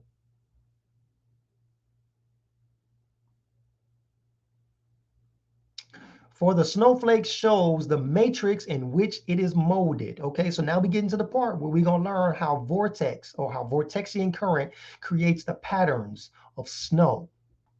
Watch this. Pay attention. Let this be a sign also that even as heat and moisture rise up from the earth, so are there representatives of all things on the earth which have also evaporated upward. And all such things rise up to the level of density that is like themselves. So water evaporates, right? It goes up so high. It can only go up so high before it can go any further, because it's too dense to go any higher. Now, there's a phenomenon called sublimation, where a metal sublimates. Metals evaporate. That's called, when a metal evaporates, that's called sublimation. It doesn't even go through the liquid phase before it goes to the gas phase. It goes straight from a solid to a gas. That's called sublimation. And if you want to see an example of sublimation, have y'all ever heard of hot ice? Hot ice sublimates. Take a look at hot ice. Get a good picture with hot ice. Did some bad pictures. Hot ice. Let me say so. 1 second, y'all. Hot ice evaporation or sublimation. I want y'all to see this. This is an example right here of a solid. This is called hot ice. Well, we call it hot ice. I don't know the scientific term. It's like carbon something, but it's hot ice. But it goes straight from a solid to a gas. If you let it sit, it goes straight from a solid to it. Don't even turn to a liquid. It don't melt. Okay, that's sublimation. That's an example of sublimation. Just wanted to show y'all that real quick. All right. So let this be a sign also that even as heat and moisture rise up from the earth, so are the representatives of all things on the earth which have also evaporated upward. And all such things rise up to the level of density that is like themselves, everyone to its own level. So water and moisture goes to a specific level. If a metal like gold, lead, or iron sublimates, it goes to a higher level than moisture does. We're going to get to that. And they take their places in the strata of the vortex. Strata. So we're already saying in 1881 that the vortex have a strata. Watch this.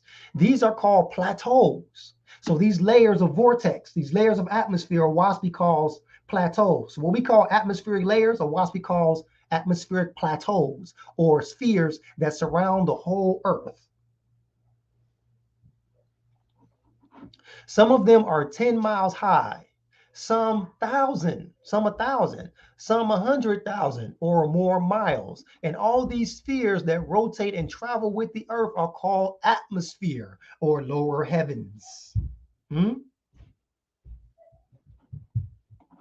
Strata. What is strata? Strata or stratum. It's a layer of material, naturally or artificially formed, often one of a number of parallel layers upon another. Okay, that's strata. Here's an example of strata. And obviously, wherever I got this illustration from, they didn't get the memo that the moon is in the atmosphere of the earth. We learned that earlier. But here's an example of different layers of vortex. Atmospheric Vortexian currents right there. But here's a trip. This is what's going to trip y'all out. Now, WASP is revealing in 1881 that there are different plateaus of atmosphere. But did y'all know that atmospheric layers weren't discovered until 1913?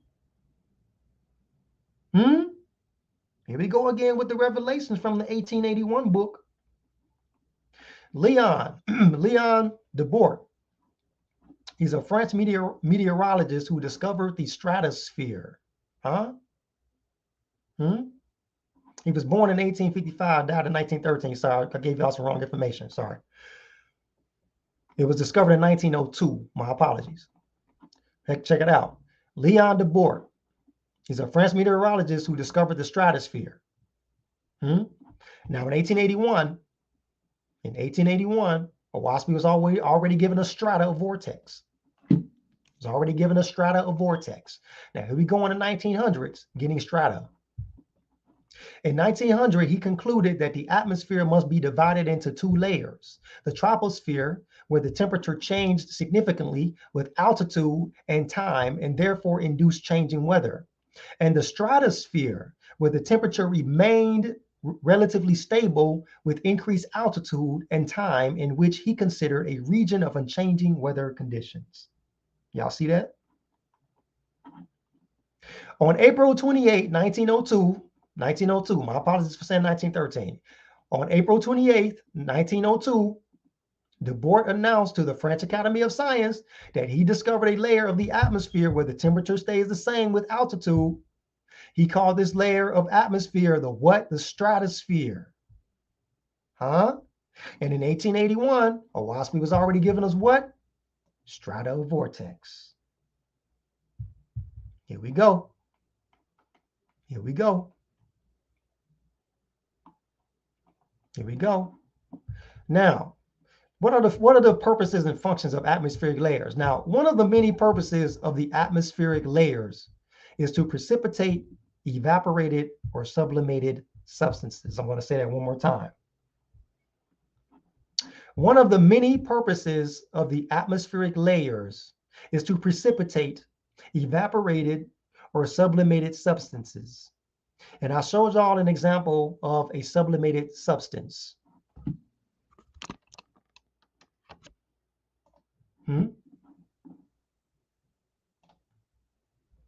So right here, what's sublimation? We'll go to Encyclopedia Britannica. What is sublimation?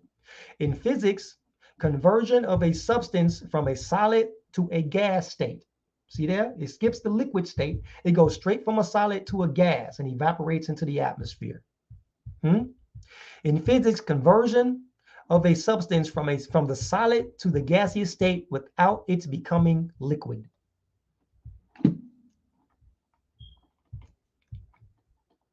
Oh, I'm trying to zoom in so y'all can see it. Hold on. Oh, right there. Now, I gave y'all this example. Okay, there it is, carbon dioxide. That's what dry ice is. It's solid carbon dioxide. It says an example is the evaporation of frozen carbon dioxide, which we call dry ice or hot ice, because if you hold it in your hand, it creates a burning sensation. Back in Chicago, we called it hot ice. Dry ice and at ordinary atmospheric pressure and temperature. The phenomenon is the result of vapor pressure and temperature relationships. Just want to drop that on y'all real quick so y'all understand what sublimation is. Okay, one of the many purposes of the atmospheric layers is to precipitate evaporated or sublimated substances. Now here we go with the snowflake, y'all. We back on the snowflake topic.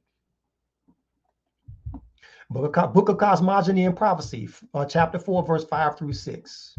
Refer to the snowflakes, where a variety of representations of the forms and figures of snowflakes will be seen. Let me go grab a photo of that real quick. Just want y'all to see it while I'm reading it.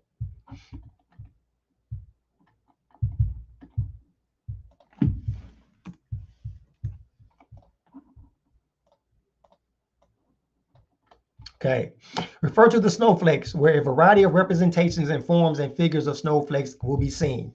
But these are not all. There are billions of them, differing in so much from one another that description is impossible.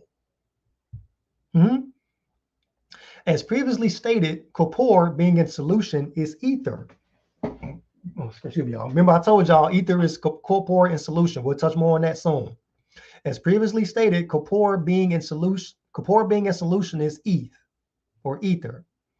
Has mostly the shape of needles, but of infinitesimal size, infinitesimal, y'all, atomic level. Remember that. Remember the infinitesimal size. But of such infinitesimal size that the corporeal knowledge of them can only be at most subjective knowledge, indirect.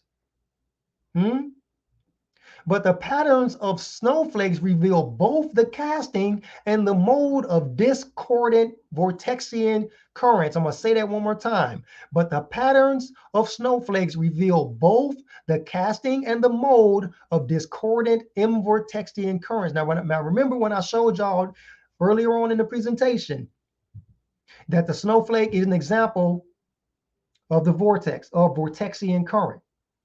Now I'm about to get into the explanation of how, if it doesn't have a spiral pattern. Watch this.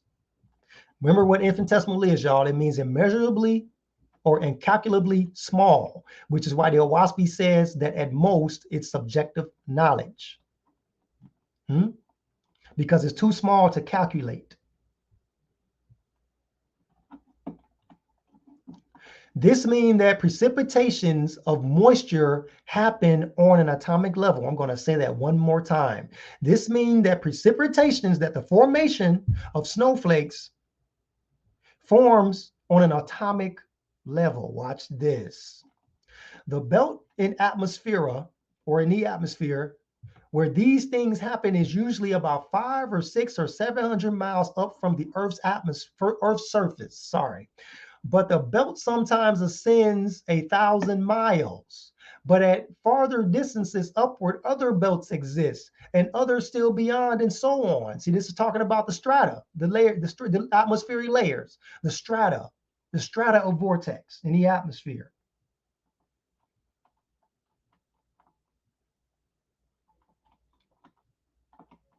Watch this.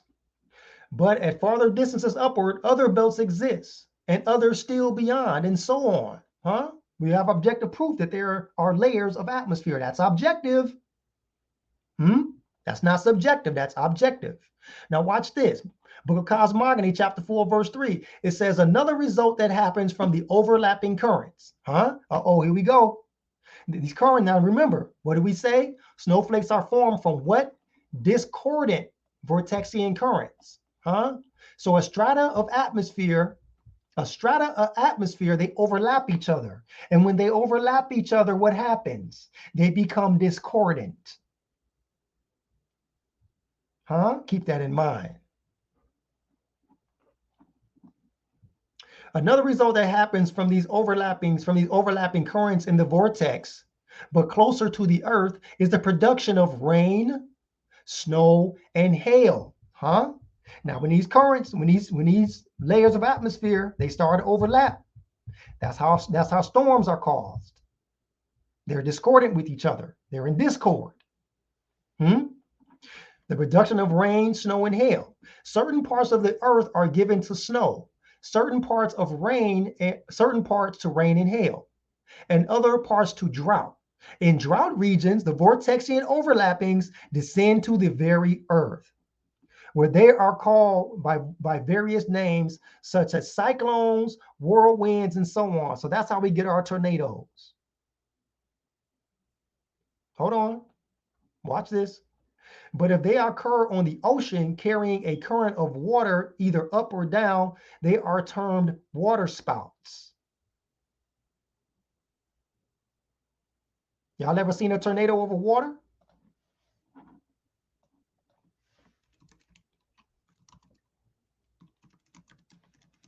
Look, it forms a tornadic body of water. Look at this. Water. It's made of water. That's called a waterspout, a tornado that forms over water. Look at that. Look at that. Water here, cloud up there. This is an example of the atmosphere descending to the earth because of discordant Vortexian overlappings.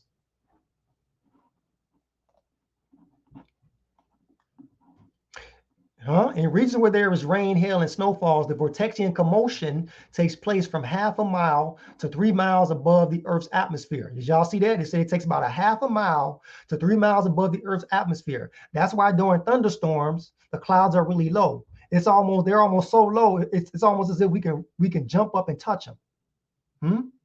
Y'all seen this before.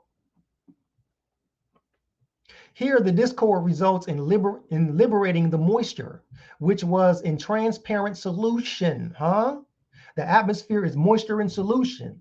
So before the rain precipitates, before the snow precipitates, and before hail precipitates, it was moisture in solution before the Vortexian current form rain or form snowflakes or form hail. And the clouds result. But if the commotion continues, these are what? Atomically still further liberated, and rain, snow, or hail results, which is carried down to the earth. Watch this. No two snowflakes are alike. This is what Owaspy said in 1881. In 1881, Owaspy said no two snowflakes are alike. I know that's unbelievable. And by the way, did y'all know that snow is nothing but a frozen cloud? It's pieces of frozen cloud that fell down to the earth.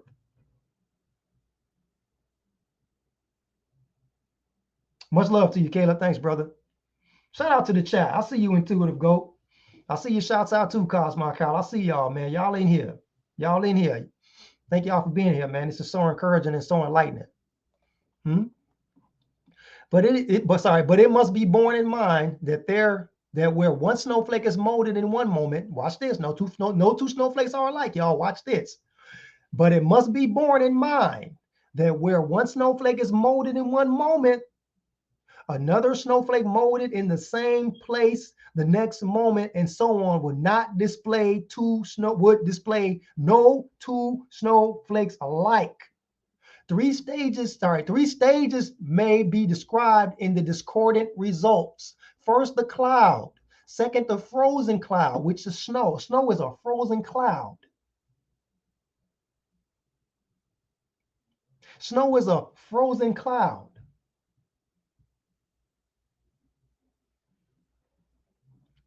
Now, how was a cloud formed? Through discordant vortexia. Then clouds come into view. And then second is the frozen cloud. And third, the raindrop or hailstone. Give me a second. It's going to make sense in a moment. Watch this. Here it is. No two snowflakes are alike. Here's our boy, Wilson Bentley. Wilson Bentley is a snowflake photographer of the 1800s. Remember, Owaspie was published in 1881, and Owaspie said that no two snowflakes are alike.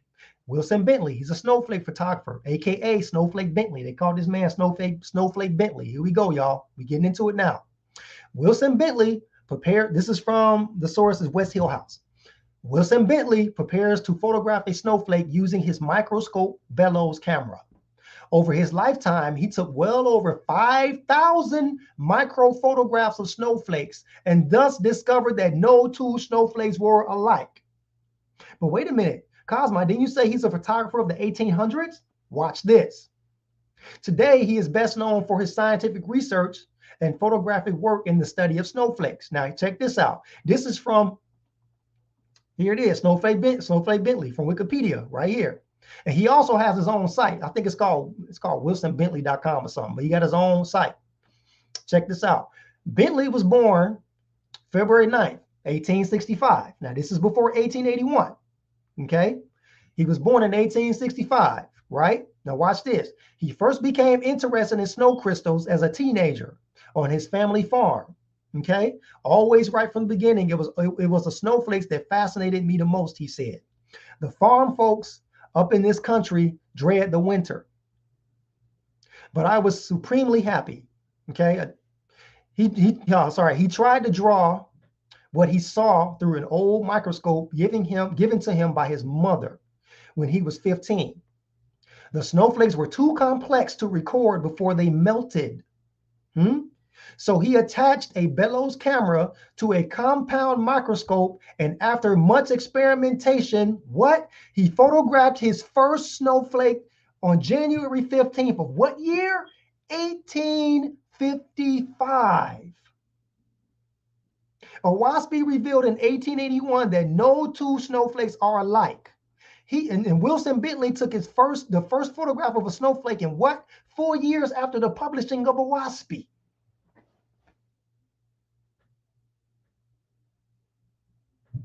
He took over 5,000 photographs, And what conclusion, what did he discover? Right here, it says, thus discovered that no two snowflakes were alike. How?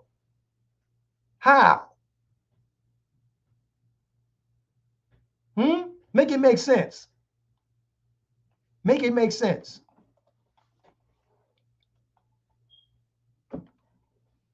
Here it is from the Library of Congress. The scientific consensus states that the likelihood of two large snow crystals being identical is what? 0. The probability that two snow crystals or flakes will be exactly alike in molecular structure and in appearance is very minute.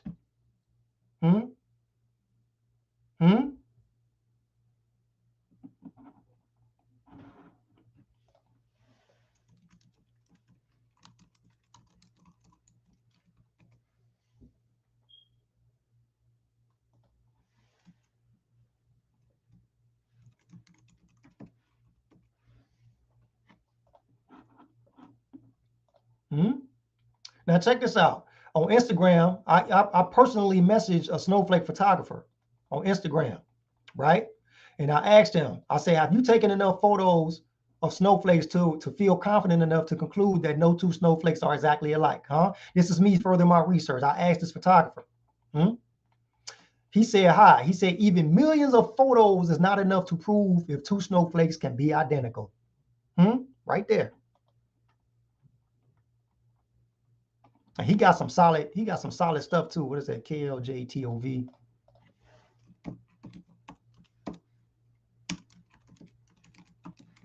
I can find him on Instagram. He a solid photographer. See if I can find his Instagram.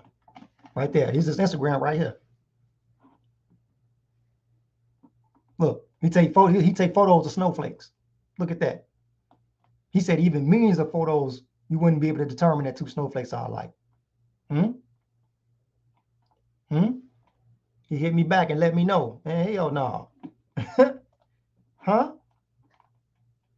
Now, how did Owaski get that information in 1881? Huh? Now, check this out. Check this out. Now, before I get into this next, right? Check this out. Check out this key point. There is Vortexian phenomena interacting with the moisture in the atmosphere to be frozen into these patterns, right? The snowflake patterns. Check this out. This is why the snowflake pattern is created by Vortexian current. Okay, but I'm gonna tell y'all why. I'm gonna show y'all why it's not in the spiral pattern. Now, remember what we learned. We learned that the strata, that the layers of atmosphere, when they cross each other, when they overlap each other, they become discordant. They become discordant. Now, check this out. Snowflakes also resemble the patterns of sand created by sound frequencies on a resonance plate. This is called semantics. Semantics is the science of visible sound or wave phenomenon. So when you send a frequency of sound through this resonance plate, the sand takes the shape of the pattern, of the vibration. And you know what sound frequencies are? When they overlap, when sound frequencies are the same way, when they overlap each other, they become discordant. So all these discordant sound frequencies resonate through this plate and do what? Form these patterns of sand, just like these snowflakes. So guess what? When you have overlapping Vortexian belts at discord, it forms the shape patterns of snow in the clouds. Look at that. Watch this. I'm gonna show y'all what to do. Let's bring this up real quick. After the ad, of course. Gosh. Look at this.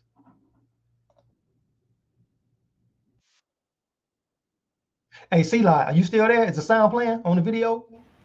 Nah, I don't hear this. Play it right quick. Did you hear that little sound? Nah, it's not coming. Okay. So what's happening is this. What's happening is the person that's doing this experiment on the resonance plate is playing certain frequencies. Is playing certain frequencies through the plate, and every time it changes frequency, the pattern of the sand changes with the frequency. Watch this.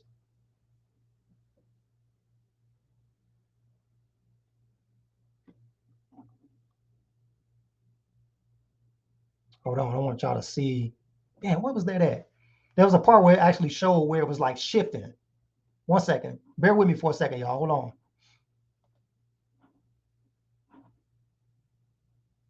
Where's that at? Okay, right here. Here's an example right here. So he's gonna change the frequency. Oh, I thought he gonna show the shifting.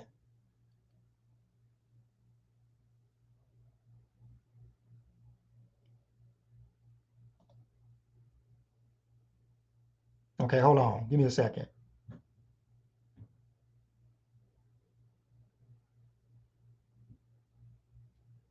Let me see. He's gonna change the frequency, and then when he changes the frequency, watch the shape change. Oh, he ain't even showing. He keeps showing the damn thing first. Hold up a second, man. Okay, at 4:30. I know that 4:30 right here. Hold on, I want y'all to see this. Let me see, 4:30. Okay, let's see, 4:30. Let's see. Okay, right there. There it is, y'all. So he's telling y'all what frequency he playing, and then he's showing y'all the shape, and he's showing y'all the shape that forms from the frequency. Look at that.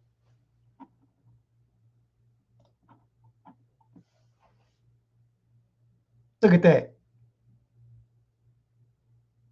See? And that's how snowflakes are formed by discordant and vortexia in the atmosphere. Look at that. That's how you get your snowflake pattern from Vortexian current.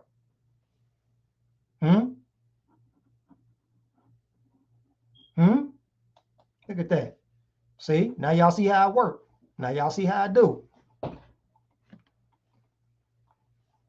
Okay, so those were examples of how various sound frequencies cause the creation of patterns with the sand on the resonance plate. Now here's the key points. The key point that we learn from this is that not all Vortexian pattern is rotary. Not all Vortexian phenomenon is rotary. The same way these sound frequencies interact with the sand to create resonance patterns, the discordant Vortexian currents interact with the moisture in the atmosphere to create the patterns of snowflakes. There we go. And we'll learn more about these currents in the next section. And check it out. It says refer to the snowflakes, where a variety of representations and forms and figures of snowflakes will be seen.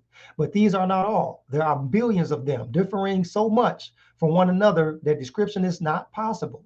As previously stated, corpora being in solution in ether has mostly the shape of needles, but of such infinitesimal size that corporeal knowledge of them can only be at most subjective knowledge because they're too small to calculate. But the patterns of snowflakes reveal both the casting and the mode of what? Discordant and Vortexian currents. There you go.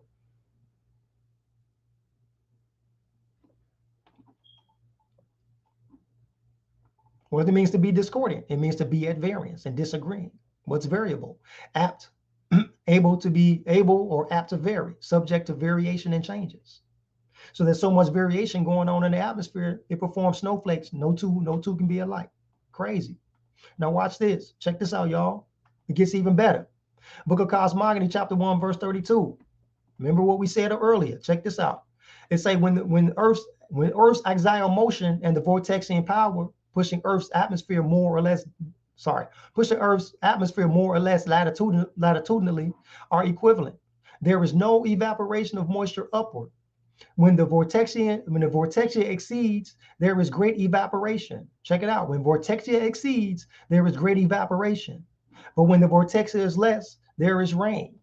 According to the Vortexian currents, layers of atmosphere, so are the winds. Except as mentioned further on, that wasn't necessary, but check it out. According to the Vortexian currents, so are the winds. And when these are discordant, small vortices ensue in the cloud regions. And each of these small vortices forms a drop of rain. So a drop of rain is actually produced by a rotary vortex. Small vortices forms a drop of rain, in which is an infinitesimal size planet. It's saying that rain is an infinitesimal size planet.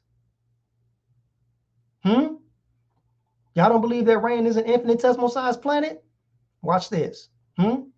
Nevertheless, all of them are under the propelling influence of the Earth's vortex and are thus precipitated to the Earth. But the Earth did not attract the raindrops, nor did the raindrops attract themselves to the Earth. But the force of the Earth's vortex pushes them to the Earth. But check it out, y'all. Here's what I want y'all to focus on. Small vortices ensue in the cloud regions. And each of these small vortices forms a drop of rain, which is an infinitesimal size planet. Do y'all know what hail is? Do y'all know what hail is? Hail is frozen rain. So if rain is considered an infinitesimal size planet, that means it's a ball of water that drops. But when it's frozen as the ball and it drops as a frozen planet. Watch this. And if y'all don't believe, now check out, first of all, what is hail? Let's look at it. Let's look at this first. Hail, precipitation of balls or pieces of ice with a diameter of 5 millimeters, to more than 15 centimeters. In contrast, ice pellets, which is called sleet, sometimes called small hail, have a diameter of less than 5 millimeters. So sleet is hail, is just a smaller version of hail. But check this out. I got that source. I got this definition. I got this explanation of hail from Encyclopedia Britannica. Now check this out. If you don't believe that infinitesimal vortex has an effect on condensing hail, just look at the pattern inside the frozen rain. Y'all ready? Look.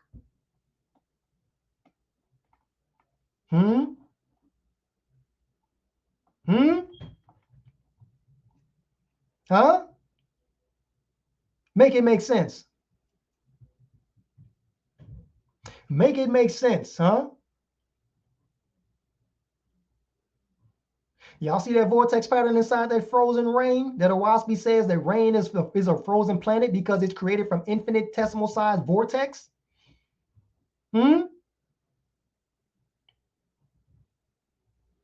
Objective, y'all. This is what it means to be an objective spiritualist. To be able to see the unseen effects on the seen. This is why at the beginning of this presentation, it was important to differentiate the difference between subjective and objective. It was important to show that the highest light, the evidence, the facts associates itself with being objective. And that darkness and low light associates itself with being subjective.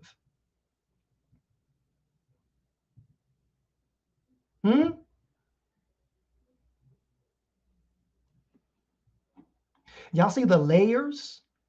Just like there's layers of vortex on the earth, there's layers of ice right here from the center out in that hail, in the hail ball, the frozen rain, which was created by what infinitesimal size vortex. Wow. Wow. That's powerful right there, yo. That's powerful.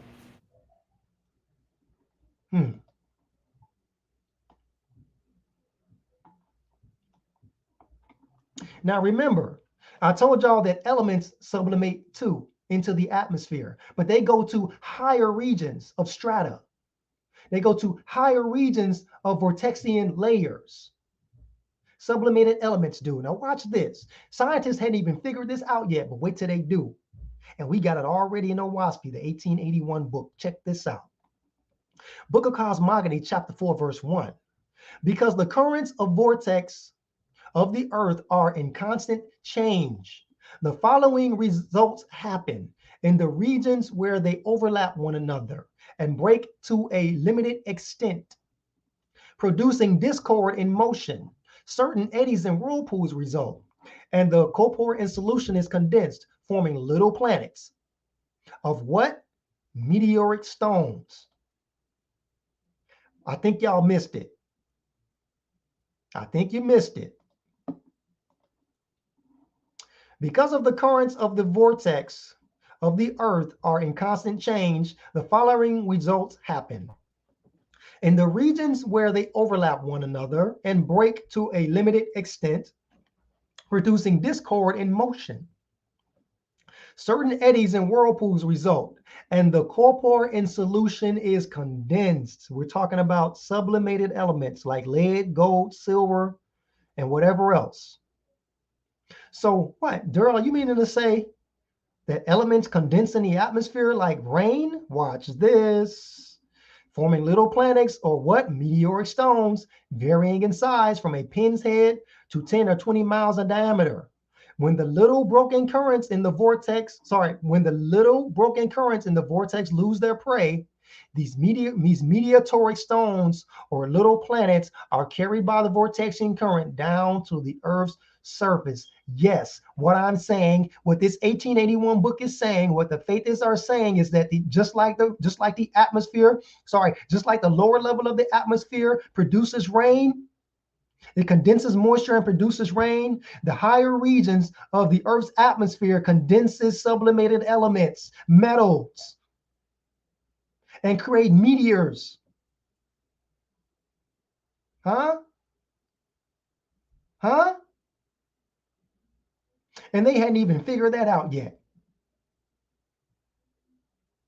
So the same way it rains water, it rains lead, it rains gold, and it comes down in a form of meteor showers.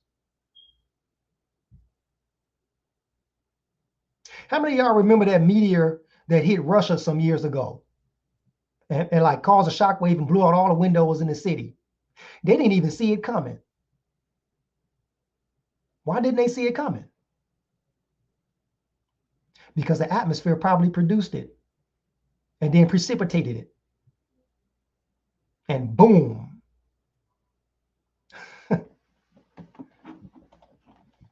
All right, check out these key points before we go into the next section. Remember, just want to remember, y'all, remember this. O is our atmosphere. What is atmosphere? Atmosphere is moisture in solution. We just went over that. Atmosphere, it is moisture in solution. Okay? All this air that surrounds us is moisture in solution. What is corporeal? That's our I. It's material, physical substance. You can look at yourself or look at anything that is material and physical around you. That's corporeal. What is the space? That's the spirit. Spirit is the animating force. That gives life to physical organisms. Ether is the corporeal substance in solution. Ether is corpore in solution. Atmosphere is moisture in solution, but out there in the ether, that's corporeal substance in solution. I'm talking about atoms.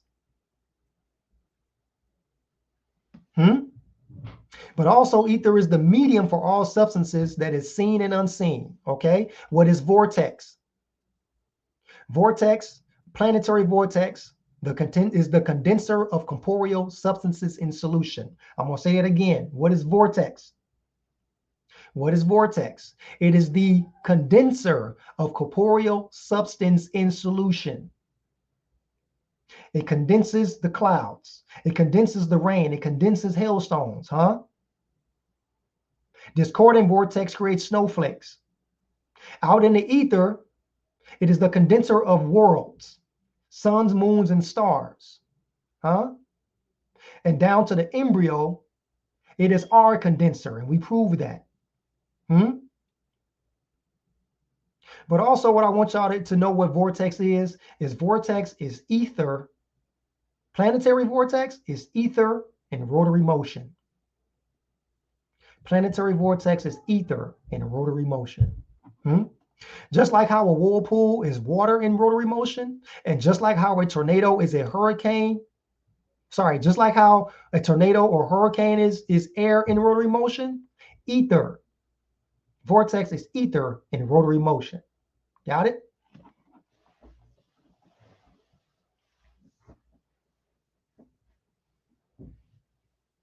You say, go tell the weatherman he don't know shit, huh? All right. Hey, we on our last section. Selah, I'm going to go grab some water. We on our last section. We're going to go ahead and bring it home, man.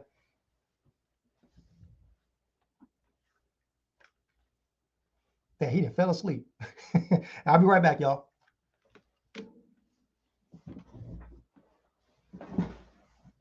I'm here, family. We still at it, family. We here. Darryl Kosmon bringing that light and truth. You know how we do. It's a blood clot vibe.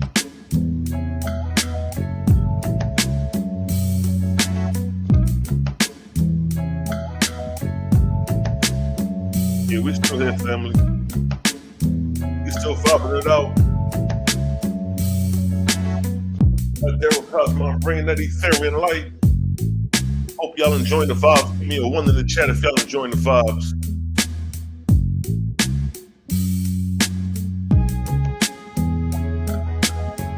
I see the family chiming in. Yes, family. I'm dancing right now, no doubt.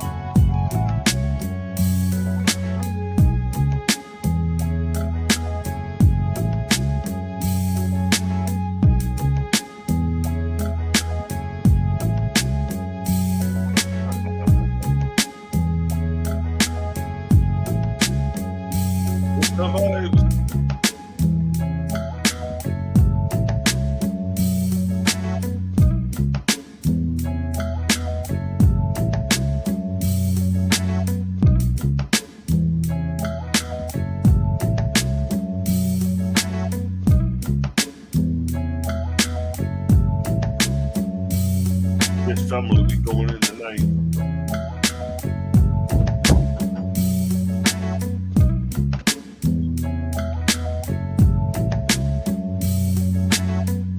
We got the brother back in the building, so we're gonna continue the vibes. Yeah, we on our last section now, y'all. We finna bring it home, man, and I'm gonna let everybody free. I'm glad everybody stayed with us, man. Oh yeah, can't lose this information, can't miss this information. You dig? This is direct inspiration from the creator. So we're gonna go ahead and continue the vibes with the brother Darryl Kosmon. The floor is yours, King. Man, thank you, brother. Thank you. All right, we on our last section, y'all. We're gonna cook up this last section. It's gonna be a interesting one too, but let's go ahead and do what we gotta do. All right, we're gonna talk about Vortexian current. Before vortex is rotary, before Vortexian current is rotary, it's Vortexian current. Check this out. Vortexian current, the spectrum of frequencies. Watch this. Right here from Encyclopedia Britannica. What is energy? Energy in physics is the capacity for doing work. It may exist in potential, kinetic, thermal, electrical, chemical, nuclear, or other various forms. All right. Check this out. Here's our boy Tesla. I like this quote from Tesla. It says, the day science begins to study non-physical phenomena, it will make more progress in one decade than in all previous centuries of its existence. Wait till they find out about vortex. All right. Owaspy, Book of Jehovah, chapter 2, verse 5. Remember, we're going to talk about the ether now, y'all. We're getting into the ether. For the substance of my corporeal worlds, I created eth, the most rarefied. Out of eth I made them, and I made eth the subtlest of all created things, and gave it power and place, not only by itself, but also power to penetrate and exist within all things, even within the corporeal worlds. And to eth I gave dominion over atmosphere and corpore. Remember, the seen is ruled by the unseen. So what is the phenomenon that has the ability to penetrate matter? Again, what is the phenomenon that has the ability to penetrate matter? Electromagnetic radiation. Here it is again from my source, Encyclopedia Britannica. Electromagnetic radiation in classical physics is the flow of energy at the universal speed of light through free space or through a material medium. In the form of the electric and magnetic fields that make up electromagnetic waves, such as radio waves, visible light, and gamma rays. Check it out. Oh, Cal, that 369, bro. That's going to go over their head, bro. That's going to be a conversation for another day, though, brother. All right. What is Maxwell's theory of electromagnetism? Here's the man right here. This is the guy right here, y'all. Maxwell. This is the father of modern physics. Maxwell. Clerk Maxwell, y'all. This is the man right here. The concept of electromagnetic radiation originated with who? Maxwell. And his field equations based on Michael Faraday's observations of the electric and magnetic lines of force. Okay, now remember, Maxwell, his concept of electromagnetic radiation, it paved the way for Einstein's special theory of relativity, y'all, which established the equivalence of mass and energy. But remember, Einstein's theory is still a theory. It's just a theory, still subjective. In his formulation of electromagnetism, Maxwell described light as a propagating wave of electric and magnetic fields. More generally, check this out, more generally, he predicted the existence of electromagnetic radiation, what Owaspy calls Vortexian current, okay? Remember, anytime you hear electromagnetism or electromagnetic radiation in Owaspy lingo, that translates to Vortexian current. He predicted the existence of electromagnetic radiation, coupled electric and magnetic fields traveling as waves at a speed equal to the known speed of light. Okay? Now check this out. What is electromagnetic radiation? Electromagnetic radiation in classical physics is the flow of energy at the universal speed of light through free space or through a material medium, in the form of the electric and magnetic fields that make up the electromagnetic waves, such as radio waves, visible light, gamma rays. And what this is saying is that radio waves, visible light, and gamma rays are all one and the same thing. They're all electromagnetic radiations. Check it out. Now, when Maxwell came up with the theory of his observation, it wasn't proved until y'all boy came around, y'all boy Heinrich Hertz. Now watch this. Who proved the theory of electromagnetism? Heinrich Hertz did. Okay, this is another guy. This y'all boy right here. Heinrich Hertz, in full, Heinrich Rudolf Hertz. Okay, he's a German physicist who showed that Scottish physicist James Clerk Maxwell's theory of electromagnetism was correct. Y'all got that? And that light and heat are electromagnetic radiations. But check this out. In 1883, remember y'all, we got an 1881 book called Owaspy that everybody hates so much because they love it secretly. Check it out. In 1883, he began his studies of Maxwell's electromagnetic theory. And guess what? Between the years 1885 and 1889, while he was professor of physics at Karl Ruysch Polytechnic, he produced electromagnetic waves in the laboratory and measured their length and velocity. He showed that the nature of their vibration and their susceptibility to reflection and refraction were the same as those of light and heat waves. As a result, he established beyond any doubt that light and heat are electromagnetic radiations. The electromagnetic waves were called Hertzian and later called what? Radio waves. That's where y'all get y'all hertz from when it comes to sound. Watch this. What is the electromagnetic spectrum? Or in Faithist tongue, what is the Vortexian spectrum? The spectrum of frequencies of electromagnetic radiation extends from very low values over the range of radio waves, television waves, microwaves to visible light, and beyond to the substantially higher values of ultraviolet light, X-rays, and gamma rays. Here it is, y'all. This is the electromagnetic spectrum chart. Okay, these are all different degrees of what the Faithists call Vortexian current and what scientists call electromagnetic waves. You have visible light, you have gamma rays, you got microwaves, and you have radio waves. So you have radio waves and you have light waves. So light and sound are different degrees of the same phenomenon. Watch this. My boy's taking out my brain back. Check it out. All right, now remember, when was this proven, y'all? This was proven right here between 1885 and 1889. Y'all ready to read what the 1881 book had to say? Put a 1 in the chat if you're ready to see what the 1881 book had to say about this. Put a 1 in the chat for me, y'all. Got to make sure y'all still awake with me.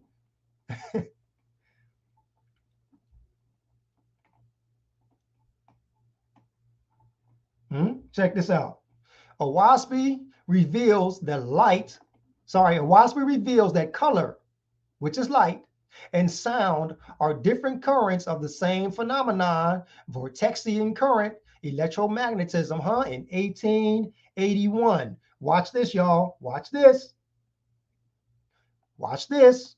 In the Book of Cosmogony and Prophecy, watch this. Remember, light and sound are electromagnetic currents. Watch this.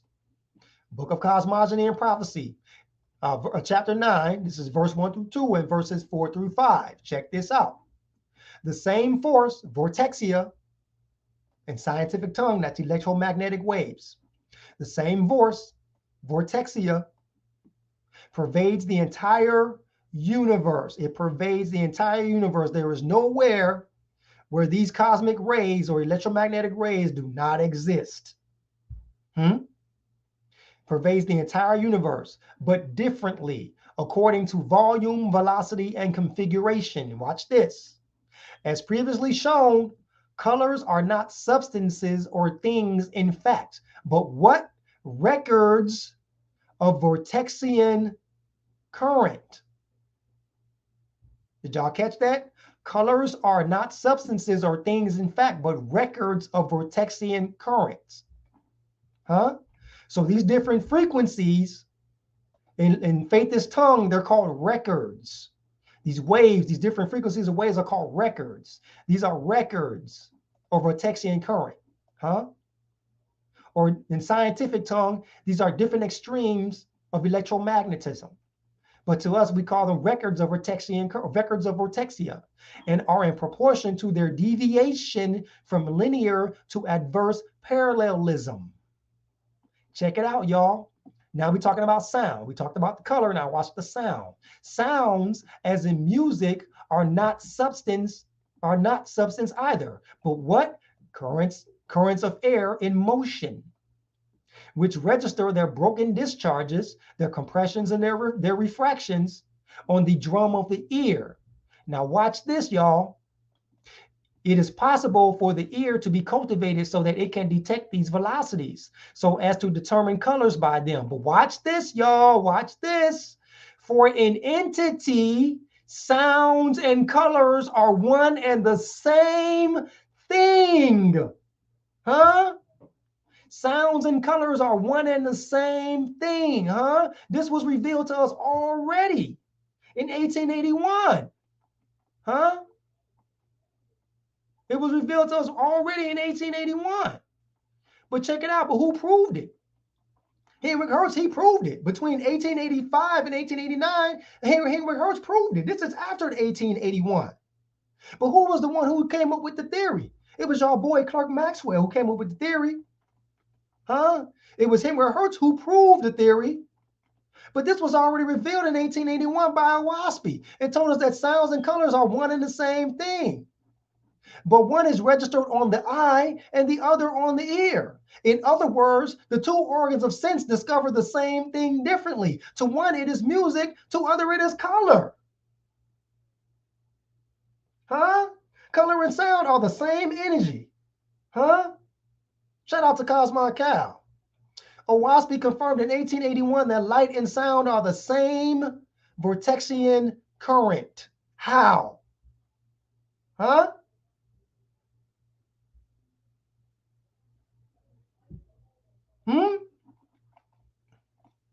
Check out Book of Inspiration, chapter 3, verse 1 through 5.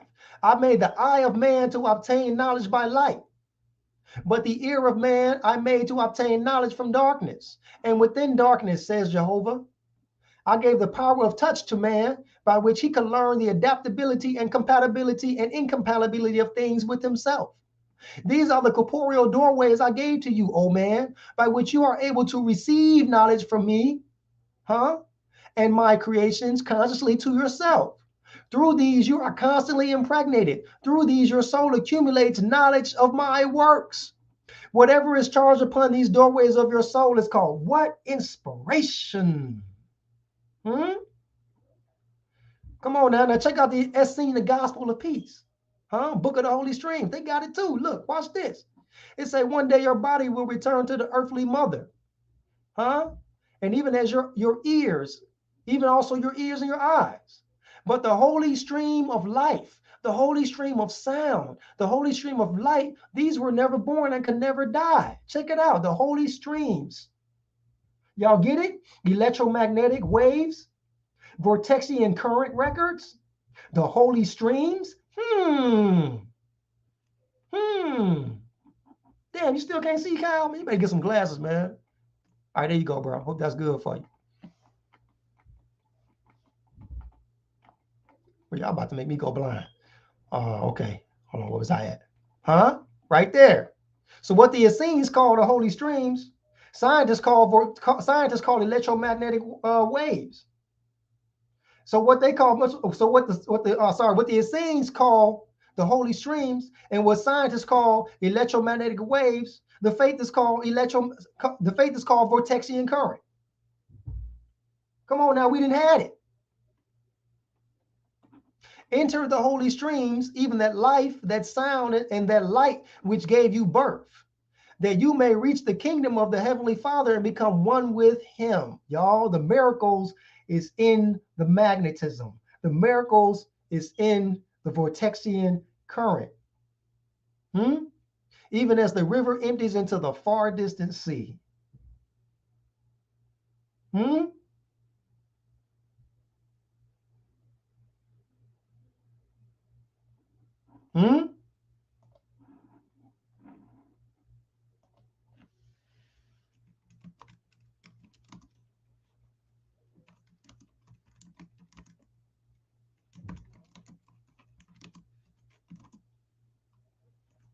One second.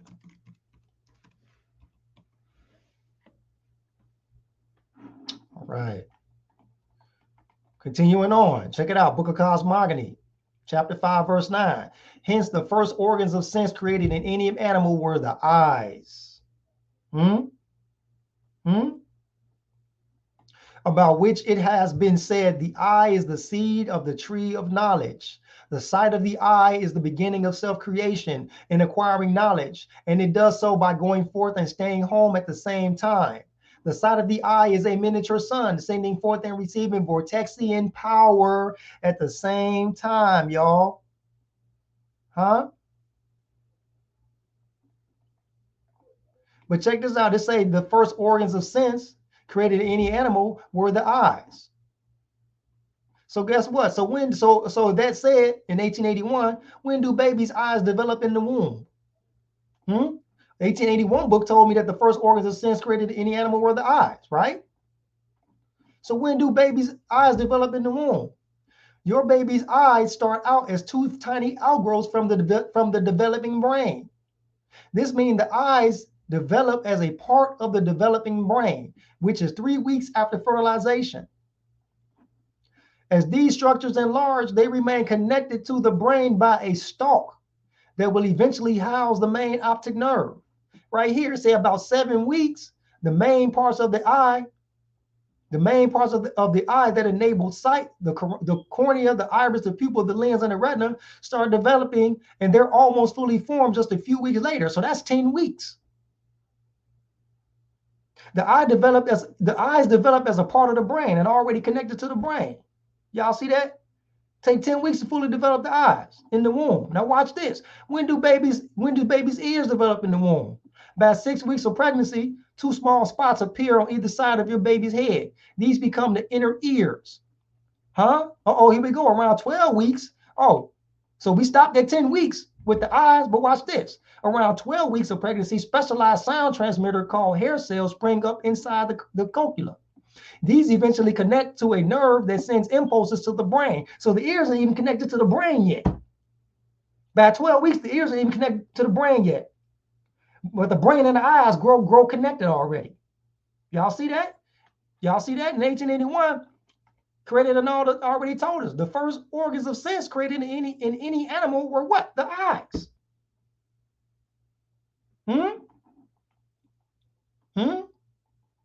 Okay, Owaspy. So when was embryo development chronology discovered?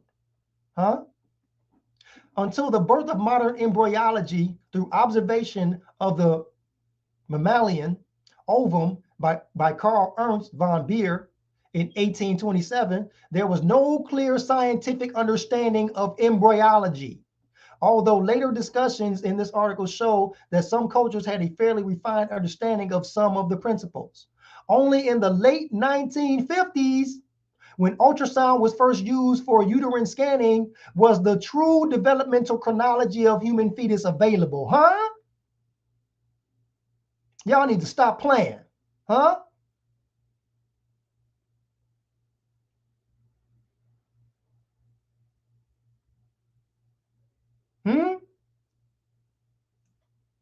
How did Oahspe get this information in 1881?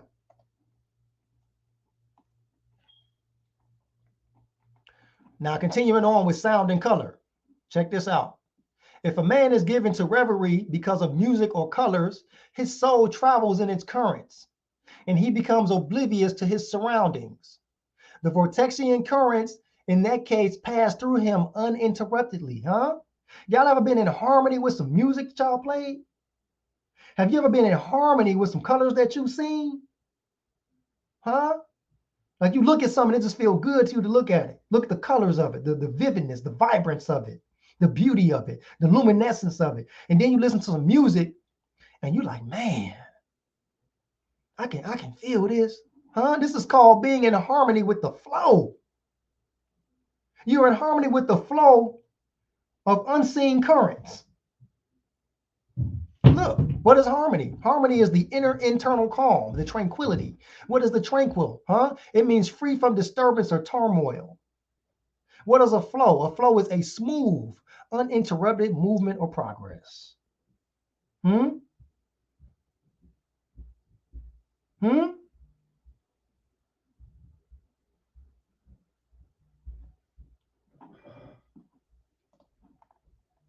I love that you're alive right now too, Deshaun.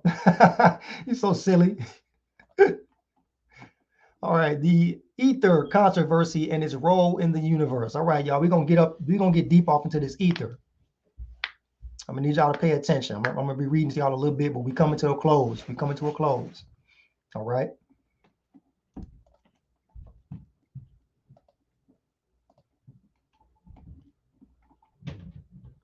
All right, the ether controversy and its role in the universe. I should say its role in the scientific universe, rather.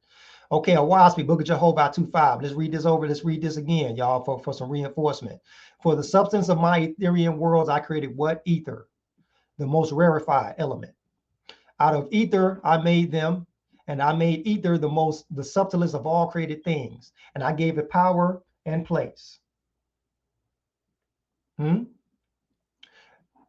Not only by itself, but also power to penetrate and exist within all things, even within the corporeal worlds. And to ether, I gave dominion over both atmosphere and corpore. Check it out. What is ether, y'all?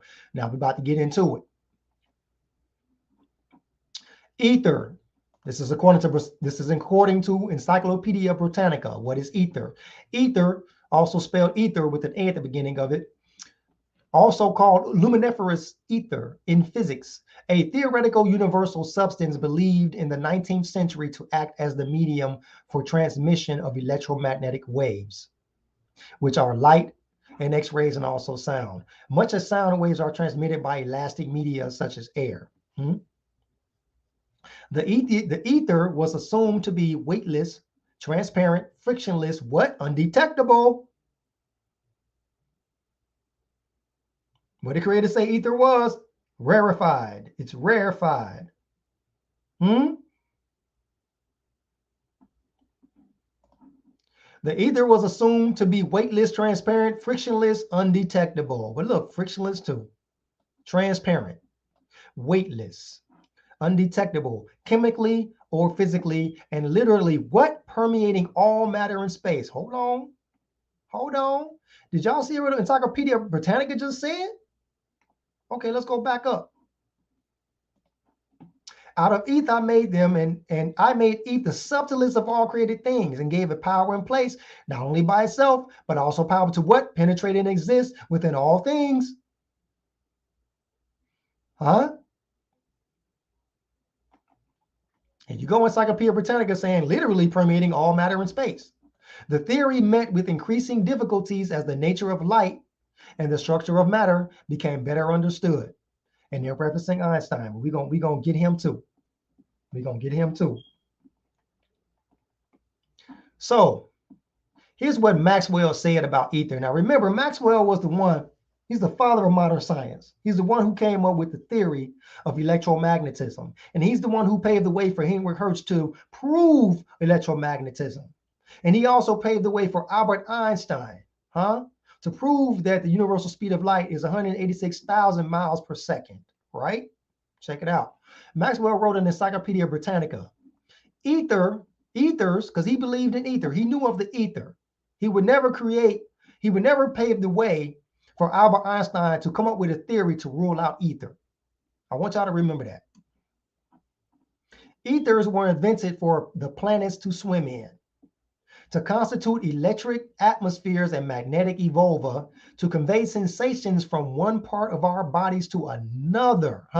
He's saying that the ether is involved in our senses.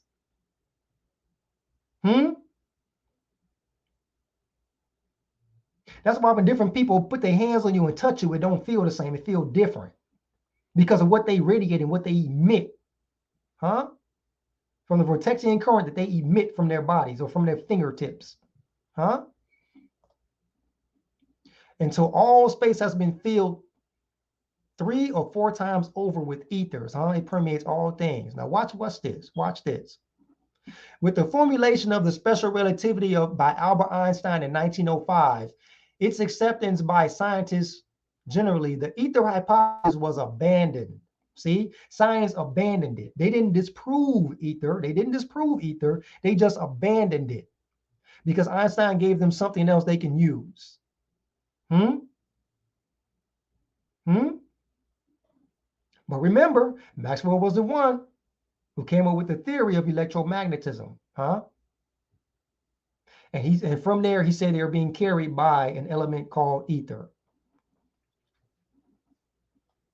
Watch this. The ether hypothesis was abandoned as being unnecessary. See, it was abandoned as being unnecessary in terms of Einstein's assumption that the speed of light or any electromagnetic wave is a universal constant. But Einstein didn't have the speed of light first. It was Maxwell that did. Now watch this. How did Einstein come to the theories of relativity? Outside of the scientific circles, Scottish physicist James Clerk Maxwell is not very well known, but his impact on modern physics was profound.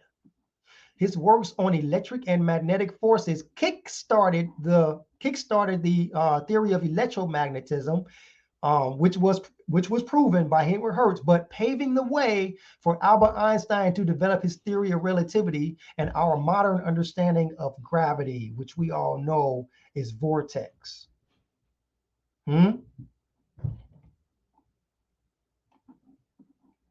When Einstein was asked if he stood on the shoulders of Newton, he replied, no, on the shoulders of Maxwell.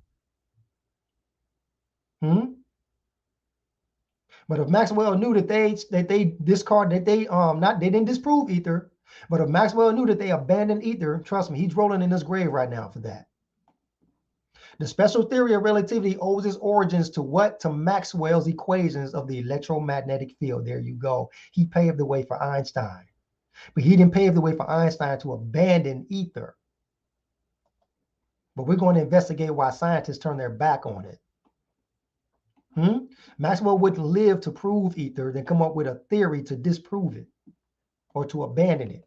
So what is the difference between Einstein's general relativity theory and ether? Here we go.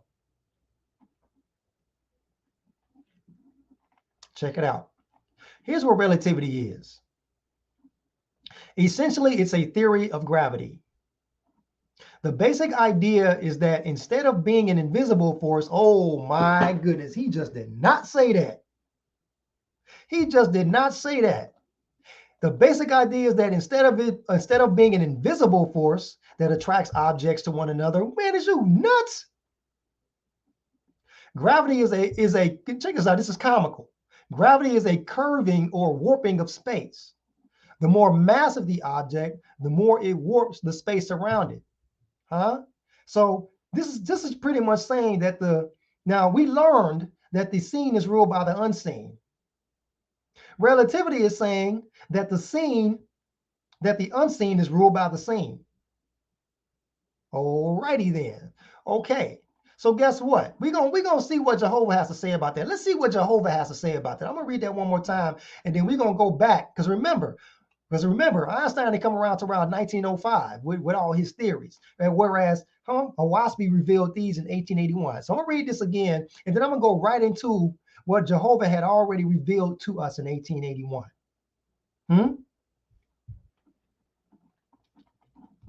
Essentially, it's a theory of gravity. The basic idea is that instead of being an invisible force that attracts objects to one another, gravity is a curving or warping of space. The more massive an object, the more it warps the space around it. Okay, let's see what Jehovah has to say about that. Oahspe, Book of Cosmogony and Prophecy, chapter 1, verse 27 through 30. Here we go, verse 27. Kapor as such has no power in any direction whatsoever, Einstein. Neither attraction of cohesion, nor attraction of gravitation, nor has it propulsion. Look at that. Jehovah had already answered it before Einstein came up with the theory.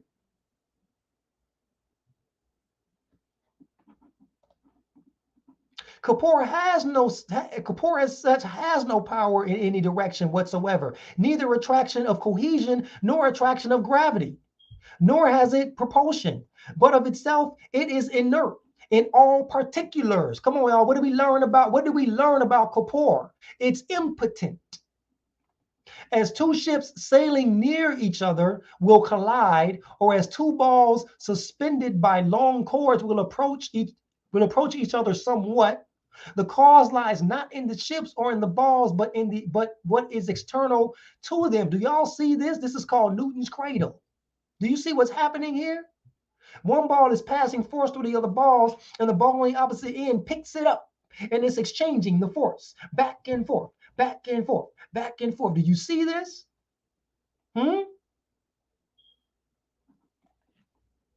Cast water on a dusty floor, and the drops of water will assume globular forms, being coated with dust. For convenience sake, it is said that the globular form is natural to a liquid, and it is called the globular power, but it is nevertheless what caused by a power external to itself. Approach one of these drops of water which lies coated with dust with a piece of cloth, and instantly the globe of water breaks and climbs up into the cloth. This is erroneously called capillary attraction, but in fact, the water had no attraction for the cloth, nor the cloth for the water. What happened? The power that accomplished this was external to both, and was the same kind as the vortexia that brought the earth to its center and maintained it there. If you withdraw the Vortexian power, and if you withdraw the Vortexian power, and the earth would instantly go into dissolution. The earth would instantly go into dissolution. That's why I said that the Creator, all motion is his speech. The Creator don't rest, because if it rested, everything would go into dissolution. We depend on the virtue of its presence to be what we are. Withdraw the Vortexian power, and the earth would instantly go into dissolution. When the cloth approaches the drop of water, it breaks the vortex of the drop, and the water goes into divisible parts of the cloth in search of a negative polarity. Come on, y'all. Come on, y'all. That which is called corporeal substance, having length, breadth, thickness, remains so by no power of its own, but by vortexia external to it. And we proved that earlier on in the bowl of water when I showed y'all that the vortex is what drove those substances in the water together. Exchange, liberate the vortexia, and the corpore goes into dissolution. Vortex is the force that warps and curves ether, space. Because what is vortex? Remember, what did we say vortex was in the key points? Vortex is ether in motion. Here it is right here. Book of Cosmogony 3:13. As previously stated, ether holds Kapor in solution. Ether holds Kapor in solution. It's not the other way around. Ether holds corpora in solution, which is the condition of atmosphere and of the Etherian regions beyond. When a portion of this solution is given a rotary motion, it is called what? It's called vortex.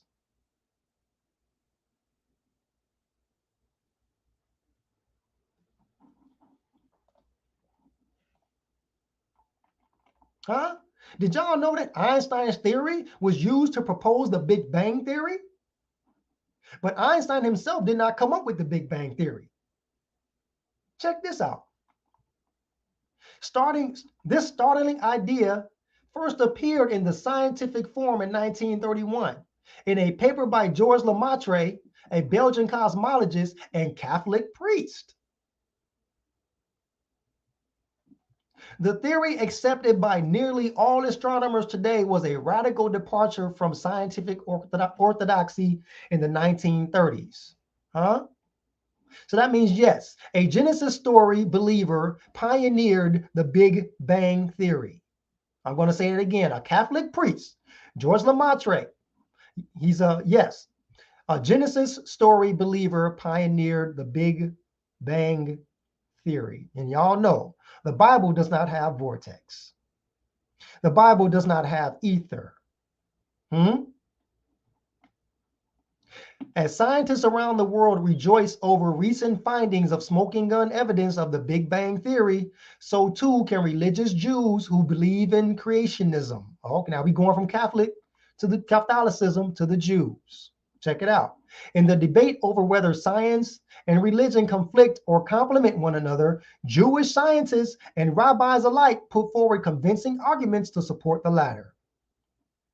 At Barline University professor Nathan Avazir, author of the book In the Beginning, which deals with the subject, strongly advocates the argument that scientific and religious beliefs can live together in harmony. Watch this. This is going somewhere, y'all. What's all this got to do with Genesis? He asks rhetorically. The first verse of Genesis says that God created the heaven and earth, that the universe came from an act of creation. All sciences also use the term creation for the beginning of the universe, only that they don't necessarily attribute it to God. They say it happened spontaneously. Scientists maintain that the universe began with the appearance of an enormous ball of light, the explosion of which is known as what? The Big Bang, which slots together perfectly with the Genesis story, which slots together perfectly with the Genesis version of events in which God said, "Let there be light." The creation of the light was the creation of the universe, Avazir says. Every word written in the Torah fits recent scientific discoveries. They are in exact harmony with the words of the Torah. Boy, wait till they, woo-wee. As Greenberg describes it, Torah doesn't say that God waved a magic wand and everything appeared according to the Kabbalah. Now we're going to touch on this Kabbalah real quick. He created a complex evolutionary system through which infinite divine energy evolves into finite forms. All right, now check this out. Now this article I just read came from the Jerusalem Post. So they're saying that the Big Bang theory is in support of the creation story in Genesis. Now check this out though. Remember this Kabbalah. Let's look at this Kabbalah. Let's take a closer look at this Kabbalah. Kabbalah doesn't give the science behind how this is possible. They don't have vortex in the Kabbalah. So they needed a scientist to prove it. But you can't prove a thing with a theory on a theory on a theory. Think about that, y'all. Think about that. The theory of relativity is a theory. So you use the theory of relativity to form another theory, which is the theory of the Big Bang. The theory of the Big Bang they use to support the Genesis story. Oh my God. Now y'all know what subjective spiritualism looks like. Watch this. Did y'all know that the Kabbalah is a 12th to 13th century book? This came years, hundreds of years after Torah. Huh? It's a 13th century book that was used to explain creation in the Hebrew Bible.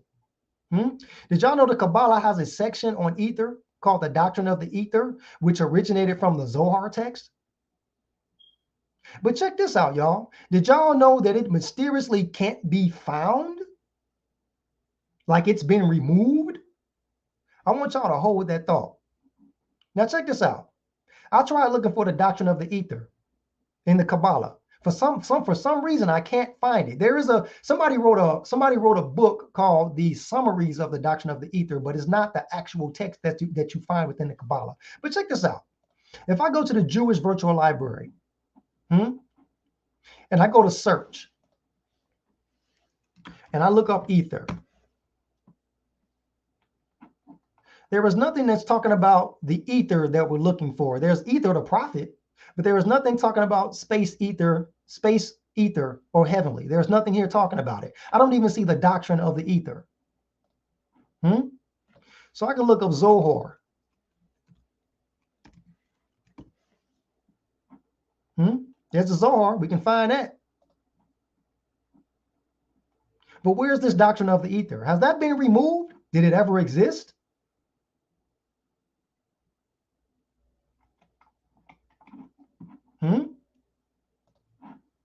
I want y'all to hold that thought. Check this out. Here's what a theory is. A theory is a plausible or scientifically acceptable general principle.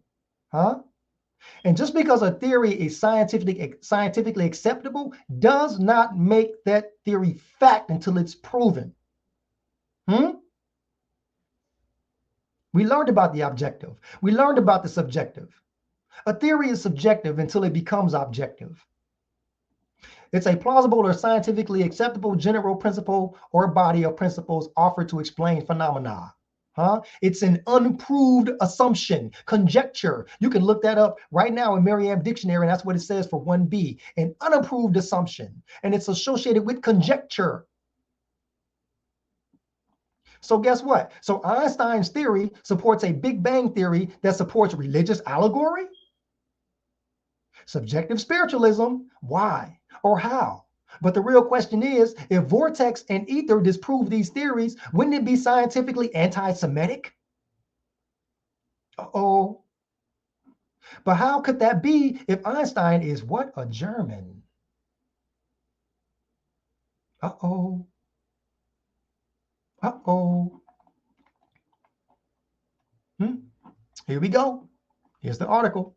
100 years ago, Einstein was given a hero's welcome by America's Jews. Check it out.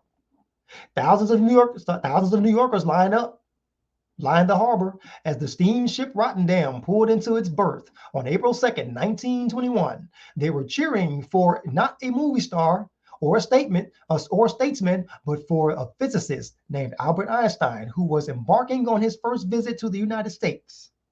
Ever since British newspapers announced that observations made during a solar eclipse in 1919 appeared to confirm Einstein's theory of gravity, known as general relativity, Einstein had become a superstar. From that moment onward, Einstein was a celebrity scientist, a man whose face was instantly recognizable thanks to incessant newspaper coverage. Even if his theories meant little to the average citizen. Check this out, y'all. One group was especially pleased with Einstein's arrival on American shores. And who was that? The nation's Jews gave Einstein a particularly warm welcome in New York and during the multi-state tour that followed. At the harbor, the crowd sang both the Star-Spangled Banner and the Zionist anthem. Hatikvah. The arrival of Einstein, arguably the world's most famous Jew, came as a beacon of hope. This came from Smithsonian Magazine, but watch this precept. Einstein had the chance to see his communal ideals in action in 1923. Spooked by the death of the Rothenthal the previous year, he accepted a standing invitation to travel for several months in Asia, followed by a visit to Palestine. On his 12-day tour, Einstein stopped in at schools and planted a tree. He played chamber music with the Attorney General and his sisters. And in Tel Aviv named him its first honorary citizen. Amid these secular engagements also came an invitation that testified to Einstein's importance in every corner of Jewry.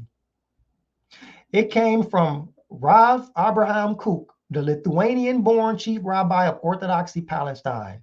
The eminent rabbi and Einstein met in Jerusalem, where they were said to have discussed what? Kabbalah. The same book that's difficult to find, the doctrine of the ether. Y'all see where this is going?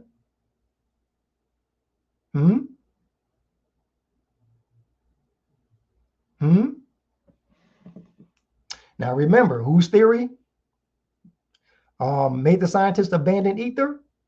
Einstein's theory of relativity. Something's fishy going on here, y'all, in the scientific and religious world, ain't it?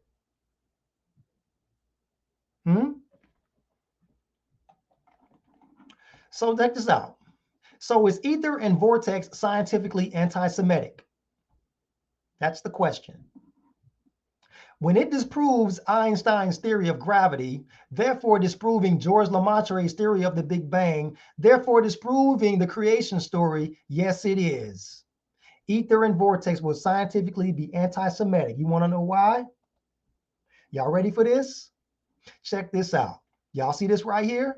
Do y'all know what this is? Do y'all know what this is? A page of the original manuscripts of the theory of relativity developed by Albert Einstein on display at the Israeli National Academy of Science and Humanities in Jerusalem on March 7, 2010. Come on now. Come on, y'all.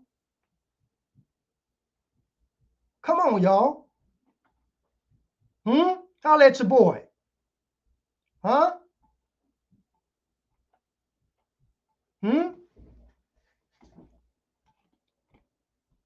Huh? Okay, let's read another article. Okay. Anti-Semitism did not just deprive German physicists of some of the most valuable researchers, it also threatened to prescribe what kind of physics one could and could not do. Uh-oh. There's racism and hatred going on in the scientific world as to what they want the world to know. And it's, I'm sorry, I'm getting heated. I'm getting heated.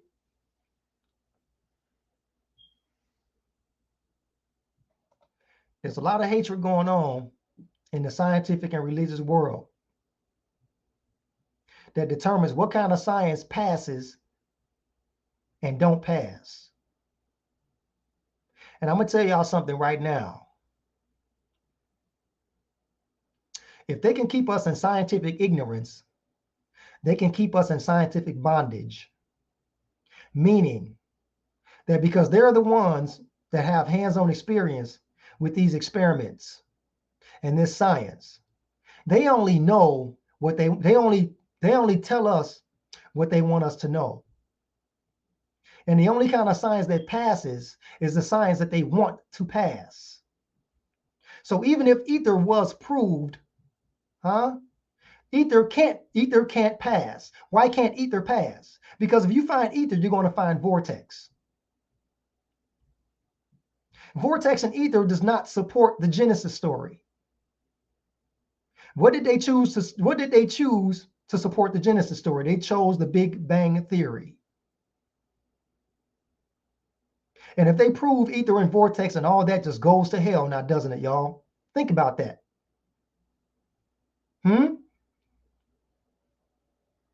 And it just so magically happened that the doctrine of the ether from the Zohar text can't be found in the Kabbalah anymore. Correct me if I'm wrong. If I'm wrong about that, somebody please email me something and say, look, I found it. And I'll come back and I'll apologize. But I've searched and I can't find it.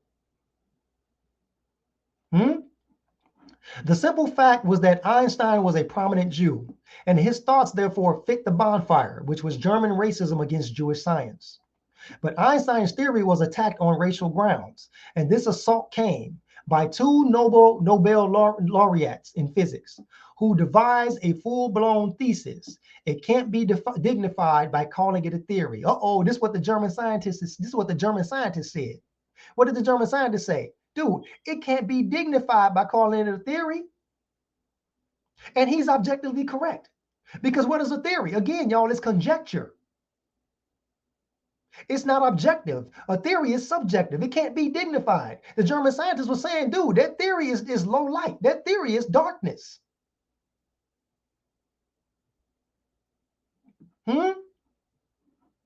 It can't be dignified by calling it a theory on how stereotypical racial features are exhibited in scientific thinking. They were Philip Lenard and Johannes Stark, and they wanted to become the new Führers of German physics. But we're going to focus on this dude, Philip Lenard. We're going to focus on Philip Lenard. Here's Philip Lenard. He's a German physicist. Watch this. Watch this guy. Watch this. Lenard was given the Nobel Prize. Sorry, no, not Nobel Prize. So I'm seeing things. Lenard was given the prize in 1905 for his studies of cathode rays, the radiation emitted from hot metals.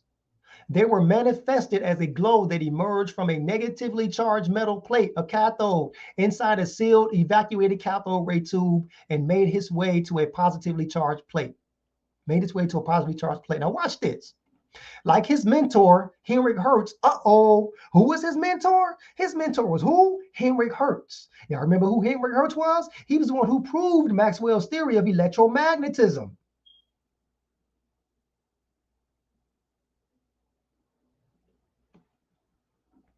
Like his mentor, Heinrich Hertz, at the University of Bonn, Lenard at first believed these rays to be what? Fluctuations in the ether.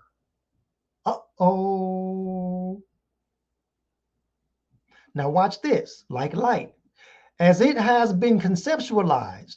But while J.J. Thomson, check out this jerk, J.J. Thomson, who was the director of the Cavendish Laboratory in Cambridge, noted in 1897 that this was the almost unanimous opinion of German physicists.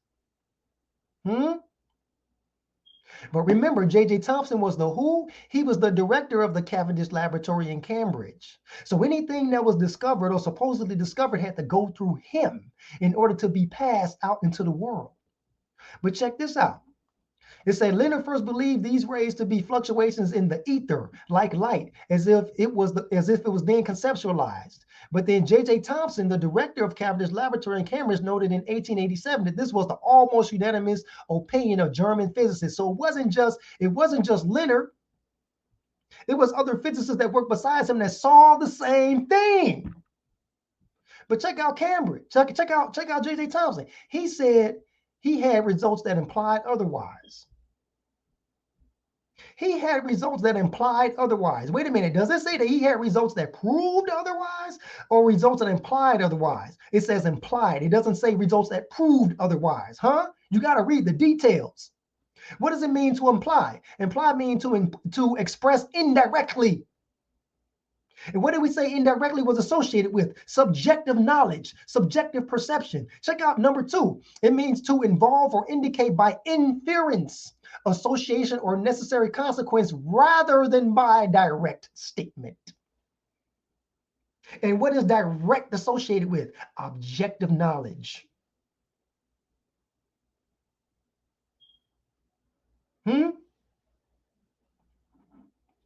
But check this out with J.J. Thomson. Check out Mr. J.J. Thomson, who didn't want ether to pass through the scientific world. Check this out.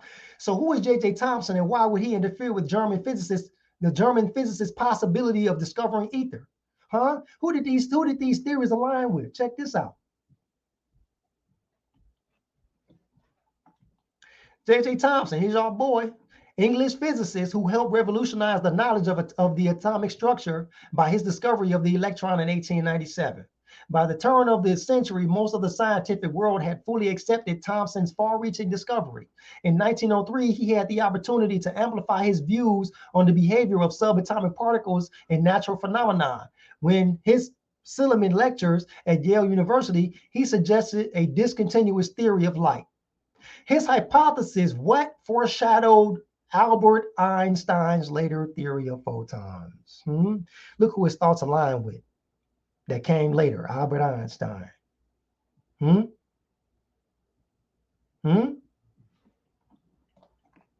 right, y'all, we at the end right now. Let's get back to this ether real quick. What is ether? Okay.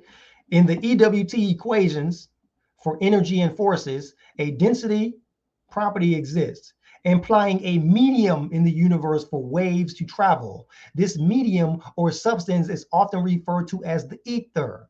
It exists throughout the universe, including between galaxies, which need energy to continue to accelerate. How many times I got to tell y'all we're dependent on the ever-presence of the all's ever-presence. We're dependent on its presence.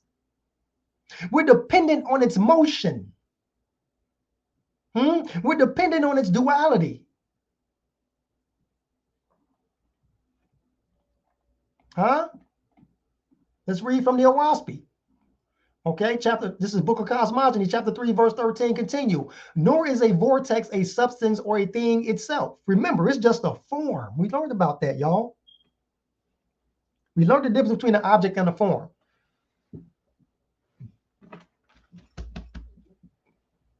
Nor is a vortex a substance or a thing itself, any more than a whirlwind is or a whirlpool in water. As a whirlpool cannot exist without the water, here it is, y'all. As a whirlpool cannot exist without water, or a whirlwind exists without air, so a vortex cannot exist without the ether solution. Come on, man. Come on, y'all. So what is the etheric solution? Book of Cosmogony, chapter 2, verse 6. Sorry, 1 through 6. There are two known things in the universe, ether and corpore. The former is the solvent of the latter. Check it out. For example, take a lump of table salt or a sugar cube, which though white is impervious to man's vision. Cast it into the water and it is lost to sight. Come on, man. Y'all mix salt and water together. Y'all mix sugar and water together and saw that it evaporates and it's clear and you can't tell that it's in there. Cast it in water and cast it into water and it is lost to sight. It becomes transparent as it dissolves. Though the sugar and the salt still exist, man's eyesight can't see through it. Man's eyesight can't see through it. It's just dissolved in the water.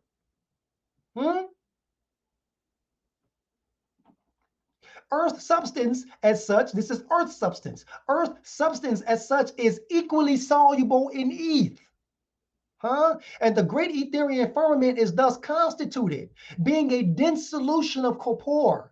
Most of Etheria is transparent. Y'all. It's transparent just like that cup of water. But in some places it is translucent, and in other places it is opaque. That's called nebulas. When you see those nebulas, nebulas ain't nothing but cosmic clouds. When we look at our own atmosphere on Earth, those are moisture clouds. When we look at those clouds out there beyond the atmosphere, those are called cosmic clouds. All that gas and dust, those nebulas, the Agi, the Jaya, y'all. All that substance. Here is found iron. Look at all this stuff. This is all the stuff that's in the theory. All them cosmic clouds, it ain't nothing but elements. Look, number 4. It said here is found iron, copper, granite, water, lead, clay, nitrogen, oxygen, hydrogen, and various other kinds of corporeal substance as known on the earth. And check this out. And besides these, millions of things not even known on the earth. Our little periodic table, look at this. Our periodic table of elements ain't nothing. It ain't nothing compared to the elements that's out there. It says right here, look at this. It says right here, It's saying besides these millions of things not known on the earth. Millions, And it says, and guess what? Ether holds them in solution. Just like the sugar water. The water holds the sugar in solution. Ether holds them in solution, even in the same way the air holds the substances of the clouds, which is water in solution. And that's how we get rain. That's how we get snow. That's how we get hail. Come on, that's above, so below. And as some clouds are so rarefied as to be imperceptible, y'all ever been out on a clear day and seen the clear blue sky? Y'all think ain't nothing there. It ain't nothing but moisture there. You just can't perceive it because it's dissolved into the atmosphere. And that some clouds are so rarefied as to be imperceptible, while others are opaque. Y'all seen opaque clouds before? You seen dark clouds when a thunderstorm come rolling in? You can't even see past the damn cloud, huh? It get real black outside, don't it? Real dark outside when that storm come in. The clouds become opaque. Same thing in ethereal. Same thing in the ether. Those cosmic clouds, you can't even see through them. They need special technologies like infrared telescopes to be able to see what's beyond the opaque substance.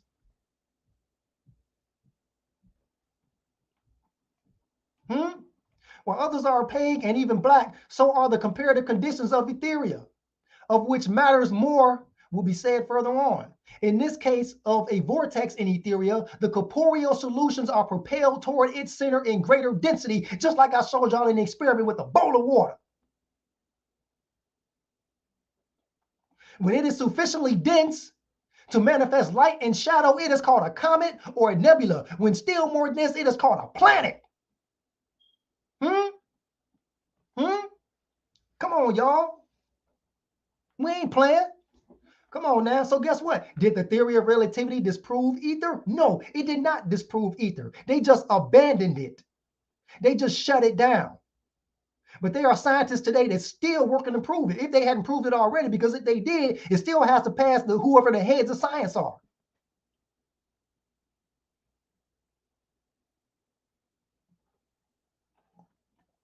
Book of Cosmogony, chapter 9, verse 4. Wait a minute. What's this right here?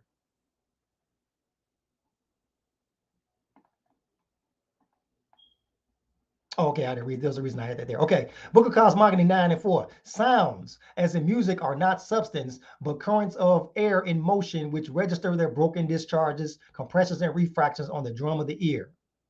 Now let's put 2 and 2 together. If sound and light are the same thing, is it safe to say that colors, as in light, are not substance, but currents of ether in motion, which register their discharges on the eye? Huh?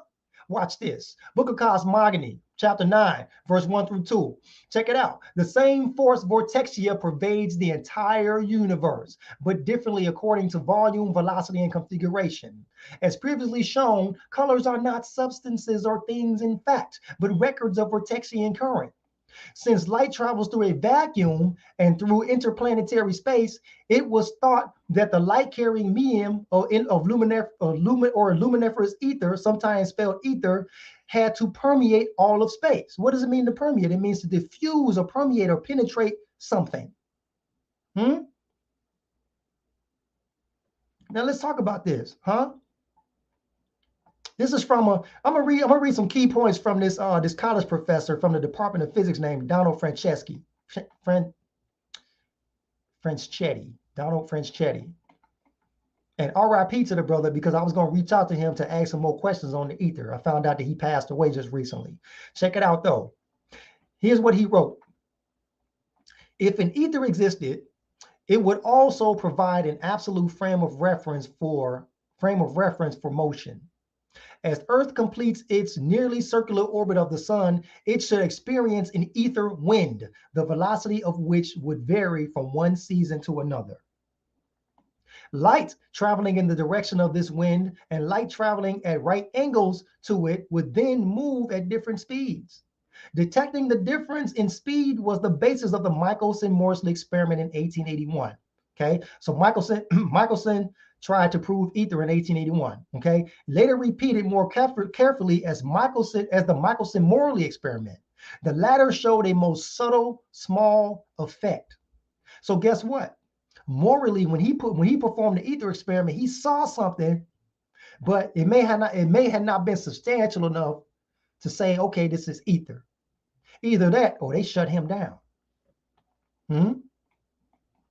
The inconclusive result of the Michelson-Morley experiment did not itself spell the demise of the ether theory. See there? This is coming from a physicist.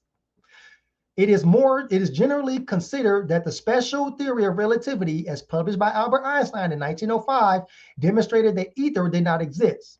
No, What Einstein showed, however, was that an entirely consistent physics could be developed in which all observers in uniform motion with respect to each other would measure the same value for the speed of light, regardless of the speed with which they observe the light source to be moving. Sorry, that was a mouthful, but pretty much what he's saying was that the theory has nothing to do with ether being a medium for light.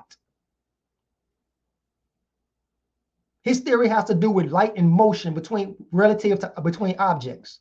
Okay, while the relativity theory made it possible to consider the existence of a totally empty region of space, the quantum field theory, developed to explain the interaction of high energy particles with the electromagnetic field, requires that the vacuum be thought of as anything but empty. Come on now, ether pervades everything. Vortexian current pervades everything everywhere. It's not empty. Anything but empty on the shortest time scales. In fact, the vacuum is treated as a place where electron, positron, and other particle-antiparticle pairs come momentarily into existence and disappear. See that? The propagation of electromagnetic fields through empty space is aided by the so-called vacuum polarization that results from the behavior of these virtual pairs, which might, in a sense, constitute the latest incarnation of the ether. Here we go. We're at the end now. This is the very end. Check this out. Book of Thor, chapter 4:13. Now, remember right here in the article, it said what? It says, it requires that the vacuum be thought of as anything but empty on the shortest time scales. It says, in fact, the vacuum is treated as a place where electron, positron, and other particle-antiparticle pairs come momentarily into existence, meaning they come into existence and they disappear. That means they condensed and they dissipated, like Jehovah had revealed to us. Vortex does to substances. It condenses and dissipates substances. Now watch this. Book of Thor. Jehovah said, in the same way that the solid earth, the stars and moon all float in the unseen firmament, so do atomic parts to all things float in ether. 1881. Come on, y'all. Come on, y'all. One more time. Jehovah said, in the same way that the solid earth, the stars and moon all float in the unseen firmament, so do atomic particles to all things float in the ether. What did I tell y'all ether was? What did I tell y'all ether is? It's corporeal substance in solution. What did I tell y'all vortex was? Vortex is ether in motion. And once ether is in motion, all these atomic parts come together in the center and form what? A corporal body, a corporal world, a corporal sun, a corporal moon and stars. Is it making sense now, y'all? Is it making sense? As the earth is to the air and the ether above, so is an atom of corpore to the etheric solution. Atoms are dissolved in the ether, just like salt is dissolved in salt water.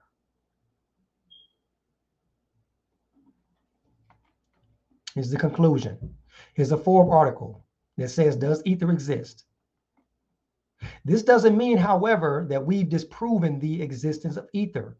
All we've proven, and indeed all we're capable of proving, is that if there is an ether, it has no properties that are detectable by any experiment we're capable of performing.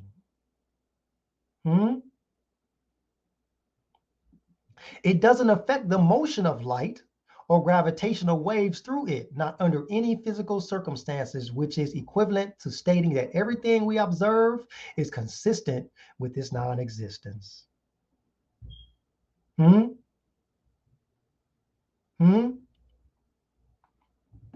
As Carl Sagan famously said, y'all, absence of evidence is not evidence of absence. We have no proof that the ether exists, but we can never prove the negative, that no ether exists. And in conclusion, We're going to read from the Book of Inspiration, chapter 1, verse 23 to 25, y'all. We are about to onboard the ship. As the whirlwind gathers up dust and drives it toward the center, so is the plan of my created universe. We are like a center. We are like a vortex, y'all. All things come to us from without. Our knowledge, as well as our corporality, came to us from that which is outside, from which was external to ourselves. As above, so below. I am the I am. We are the I am. Creator bless. Thank you for this revelation. Thank you for Owaspy. Thank you for this awareness. Thank you for this consciousness. Thank you for this understanding. Thank you for this perception. And thank you for my faith is family. Thank you for my faith is family. And thank you for objective and subjective observation. And thank you for giving me the wisdom to discern the difference between subjective and objective perception. We are Jehovah's kingdom on earth. This is the Kosmon era. And Jehovah said we will be supreme in all the world. And we're not going to be supreme necessarily in our numbers, but we're going to be supreme in our knowledge. Huh? This is just the beginning. We're the pioneers. Selah Shalom, Darryl Kosmon, Malachi Maccabee, CGG, the whole gang. Let's up, baby. Let's do this, y'all. It's time to rise up. Huh? It's time to bring these seeds in the world. It's time to raise these seeds, huh? Cultivate these seeds. Huh? You got to plant them in the ground. Teach them to bloom like flowers. Make them grow and stand firm like tall like trees, huh? Go upward and outward, baby. Let the world see them. They're going to shine like stars in this darkness. The time is now. It's over. It's over. And it's over because it's a new beginning. Huh? Love and light. Love and light. All adoration and glory to Jehovah forever. Amen. I need some explosions for that one, King. Yo, this was an excellent dynamic build. You know what I'm saying? Y'all see it for yourself. The brother Darryl Kosmon is no joke. Like I said before the presentation, he was going to break down creator, break down the essence of creator, the subjective and objective realities, the science, the vortexia, you know what I mean? The macro cosmos, the macro, the micro, you know what I mean? Yo, this was an excellent presentation, I must say, King. I must say, yo, this is a handful. I'm going to definitely go back and digest it. Oh, yeah, that's what's up, man. So I was in my head for a minute, bro. Thanks, man. Thanks for having me here, brother. Hey, man, this was an excellent build. I ain't going to hold you, bro. Like, man, you show the presentations with the sperm cell, the embryo, the ice, the vortices within the ice. That's all, man. That's powerful information, King. I ain't going to hold you. Much love, bro. It's all for the family, man. It's all for the family. Damn, it's almost 11 o'clock. That's all good, man. Damn. Creator is undefeated indeed. You know what I'm saying? Damn, I done lost, man. I done eliminated time, man. Time go by so damn fast, man. You know time don't exist when we rise. Don't even, I know. You look up like, damn, bro. Man, what's going on in the chat, though? I ain't gonna keep you too long, man. I know this was hours. This was hours. Ain't nothing but love in the chat, man. Man. Kosmon Kyle, I see you. Stephanie Randall, I see you. Angelica, I see you. There go my daughter, Cat Goddess. She in the house too. Elijah 7, I see you. Global Purpose, I see you. Huh? I can't pronounce this guy's name. Nakamaya, I see you, brother. Intuitive Go, I see you, sis. Huh?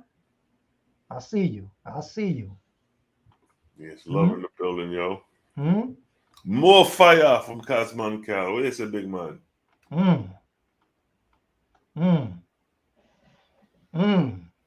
Yeah, man, this is some powerful. My daughter wanna watch Alice in Borderland now. Man, we've been binge watching that show, man. That shit crazy, boy. That's crazy, boy. All right, man, brother Selah, thanks for having me, brother. We're gonna go ahead and connect in the chat. It's been hours. I ain't gonna keep you and talk to you. Let's say there's something you want to rap about real quick. But other than that, man, we can Yeah, man, this was definitely an excellent presentation. If you got any last words, you know what I mean, you can go ahead and shout it out, and then we can close it out. It's all love, man. Yeah, I'm gonna go ahead and say this, man. This is something that I wrote just recently. Hopefully, I memorized it. If I screw it up, I screw it up. But check this out. Here we go. Before I sign out, man, I'm gonna say this and sign out. Be careful of the information your mind is receiving. Remember, progression and regression are 2 degrees of the soul achieving. The former contributes to perpetual growth, while the latter is deceiving. Remember, the chosen are the ones who choose, so choose wisely when perceiving. It's your boy Darryl Kosmon, aka Brother Whirlwind. Much love and light to you, Brother Selah. Much love and light to CGG Gang. Much love and light to beings throughout the whole universe. I'll see y'all soon. Peace, love, and light, man. Shout out to the God, Darryl Kosmon. And like I say, y'all, excellent presentation. You see Creator Gang is undefeated. We see the information that Creator Gang come with is undefeated, man. This is a big difference than what you know is from your biblical creation story. You know what I mean? Ain't no way in hell we could have spent this amount of time explaining the 7-day creation story with all its punch holes and its folly. But as you can see, the Creator always come through with the light, and Darryl Kosmon definitely brought that light. You know what I'm saying? So with that, peace, love, unity. Your boy Selah Shalom is out. We're going to chime in tomorrow. We got Susan Martinez coming through, and then Sunday we got Sophie. So y'all stay tuned. Selah Shalom is out of here, baby.